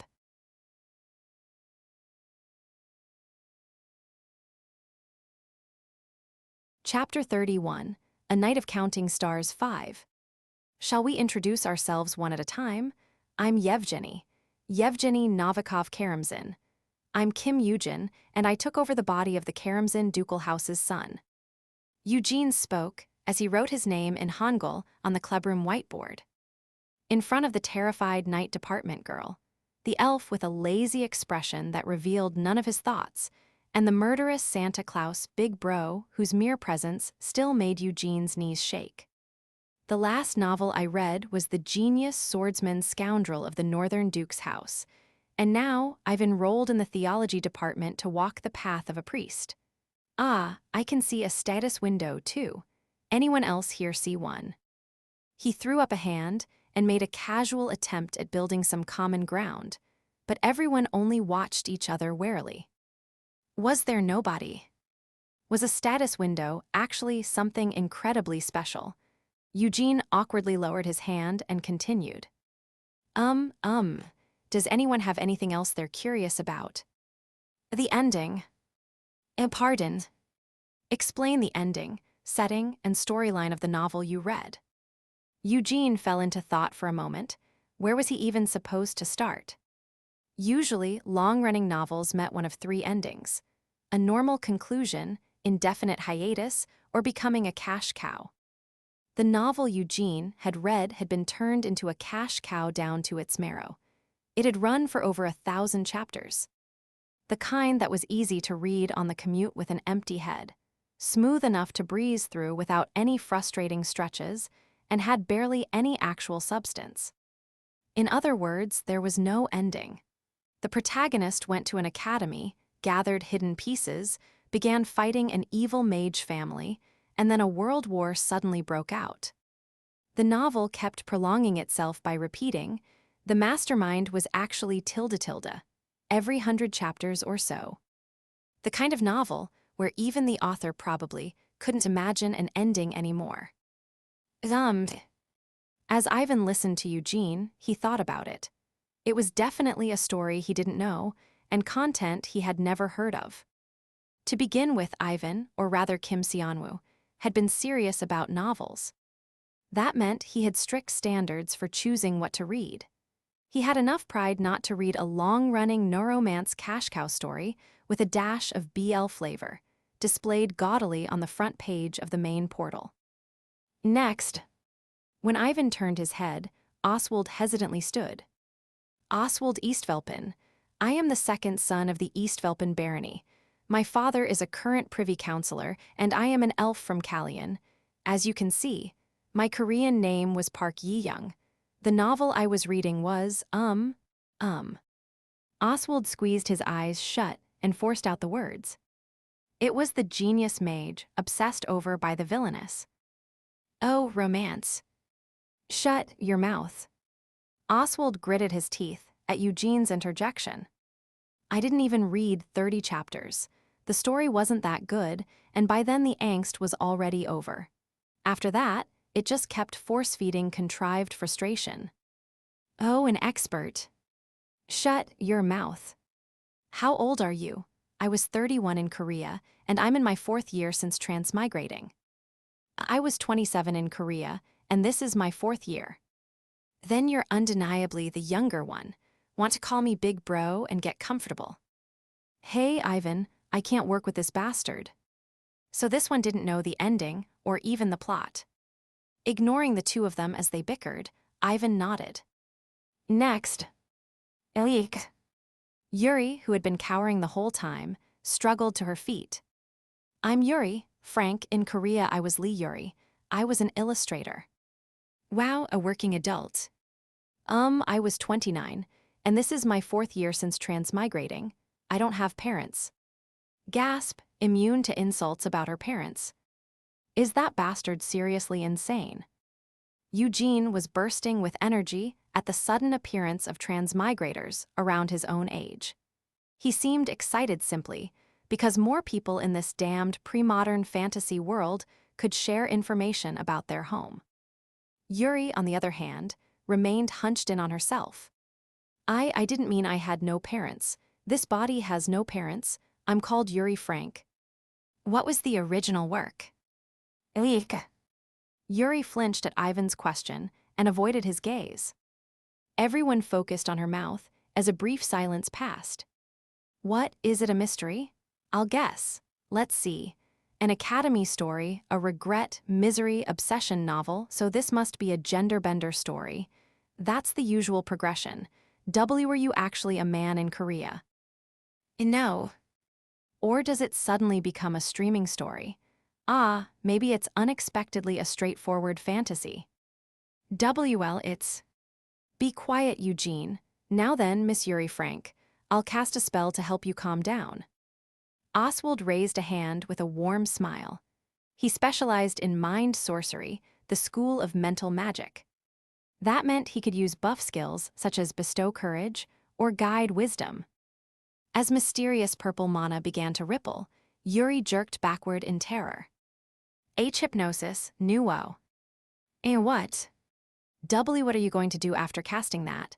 Why, you all know, don't you? You rapist bastards. I can't follow the flow of this conversation. Ivan, what should we do about this? Ivan considered it for a moment. She hesitated to reveal the original work, and she was suspiciously terrified even of his ordinary appearance. The same went for Eugene, a normally handsome young nobleman, and Oswald, who always wore a gentle smile with kind eyes. Ivan's eyes widened in horror at a certain ideology that suddenly came to mind. A feminist. As Ivan stood shocked after barely recalling a word from Earth 30 years ago, Yuri squeezed her eyes shut and stammered. I was dragged here. While working on an illustration, the original work was a non. Aha, correct, a non-con story. Yeah. Yuri sank to the floor, covering her face. She wanted to go home, she hated them all, she was scared. She had never imagined wanting to attend an academy with a pretty boy playboy, a squinty-eyed hypnosis character, and a suspiciously strong gardener. As Yuri sniffled, Ivan suddenly muttered, "All of you are in your 4th year. Ah, as for this big bro, he's been here for a full 30 years. How old is he this year? His body is 34. Oh, that's terrible." Oswald looked at Ivan's beard and sighed mournfully. How hard must it have been? Oswald decided he should be understanding even if Ivan occasionally did things like a madman, then nodded. Come to think of it, we all arrived around the same time. What happened 4 years ago? The Demon King died. Ivan swept his gaze over them with serious eyes. The hero killed the Demon King 4 years ago. Both of them were transmigrators. There are no stories in this world. Because this was reality. Ivan barely accepted that sentence himself before continuing. But individuals have stories. Each person has their own story, just like the original works each of you read. Maximilian, who must have come here after reading a conventional hero story, became the hero. The Demon King was likely the same. Then, the genius swordsman scoundrel of the Northern Duke's house. Ivan gestured toward Eugene, then pointed at Oswald. The genius mage, obsessed over by the villainess. Oswald shook his head with an uncomfortable expression. And an unnamed non-con story. Why? Yuri began to cry, sniffling.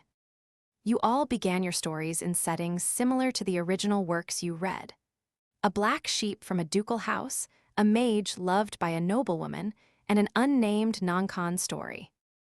Please stop emphasizing it. Fine, but the stories that remain afterward are different. Ivan's gaze deepened. A woman who knew the previous generation of transmigrators once told me this. Live your story and finish your story. The ending your story reaches isn't something decided by fate or the world. That is something you must decide. At the end of each person's story lies their own ending, and the path leading to that ending is not necessarily determined by fate. Fate does not exist. On Earth or here, life is not trapped in a story with rails already laid down. Do not wait for fate to end your story, disciple. Turn the pages of your own book until the very end. Remembering Enrica's words, Ivan nodded.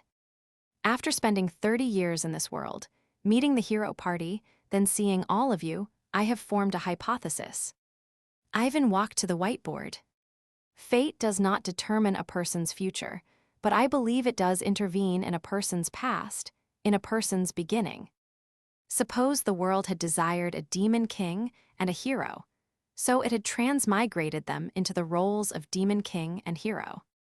Then, immediately after the demon king's death, 3 other transmigrators appeared.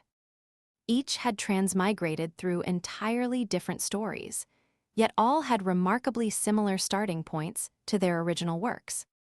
And all of them had gathered here at St. Yansk University. Was that an incredible coincidence? No, this was some kind of design. It had to be. That meant there might be a tendency in the kinds of stories the world desired. What could be inferred at this point was, it is an academy story. As expected, and we have the ability to grasp the officially sanctioned flow in real time. Ivan gestured at Eugene. That one has a status window. It indicates the direction of the story in the form of quests, the kind that changes fluidly to reflect the current situation. Oh, from now on we will. Ivan began writing large letters on the whiteboard. What story do all of us need? What ending will all of us reach? What do we need to do in this world? We will unite to figure these things out. We will understand our individual stories, analyze the world's flow, and advance toward our ending. Wait. As Eugene cried out in excitement, Oswald raised a hand. We have not heard what Ivan's story is. Oh, right, I don't know either. What was your story, big bro? I don't know. Ivan swept a serious gaze over all of them and spoke calmly. To transmigrate, I left malicious comments on over 30 works. Oh. Goodness. Madman. In the minds of all 3 red lines were drawn beneath Ivan's name. That night, all of them stood atop the tallest spire of St. Yansk University, looking up at the sky. Then, the Korean Patriotic League move out. I said returnee party. I'd rather we didn't give it a name at all. Inwardly, Ivan was thinking of naming it the Service Club.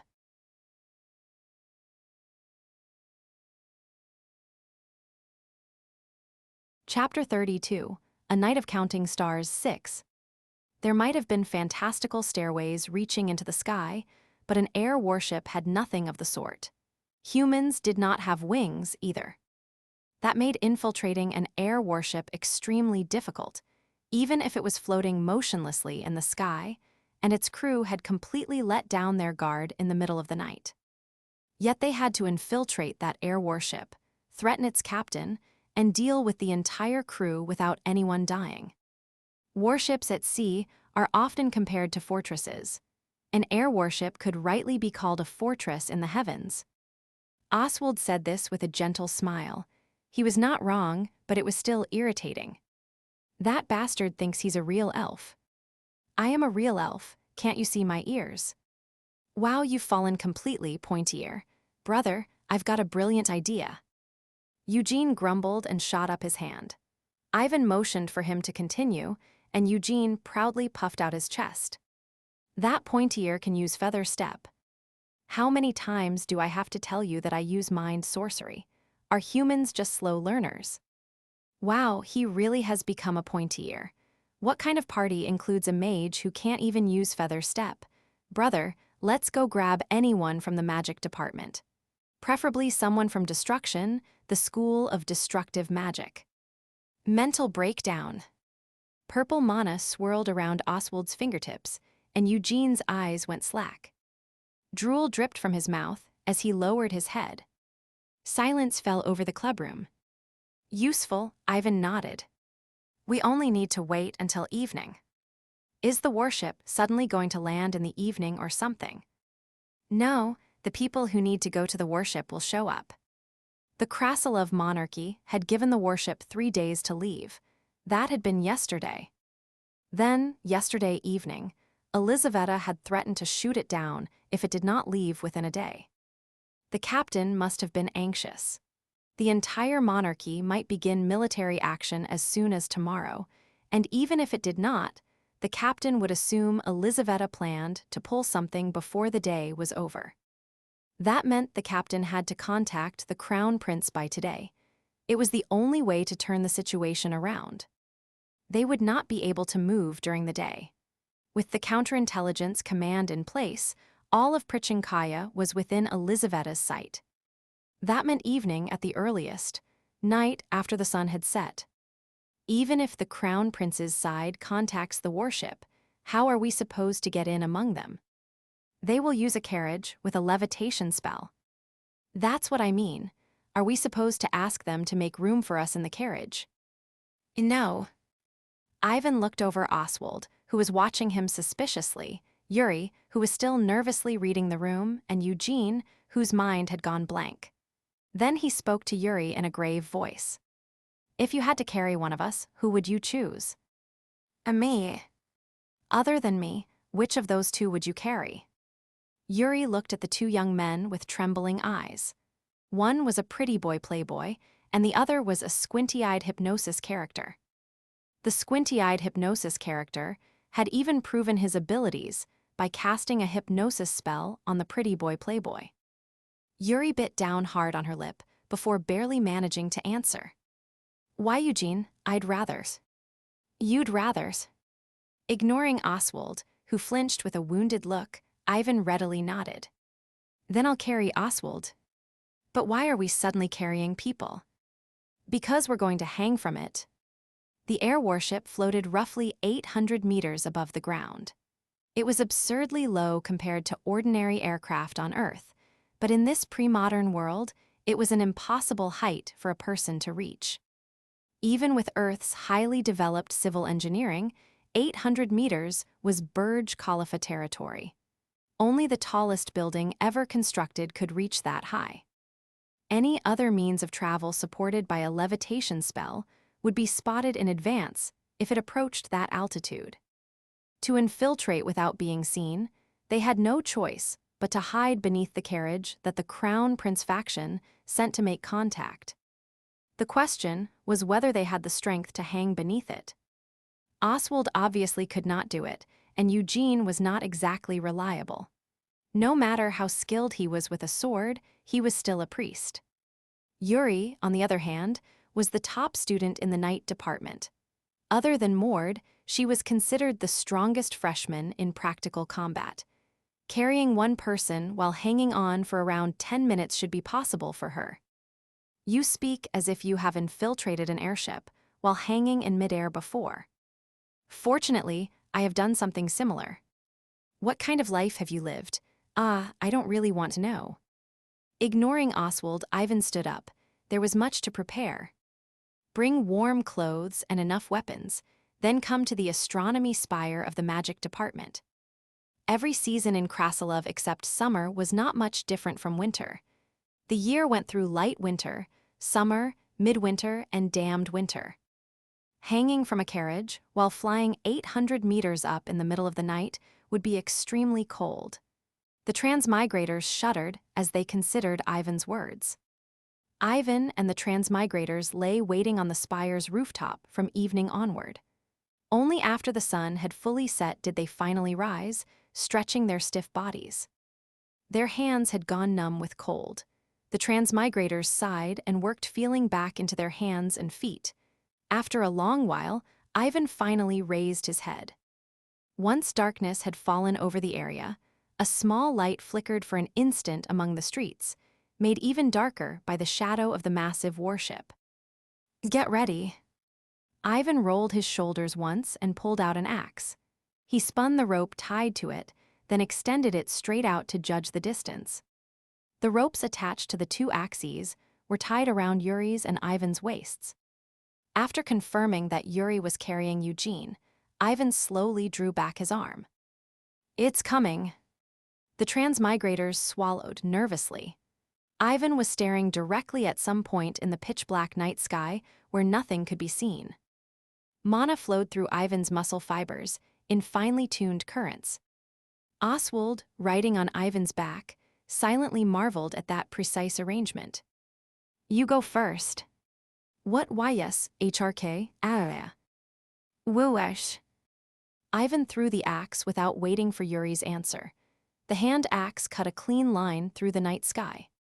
The rope tied to its end jerked once, and Yuri, tied to the other end, was yanked away as if she had been caught by a hook. In an instant, Yuri's silhouette vanished into the darkness. Hold on tight. W8, I'm not mentally prepared yet. Wait, maybe we should think this over, Agai. Wooesh. Zughere. As the ground rapidly fell away and brutal wind slapped against his cheeks, Oswald screamed with foam at his mouth. The terror of death, the ringing in his ears, the sensation of suddenly being dropped into the sky. What was I thinking? I actually called this a plan. Oswald instinctively clutched Ivan's shoulders and wailed. Erg thuug, ak, huh. The tremendous noise battering his ears abruptly stopped. Oswald looked around in a daze and found Yuri and Eugene beside him, pale as sheets. They were hanging from a carriage wheel. Yes. Wow. The spire they had jumped from was far away in the distance. They had crossed that distance. By throwing hand axes, they stared at Ivan with fresh disbelief. But won't this get us caught? Of course it will. Ivan could already hear the commotion inside the carriage. The people inside were not deaf. The carriage had suddenly lurched under the added weight of 4 people, and the axes had struck it dead on. There was no way they would not notice. For now, there was no need to worry. They could not open the carriage door or look beneath its wheels through the windows. That would only last a little while, though. The moment they reached the deck, they would be surrounded. Crown Prince Alexander himself was probably not aboard, but they had ambushed a carriage carrying his envoy. Naturally, they would be attacked. In other words, stealthy infiltration had been impossible from the beginning. Once the transmigrators realized that, they looked at Ivan in stunned silence. Then what do we do now? Endure. Huh. Ivan stared into the night sky and slowly pulled the axe from the carriage. The air warship was gradually drawing closer beneath the clouds. After confirming that the lights guiding the carriage's landing point were glittering on the deck, Ivan hooked Oswald onto the carriage wheel and hung on with one hand.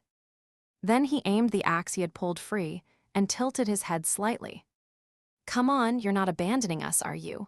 You're abandoning the Korean Patriotic League, brother. No friendship. Ignoring Eugene's stumbling nonsense, Ivan drew his arm back and circulated mana. The conditions had made stealthy infiltration impossible from the start. In that case, was it not right to strike east and attack west? Of course it was. The Annihilation Unit had always followed the doctrine of causing confusion among the enemy just before infiltration. Not quite discarded cards, but decoys to draw attention. There were 2 nobles among the transmigrators, one a high-ranking noble from the military and one elf. Even if they were attacked, they were not people who would be summarily executed. If only students showed up, there was a good chance it would be dismissed as a childish prank. That was why Ivan had told them not to kill any crew members. He had to prevent the situation from becoming a fight to the death. I'll come find you soon. No, wait, brothers. F-woo-um. Ivan hurled the axe toward some point in the night sky. The powerful recoil jolted the carriage once, and when the transmigrators opened their eyes again, Ivan was gone. He was already flying through the darkness of the night like an arrow. He looks like a crazy flying Santa Claus. He doesn't even need Rudolph. Ahahaha, what do we do now? What else? Eugene clenched his teeth as he watched the deck draw closer. We clear the quest. If the quest reward was worthless after all this, he would find some way to kill that bastard status window. Ivan hung beneath the warship's waterline, clinging to an axe embedded in a gun port. Rough wind swept past his ears. He felt the floating sensation beneath his feet, and far below, the city lay scattered like grains of sand. If he fell, he would die. No, it was high enough that not even fragments of his limbs would remain. Happy. Cracked. Hanging there with one hand, Ivan twisted his waist to build momentum and slammed the gun port. Crack, crack, crack. Creak. It shook dangerously, as if he might fall at any moment, but he continued without expression. Steadily, like chopping wood while standing on solid ground. Soon, the wooden gun port collapsed, leaving a hole large enough for one person to enter. Wee-o, wee-o, wee-o. Warning lights flashed wildly inside, and the crew came rushing out. The distraction succeeded. Ivan nodded without emotion and threw himself through the dark gap in the gun port. Now, at last, the woodcutter had arrived.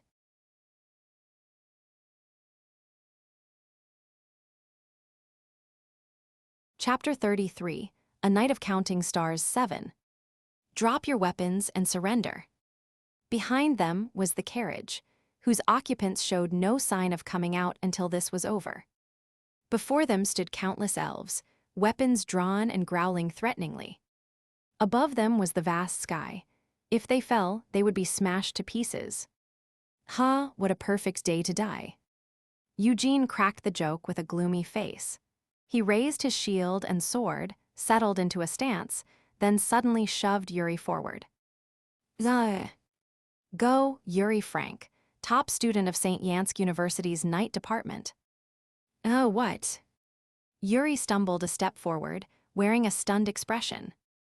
I'm the vanguard, but me alone, really. I'm from the 21st century. I've never fought anyone. I was an illustrator. You're in the night department. You're holding a weapon, too. It's for self-defense. As the two started bickering, the elves surrounding them stared in bewilderment. They sounded like students, but how had they gotten here, and why? They had even armed themselves and launched a surprise attack, only to shove each other forward and tell the other to fight.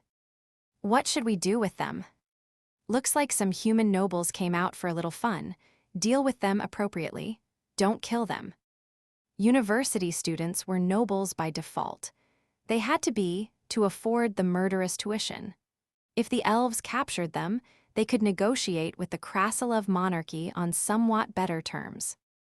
The deck officer sighed as he spoke, and the crew reluctantly raised their weapons. Fortunately, their opponents were young humans who seemed to have neither the will nor the experience to fight. Behind the two armed intruders, the tall man in a hood let out a long sigh and raised a hand. Idiots, what kind of party has one frontliner and two backliners? Have you never played a game before? Oswald waved his hand and wove a spell. Purple mana writhed, forming strange shapes at his gesture. Bestow courage. It was a low-level spell, but Oswald knew from experience that Eugene had no immunity to mind sorcery. That was only natural. Transmigrators who had just arrived from the 21st century could not possibly resist mind sorcery that had to be overcome through sheer will. Kiating. That's he. Eugene's head dropped. W, what did you do? I gave him a little courage. I'll support you, so hold them off from the front until, Ivan gets here. Okay, Eugene. Eugene had his head lowered, muttering something under his breath. Hey, are you all right? Yevgeny. What? My name is Yevgeny Novikov Karamzin. With the hand gripping his sword, Eugene made a small sign of the cross. Then he kissed the blade and whispered, "May the Lord watch over our battle today." Oswald, I think you cast the wrong spell." "That can't be right. It was bestow courage." Ignoring the confused transmigrator's conversation, Eugene quietly opened his eyes. Blue eyes burned with unshakable resolve as he raised his sword high. "Praise the Lord's glory. He upholds virtue through justice and brings peace to this land." Did something clash because courage got added to a priest class mixed with a swordsman class? "That's really something. Don't ever use that on me. I'll handle things myself." Had he lost his sense of self, Yuri trembled in fear. Perhaps that was what happened when someone transmigrated into a game setting, lost their identity, and became completely immersed in role-playing. Then, if Yuri became immersed in role-playing in an academy erotic game about abuse, what would her own identity even turn into? Better to pick up a sword and fight. Fortunately, Yuri had a talent for swordsmanship. She was the Knight Department's top student after all. "Heretics, hear the holy word of our Lord God. Worship him, praise him." Eugene roared and charged forward, swinging his sword without warning. Boom! A violent blast rang out as white light flared from his blade and exploded. Holy smite! That idiot, he should have learned healing skills instead. Yuri and Oswald grumbled as they followed Eugene, who was charging ahead. The three transmigrators succeeded in causing a commotion on the deck. Everything was proceeding according to Ivan's plan. Ivan walked down the dark corridor inside the ship, where warning lights flashed, and listened closely. He mapped out every faint sound audible beneath the blaring siren. In a confined indoor space, repeated noise could be used as a form of echolocation if one could distinguish the source of the sound. His hearing was not as sharp as an elf's, but a sufficiently trained agent could identify objects from the delay left behind as echoes struck them. Using that method, Ivan sensed two people standing around the corner before he even turned it. Bang! He fired almost the instant he showed himself in the corridor. Startled, the enemy hurriedly twisted aside and evaded the line of fire. They have line of fire detection. Ivan nodded and drew his axe. "Who are you?" The question was wrong. It told him exactly how poorly trained they were. The first principle was to neutralize an enemy after being fired upon, then ask questions. And when the opponent was plainly hostile, asking their identity was an especially foolish thing to do. So instead of answering, Ivan launched himself forward. The inexperienced elf crewman had to pay for asking the wrong question. Whoosh! Boom! Zerg! The axe spun through the air and slammed into the elf's neck. It was a clean, powerful strike. The elf let out a choking cry and crashed into the wall. At the same time, Ivan raised his pistol and aimed it at the other one rushing toward him. Without even aiming, he fired. Bang! "You bastard!" Naturally, the elf dodged. They had line of fire detection. But in that brief instant when they twisted to evade the firing line, Ivan got the time he needed. By the time the elf turned back, Ivan was already swinging the axe beneath their jaw. Boom! With their jaw knocked sideways, the elf crumpled without even managing a groan. Since Ivan had struck with the flat rather than the blade, it was more like being hit with a short club than an axe. Still, as long as they did not die, that was enough. Ivan nudged the elf with the broken jaw aside with his foot and moved on. Way! The siren blared through the corridor. Through the noisy hall filled with the hum of red warning lights, Ivan walked with his eyes closed. He calculated the delay and the sound waves, scattering through every corner of the corridor. Once captain of the Callian Archipelago's Wolfstall-class air warship, the Glory of Boyle, frowned in his captain's quarters. The last report he had received had clearly said, "Unidentified students attempted a raid. We are attempting to subdue them."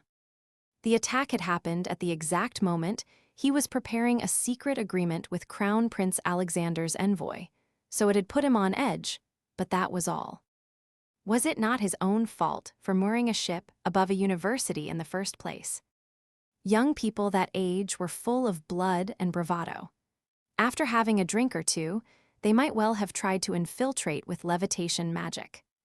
At that age, it was only normal to want to prove one's courage or nerve. But still, why haven't I received another report? He had heard there were only 3 young students. Every student at St. Yansk University was either a noble or from an influential commoner family, so he had ordered them captured alive.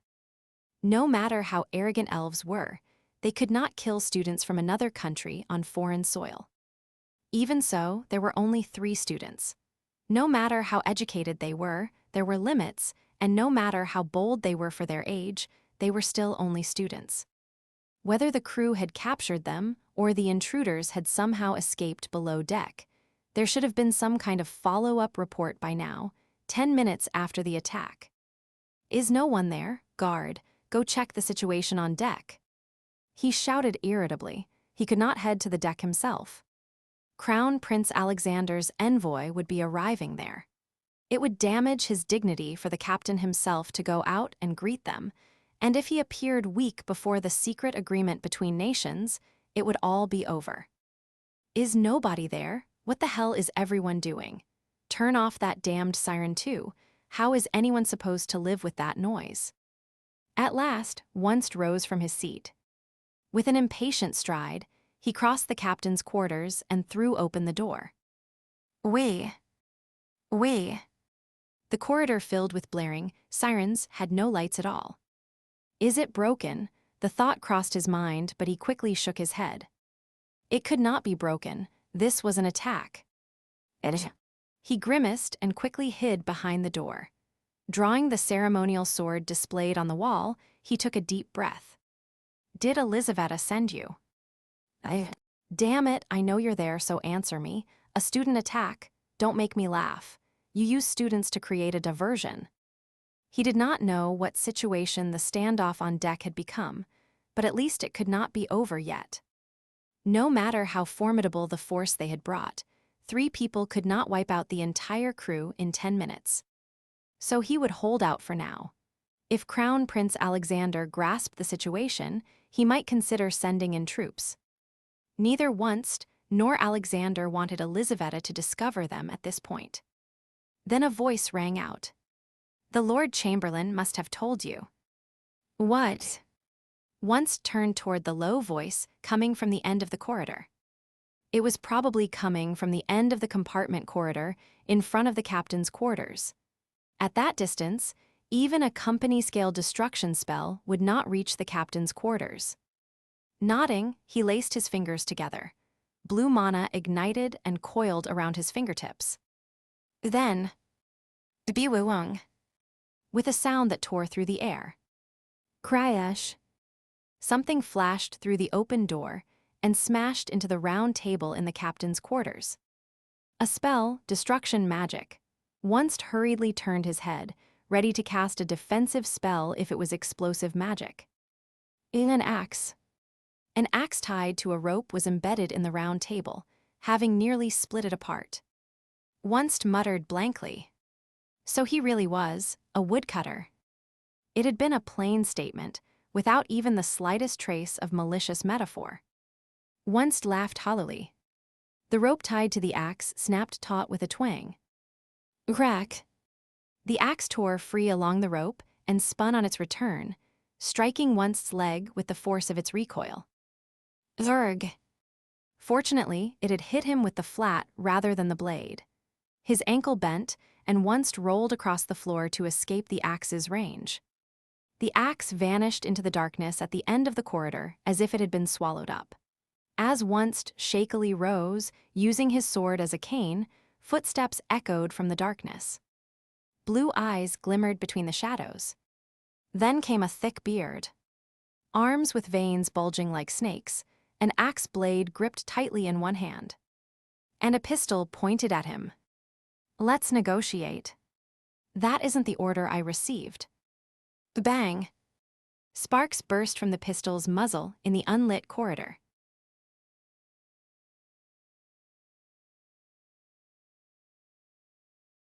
Chapter 34, A Night of Counting Stars 8. A line of fire flashed.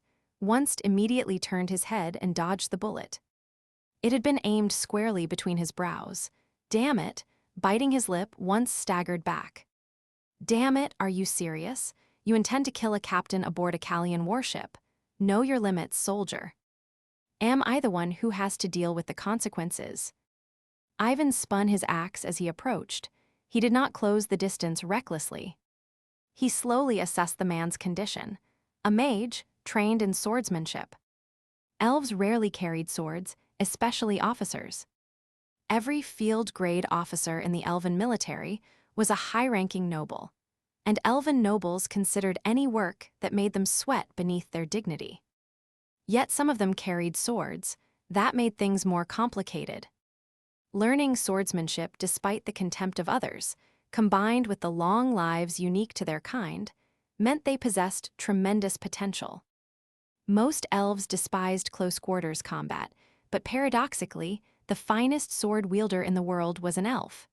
She had once been known as the hero's master. In other words, the fact that Wunst was an elven officer, a mage with a sword, was what kept Ivan cautious, even after he had shattered one of the man's legs in the first attack. Elizaveta sent quite the hunting hound. What is your name, soldier? Do you think stalling will help you? Wunst frowned at Ivan's words. At least the man was quick on the uptake. He clicked his tongue. He could not weave a spell carelessly. Against people classified as superhumans, less than a single step separated him from Ivan. They were both within each other's striking range. After a brief standoff, the elf sighed and let his shoulders sag. I surrender. I will call off the soldiers. Throw away your sword. Why not ask me to sign a surrender document while you are at it? There is no guarantee you will not cut off my head the moment I do. That was not wrong. Still, Ivan narrowed his eyes. An elf surrendering this quickly, without even properly fighting, a field-grade noble no less. It was impossible. Without a word, Ivan raised his axe. The man could surrender after Ivan had neutralized him. Watching him, Wunst clicked his tongue. Damn it, fine catch. Then he hurled his sword at Ivan with all his strength. Clang! As Ivan knocked away the flying blade, Wunst was already leaping backward with one hand inside his uniform. Ivan lowered his stance and sprang toward him. Beneath the tightly fastened uniform, there was no silhouette of military equipment. That meant it could only be a pistol, a dagger, or an explosive magical weapon. The last was the most likely and the most troublesome. Sir Baelgreen. Why was that old man's name coming up all of a sudden? Ivan shook off his sudden confusion. This was not the time to think about that. Calling out a technique's name, or the name of an influential person, was an incredibly stupid tactic. Ivan kicked off the floor and swung his axe. There was no time for a delicate blow with the flat. He brought the blade straight down at Wunst's forearm. He could not afford to let his guard down against a mage's suspicious magical artifact. Click! As expected, Wunst had pulled a small metal orb from inside his uniform. It was covered in densely packed purple incantations and looked profoundly ominous. As Ivan's axe came down on Wunst's forearm, the man pressed his thumb firmly against the top of the artifact. Then a wave burst forth. Quangs! As the violent shockwave hurled him away, Ivan thought. Mission failed, he was self-destructing. Elizaveta's mission had been to secure proof of the captain of the warship meeting with Alexander.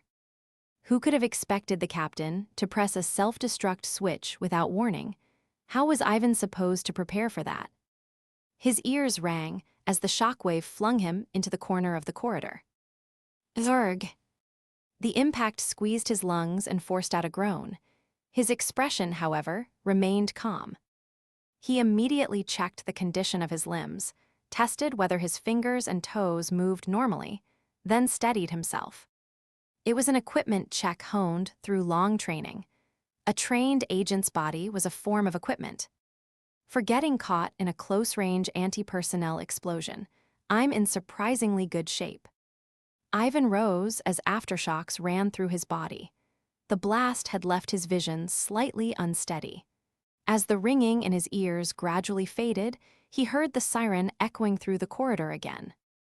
That was a good sign. His hearing was normal too. This is unexpected. Ivan went rigid at the voice that followed. It was far too familiar, and it was not a voice that should have been heard here. It had been 4 years since Ivan had heard it. For an instant, he wondered whether someone was imitating the voice. But no, he had not heard wrong. Distinctive dark green flames flickered through his blurred vision. Ghostly fire burned up from the depths of both eyes. Even the arrangement of mana was painfully familiar. The real Bale grinned. That is right, why are you here? So you were alive. The uniform was a mess from the explosion, and the body shape, height, even the face beneath it, all belonged to Wunst. Ivan realized it instinctively. This man's soul had changed. Possession. An amusing choice of word. This is called the soul transfer art. The hero party's mage, Bale Green, the fortress destroyer. With familiar mana, a familiar voice, and arrogance Ivan knew all too well, one of the greatest mages alive spoke. Where is Alexander, and why are you here? Bale Green appearing here was unexpected. It was something Ivan could not possibly have anticipated. Before anything else, though, Ivan recalled the nature of this mission. Confirm and document the connection between Crown Prince Alexander and the Elven captain. The Elven captain? No, this air warship is likely suffering from a malfunction. Elizaveta designed matters so that the captain's only possible option would be Crown Prince Alexander.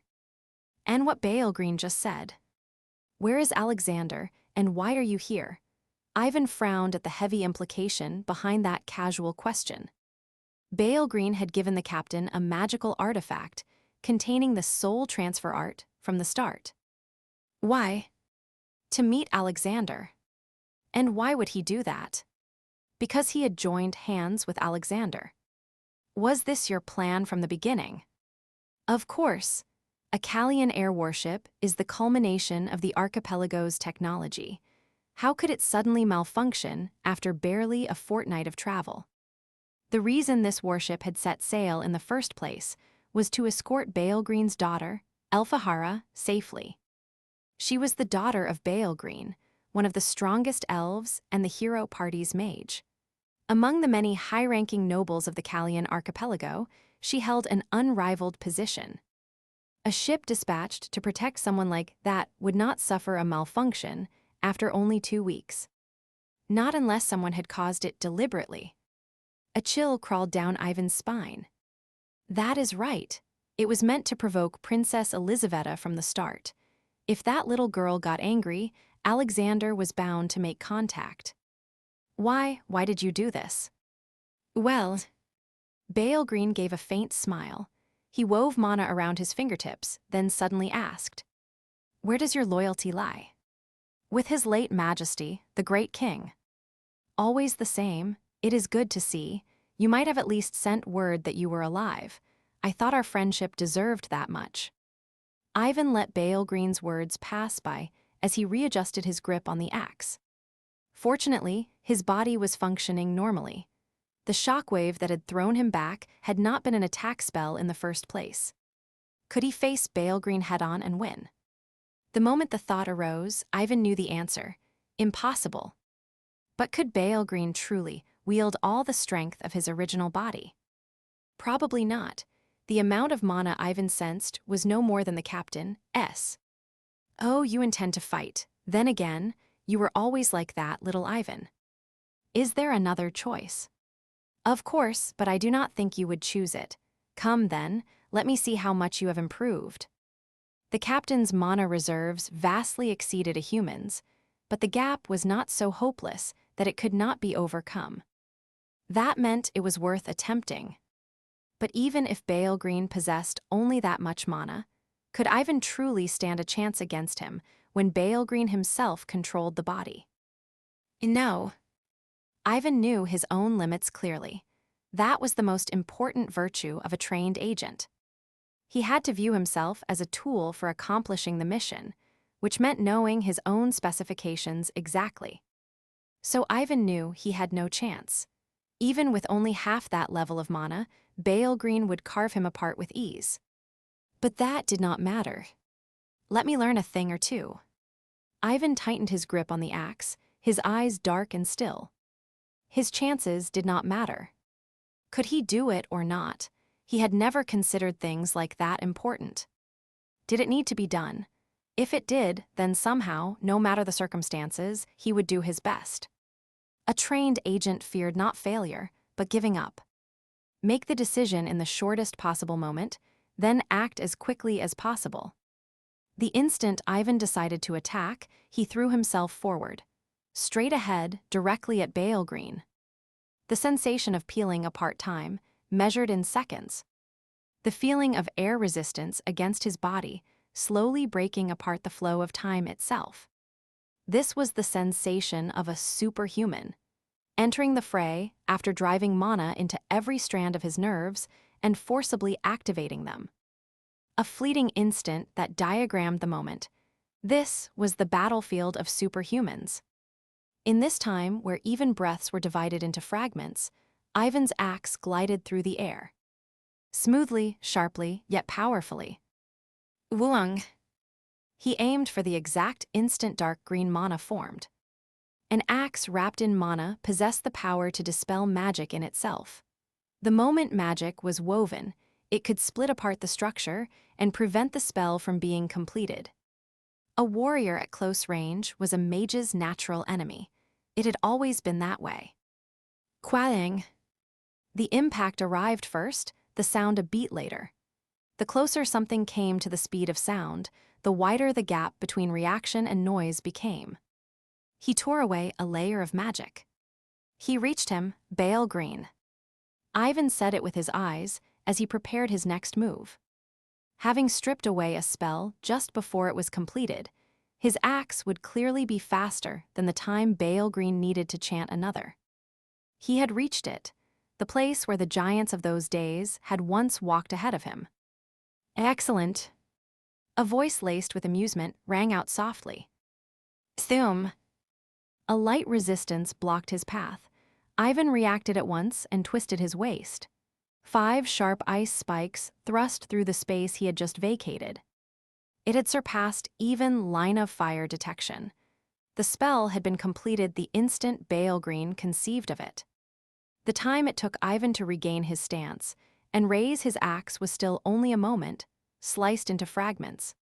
Yet at the end of that brief clash, more than 40 spells, each woven with a different structure, filled the air before him. Bale Green smiled gently and flicked his fingers.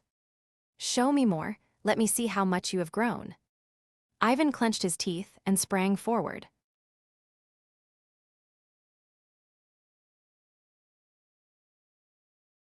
Chapter 35, A Night of Counting Stars 9. Lord, make me an instrument of your peace. Stop saying crazy things and focus. Eugene was still cutting down elves, with his eyes burning a fierce blue. Judging by the brilliant white lights bursting from his sword with every swing, his god seemed quite pleased with his prayers. Still, no matter how talented they were students in the end. Being skilled for their year only meant their experience was of a different caliber. We're being pushed back, we're getting pushed back. I know, hold the line. Oswald and Yuri gritted their teeth and repeatedly waved their hands. Their attacks were blocked every time, and there was no visible way to break through the army advancing in a shield formation. These were soldiers who had survived the Demonfolk War. Only 4 years had passed since the Age of Peace began. They might have grown lazy and relaxed, but they were still soldiers who remembered their active years. In other words, they were far too elite an opponent for 21st century transmigrators, with almost no combat experience to face first. If the soldiers had intended to kill them from the start, the battle would have ended long ago. The deck officer snorted and shouted, "Students, isn't it about time you stopped and put down your weapons? When is Ivan coming already?" Just as Yuri's tearful cry grew sharper, the deck began to shake. Kagagagugu. What? The bridge, check the bridge, what's happening, watchman? What about the captains? A grinding sound rose from beneath the deck as the keel groaned. Then a massive impact struck the ship like an explosion. Soldiers and transmigrators alike staggered, fell, and rolled across the deck. What was that? Did Ivan do this? Oswald braced himself against the floor to regain his balance, then suddenly looked up. A vast current of mana, no, a flow woven with advanced technique, came into view. Dark green mana surged into the cabin like a storm. Boom, boom, the explosions were drawing closer. No, it was Ivan, this is. Oswald narrowed his eyes. Soon, dense mana gathered in the middle of the deck. It moved. Qualing. Yuri threw Eugene aside, his eyes still wild from the bestow courage buff, then grabbed Oswald by the back of his neck and leaped backward. A huge crack opened in the center of the deck, and something shot out of it. The object spun through the air, righted itself, and landed beside the transmigrators. It was a flawless landing, as clean as if measured with a ruler. Ivan. Ahem. An acrid, burnt smell rose from Ivan's body. Holding his axe, he calmly stared ahead. Excellent, to have honed your ideal to this extent in a world where peace has been preserved like a museum piece. Lord Balegreen. The sailor's eyes widened as though they might pop out. Ivan narrowed his own eyes at their reaction. What was this? He had deceived even his fellow elves. But why? If the Callian archipelago had wanted to support Alexander at the national level, there would have been no need for such a needlessly underhanded method. Ivan, could you explain what exactly is happening here? Oswald looked at Balegreen, floating in the air with confused eyes. As an elf, Oswald had met Balegreen a few times.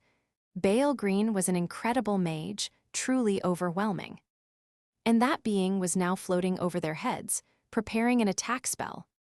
A little lacking, was it? It nearly worked. Balegreen looked down at Ivan with a faint smile. One arm was missing. With a bitter smile, Balegreen said, "I suppose I owe Lord August an apology. I didn't expect you to appear, but well.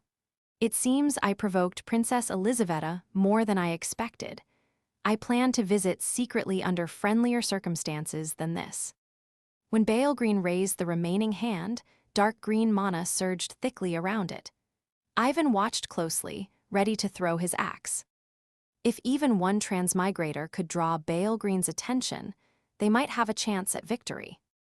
But neither the battlefield nor the situation was favorable. "We'll meet again later. The circumstances aren't good right now." Balegreen. How much do you know about Crown Prince Alexander, even knowing that? Are you still loyal to your king? And what? Balegreen waved one hand. Powerful mana gathered into the shape of a fist and lifted the carriage that had been lodged in a corner of the deck. A commotion and screams came from inside the carriage. Then, with a clatter, its door opened. "Come out." What is the meaning of this? We came to negotiate a secret agreement. Quiet. Balegreen swung the remaining arm. The middle-aged man who had poked his head out of the carriage was pulled into the air by mana. "So he didn't come himself after all. What is your name?" N. Nikolai Slapanovo Rurik. I have been granted plenipotentiary authority by this nation's foreign ministry. You cannot harm me. Oh, so you don't know who you're saying that to? Balegreen gave a quiet laugh and slowly approached the man. Balegreen placed a right hand over the man's head and spoke in a low whisper. "Speak, where is Crown Prince Alexander now?" Dark green mana churned beneath that hand. Like snakes, it coiled and burrowed into the man's ears and eyes. The expression slowly vanished from the man's face. He murmured blankly, "His Highness is waiting at the foreign ministry now." So he knew nothing. What a waste of time. There was a crunch, and the man's head drooped. Bale Green tossed him aside as if throwing away trash, then slowly descended onto the deck. "What is all this? Bale Green, what were you planning?" Ivan narrowed his eyes. When Bale Green said he had provoked Elizaveta to make contact with Alexander, Ivan naturally assumed that the Callian archipelago was supporting Crown Prince Alexander and attempting to interfere in domestic affairs. There had been no other possible conclusion. Yet Bale Green had suddenly killed the envoy. On top of that, he was asking where Crown Prince Alexander was. The Crown Prince in this city isn't the real one. There is much left to discuss between us, but it is difficult to speak of it. Bale Green opened and closed his mouth several times before frowning. It is a prohibition. If you cannot discover it yourself, I cannot tell you.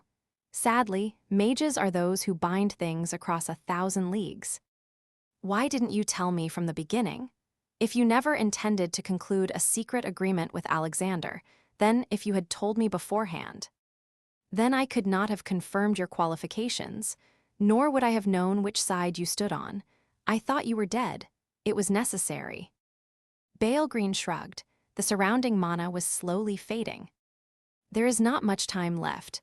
Come to my tower in Callian someday. You likely will not be able to meet me in person, but Ivan, our scout, you are qualified. Qualified for what? To turn the final page of truth, to behold the hands upon this game board.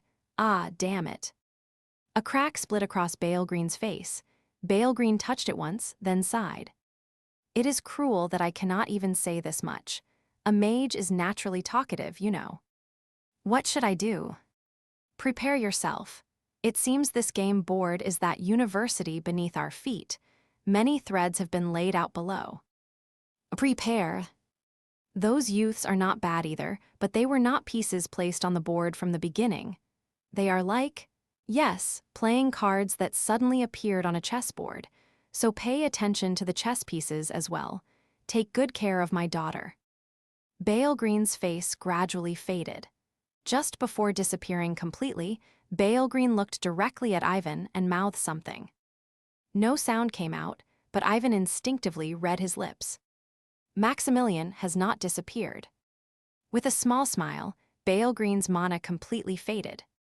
The commotion on the deck did not reach the citizens of Prichinkaya. To them, the warship simply continued floating quietly in the sky as always. Ivan and the transmigrators were able to descend to the ground, with the frightened captain seeing them off. Leaving the wrecked carriage in an alley, Ivan looked over the transmigrators. A game board. Cards placed on a chessboard. Should he take it to mean that games with different rules had become mixed together? What sort of story did they need? What story had been prepared, and what flow was it trying to guide? Who were the hands upon the game board? God. Ivan looked at Eugene, who could use divine magic. Perhaps because the bestow courage buff had ended, Eugene wore an utterly exhausted, vacant expression. Do you still have that thing called a divine spell slot? Yes, I do. Ahem. Unlike magic, divine spells were a form of blessing bestowed directly by a god. They were spells carried out through a human body on behalf of a god's will. In other words, the phrase divine spell slot practically meant Eugene's status window had been approved by a god.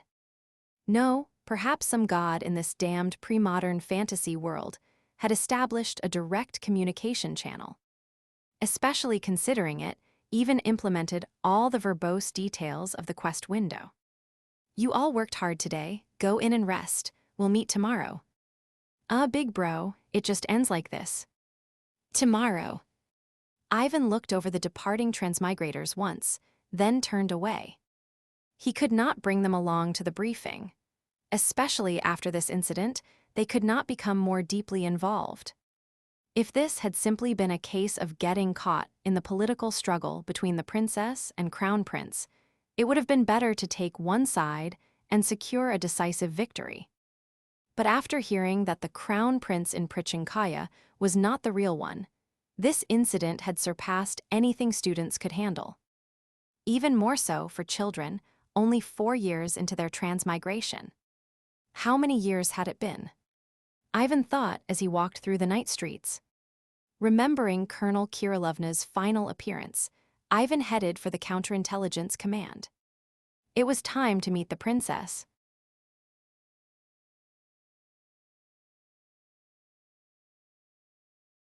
Chapter 36, A Night of Counting Stars 10. When Ivan arrived at the counterintelligence command, everyone from the guards to the agents at the desks had risen to their feet. My God, it really is him. Little Ivan. Whispers filled the command's interior. As Ivan walked, they bowed silently behind him, then stood rigidly at attention when he passed before them. One agent, whose eyes met his, hurriedly raised a hand in salute and approached him. It's an honor to meet you, Colonel Petrovich. You know me. I do, sir. The young man trembled under Ivan's gaze and quickly added, I belong to the generation that learned from the manuals you wrote, Colonel. Ah, those. Ivan nodded. He remembered writing something like that. It had mostly recorded methods for infiltrating demonfolk districts and his experiences assassinating important figures in the field. It was something like a diary. And as was usually the case with diaries, having someone read what he had written was extremely embarrassing. Ivan turned his expressionless face away. Have you come to see Lieutenant Colonel Cherkatov? Yes, let him know that I have a matter to report directly to Chamberlain Kirilovna. I'll escort you to the East Court, this way. Ivan gave a brief nod and followed the nameless agent. A suffocating silence pressed down from every side. A direct report to Her Highness. What could be so important? Each agent bowed in salute behind Ivan, then returned to their duties with stiff movements. It felt as though they were all about to become very busy. No one knew what would happen, but if little Ivan was meeting the princess in person, the repercussions were bound to reach them too. The East Court of Krasilov was an immense marble structure built solely for the princess. Because of the princess's personality, it had favored extreme practicality over the dignity expected of a royal court. Still, its sheer size and symbolism left a powerful impression. Ivan stepped down before the grand front gates, decorated with reliefs. The agent driving the carriage silently saluted and disappeared down the street. Considering he stood before the court, it would not have been strange for someone to be watching. Ivan did not pay it much mind. Dmitri. Oh, senior. Dmitri must have rushed out the instant he received word. He still looked half asleep. Pushing back his hair, he smiled his usual friendly smile. Let's go right in. Her Highness is already waiting for you. She knew I was coming. Well, she hasn't gone to bed tonight. Dmitri chuckled as he pictured Elizaveta anxiously pacing back and forth. If the mission had succeeded, the air warship should have vanished from the skies over Prichinkaya. If it had failed, news of Ivan's death would have arrived. Neither possibility made sleep easy. Expecting Elizaveta's concern, Dmitri had also stayed awake to handle his work. Her Highness is in the rear garden. Let's go. The rear garden of the East Court opened toward the main road through the castle, the road that led to St. Yansk University. In other words, anyone sitting in the garden could see the air warship in the sky. She must have sat there staring upward, waiting to learn whether the mission had succeeded or failed. That meticulous woman, and yet that tender-hearted woman. Dmitri led the way with a faint smile. Our next meeting should be at a more fitting time, in a more fitting place. In the end, it had not been a particularly romantic reunion. He let out a quiet laugh as he remembered Elizaveta's words. As Ivan headed for the rear garden, he lost himself in thought. He remembered the last time he had seen Elizaveta. I'm sorry, Vanka, I truly am truly sorry. She had stood there, choking back tears on a miserable rainy day. She was a small woman, now that he thought about it. He had suddenly wondered how someone like her could have come from the bloodline of that broad-shouldered late king. You all, no one else but you all, had every right to resent me and this country. Even if you had run away, I would not have blamed you. What had he said to the princess, as she sobbed in the rain? Ivan remembered at once. Do you have any roses? And what? Cherenovika liked roses. It had been a funeral hall and a burial ground. There were no gravestones and no mourners. It was a place where the agent's final moments were honored, a funeral ground for people whom no one else would mourn, people who were meant to be forgot. Before the counterintelligence command building was erected, it had been a desolate, empty lot in a corner of war-ravaged Prichinkaya. There was not even an eave to shield them from the falling rain. In the cold winter downpour, Elizaveta asked with a haggard face, "Do you remember the things the others liked too?" "Yes, every last one of them." "Tell me, I will remember." That was enough. Ivan began speaking quietly. When he finished, Elizaveta whispered softly, "Roses, chocolate cake, musk perfume, silk handkerchiefs." Repeating the names of the departed agents and the things they had liked, Elizaveta whispered them over and over. When the rain finally began to ease, she looked up at him with wet eyes and reached out. Her hand was cold. Her chilled fingertips trembled faintly, perhaps from the cold. Ivan stood still as he felt Elizaveta's slender hand stroke his cheek. "Vanka, please live quietly. Stay out of everyone's sight. Let this country forget you." Ivan was a trained agent who had learned lip reading, so he could read even the words Elizaveta murmured without voicing them. "So that only I may remember you. Because no one else in this country deserves to. That said, do not ruin your face. Yes, how about growing a beard?" "A beard, Your Highness." "Yes, like my grandfather's. I think it would suit you." Ivan remembered the great late king's face and nodded slightly. He had possessed a splendid beard, dignified and manly. Ivan stood there in the rain for a while longer, then turned and left. That had been his last meeting with the princess. 4 years had passed since then. With the princess's help, many people had forgotten him. Fortunately, because he had once been a senior officer on the Royal Guard's rolls, his name remained in the National Cemetery. Beyond the entrance to the rear garden lay an expansive flower garden. Flowers carefully tended by magic bloomed in abundance beneath the night sky. Ivan stopped for a moment. Roses, lilies, freesias, and countless other flowers bloomed together without distinction. To some, it might have looked like a carelessly arranged and disorderly garden. Ivan knew better.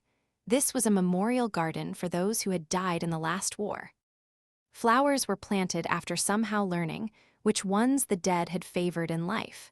They had been made to bloom throughout all 4 seasons. So they would never be forgot. "Your Highness, Dmitry Cherkatov presents himself before you." "Come closer." A cool voice called out. Beyond the garden stood a long outdoor table. The table gleamed white under the moonlight, with a simple spread of tea and refreshments atop it.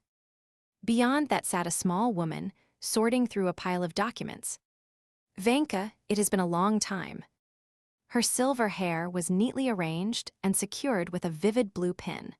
Instead of the sterile uniform he remembered, she wore a royal dress. Dressed in blue, she looked up at him. As Ivan searched for something to say, her eyes widened in shock. My God. Ivan was, after all, a trained agent. Through lip reading, he could infer the rest of what she had swallowed. "What on earth have I done?" Her gaze was fixed on Ivan's chin. It took Elizaveta some time to recover from the shock. She had to clear her throat several times, doing her best not to look directly at Ivan's face. By the time Ivan finished his report, she no longer showed any embarrassment. Her expression had returned to its usual coldness. "So Bale Green appeared in person and told you that?" "Yes, Your Highness." Ahem. Elizaveta tapped the table as she thought. After a while, she raised her head and looked up at the sky. Stars were scattered across the dark night. Vanka, the woodcutter I trust most. Yes, Your Highness. You have met my father before. What do you think of him? The great king. Elizaveta gave a small laugh at Ivan's answer. The great king, is he really? He is a fool who believes every problem will be solved if he keeps his mouth shut and sits still. I will gladly hate my father. I must. Her eyes burned fiercely. The allied kingdoms feared a sharp sword. Did you know that? If the hero party had not disbanded, a second war would have begun. A war that history would record as one between an individual and a collective. Since the Demon King's arrival, the rulers of the allied kingdoms had been consumed by deep concern. Their enemies' armies were frightening, but what frightened them most was the existence of an individual capable of overwhelming an army. The existence of a person who could stand against an entire group was, in itself, a challenge to authority. If the hero party had not disbanded, if they had not each returned home to become part of society once more, the world would have faced a second war. You said Maximilian has not disappeared, and Bale Green is searching for my brother. Yes, Your Highness. I will deal with the false brother in this city myself. Do not concern yourself with him.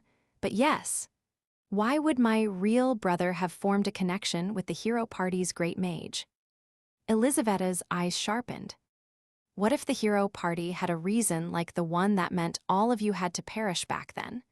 If we assume there was one person they absolutely had to eliminate, who do you think it would be? A Maximilian. Yes, of course it would be, humanity's strongest, the greatest of all time. Maximilian, the Demon King Slayer. It would be that man. Bale Green had planned all this in order to find the real Crown Prince's location. If Bale Green had mentioned Maximilian's seclusion in the midst of that, it was reasonable to assume there was a meaningful connection between them. Then only one question remained. How could anyone dare make that powerful man disappear? What could possibly be done to remove him? Was such a thing even possible? Even Ivan, who knew so many of the allied kingdom's strongest figures, could not easily imagine it. It might be possible if every member of the hero party ambushed Maximilian. But that could not be the case. And if it was not, Maximilian would never have fallen to human hands. Wait, I will find the method, and the reason it had to be done. Yes. Sit, I have kept my guest standing too long. Forgive me. Ivan sat in the seat prepared for him. A maid approached and poured steaming hot black tea into his cup. It's grape. Elizaveta pulled over a chair and sat beside him.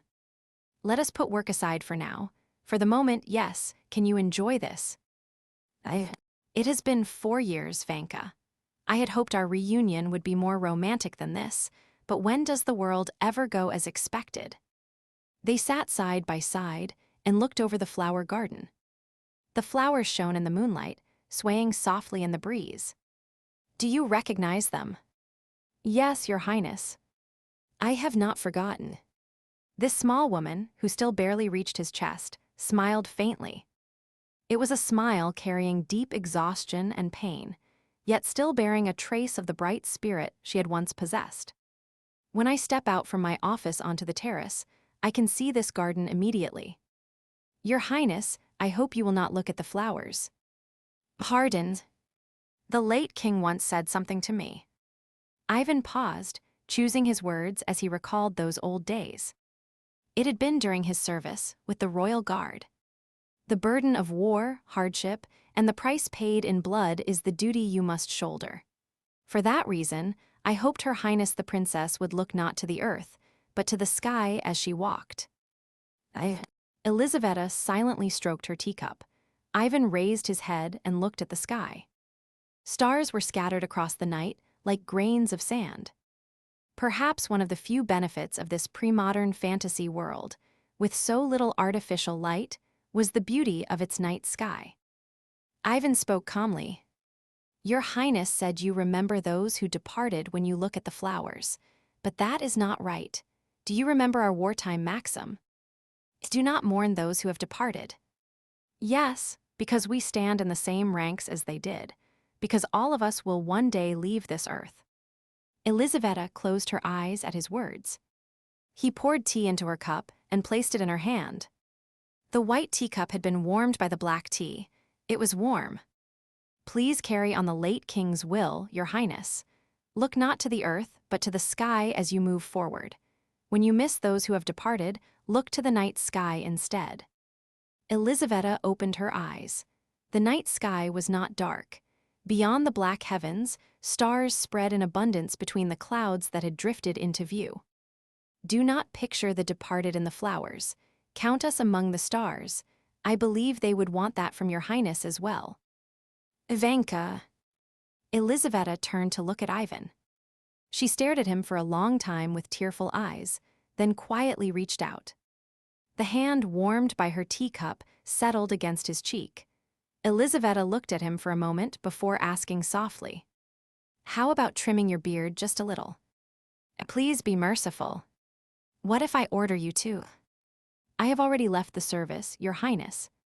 It seems your eloquence is the only thing that has improved since then."